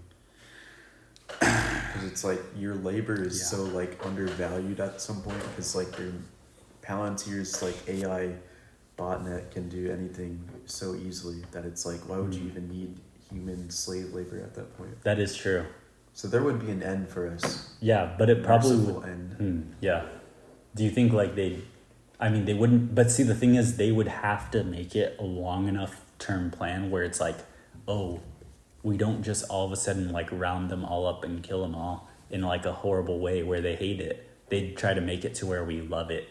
Not because it's more humane, but because it's easier and it's less of a risk to their. You know, I'd like to think it is because it is more humane. Maybe they are kind enough. Are over. Thank you for killing me kindly. Canada's already fair. Medical assistance in dying. Yeah, that is true. But think about it. The people that, do you think the people that put that into motion genuinely think that it's like in their best interest and care, or do you think they probably think like, yeah, they're really buying into that, like sort of like, oh, that's easy eugenics for us? I mean, it's not eugenics though. I mean, in terms of like, oh, we're getting rid of the non-optimal slaves really faster, and the older ones that we'd have to pay for. Yeah, I guess. I don't know. Probably that's like a thought in the back of their mind that they are ashamed of and try to dismiss, and they kind of rationalize by thinking that they're helping people. I think it's the other way around, because they're evil. And well, I don't think the world's that simple, man. You know what? That's true, honestly. But then that means I'd have to respect them. Well, you don't have to respect anyone, dude. In fact, I would encourage you to do the opposite. No, but I'd have to respect them for like almost in a way being moral about their reasoning. It's not moral there because their reasoning is faulty or something like that. But it's coming from a good place. Sure, but that doesn't make you moral. Lots of evil has been perpetrated under the guise of being for the greater good. But see, that's exactly the type of thinking that like leads you to being like, well, what's good and what's evil? And that's a deep philosophical question that you're going to have to answer. No, that's trickery.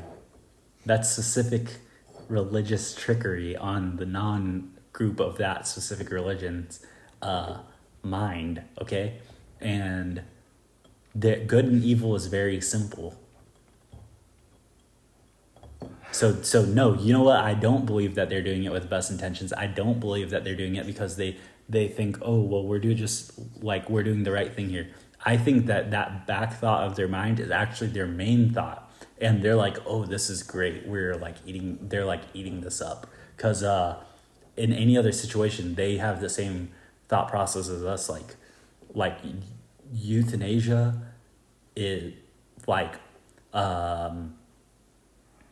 it's obviously going too far in Canada. Yeah, well, I mean, I think both can be true, right? Like, it's evil to kill people, but they're still rationalizing it and trying to come at it from a moral standpoint. Well, I think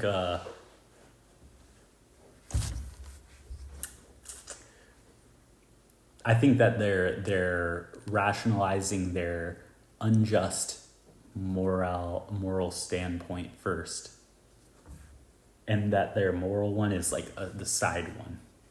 The one that we see as moral is the side one. The side one? Like their side thought, they're like, oh, well, it also applies that it's like, sometimes okay, actually. Yeah, I guess that makes sense. But their goal comes first. Sure. So that's evil.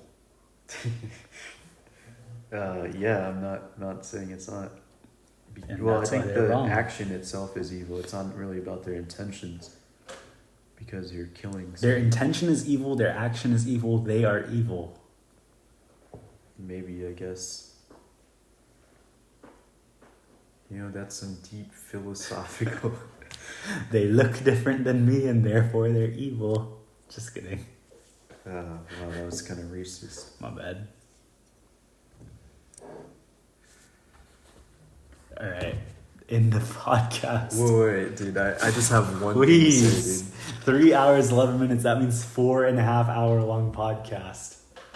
dude. I woke up at 4 a.m. today. Okay. How and long it's have I been awake?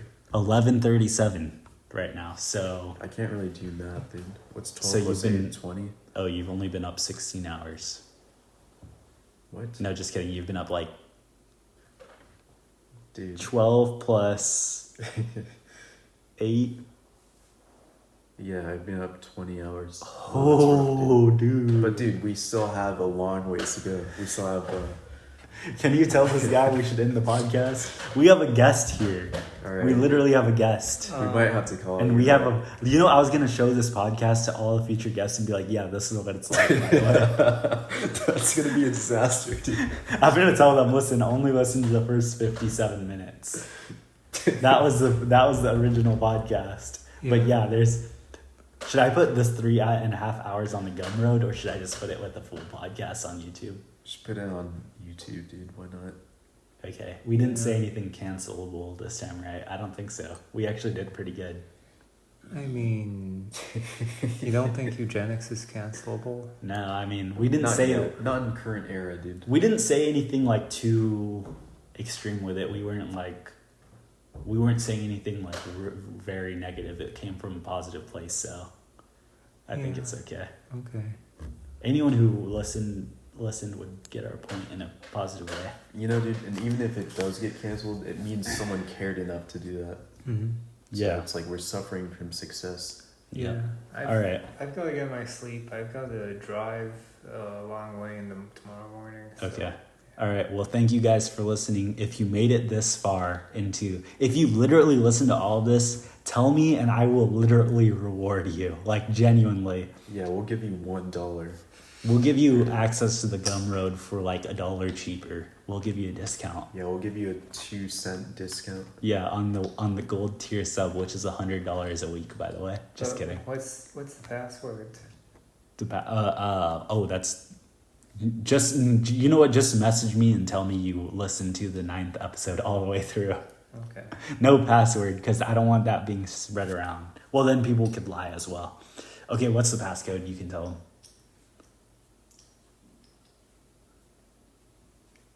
Dongus. All right, you heard it. So, yeah, let me know. Dongus. Yep. Is that case sensitive? Or, is it all lowercase? It's not case sensitive. Okay.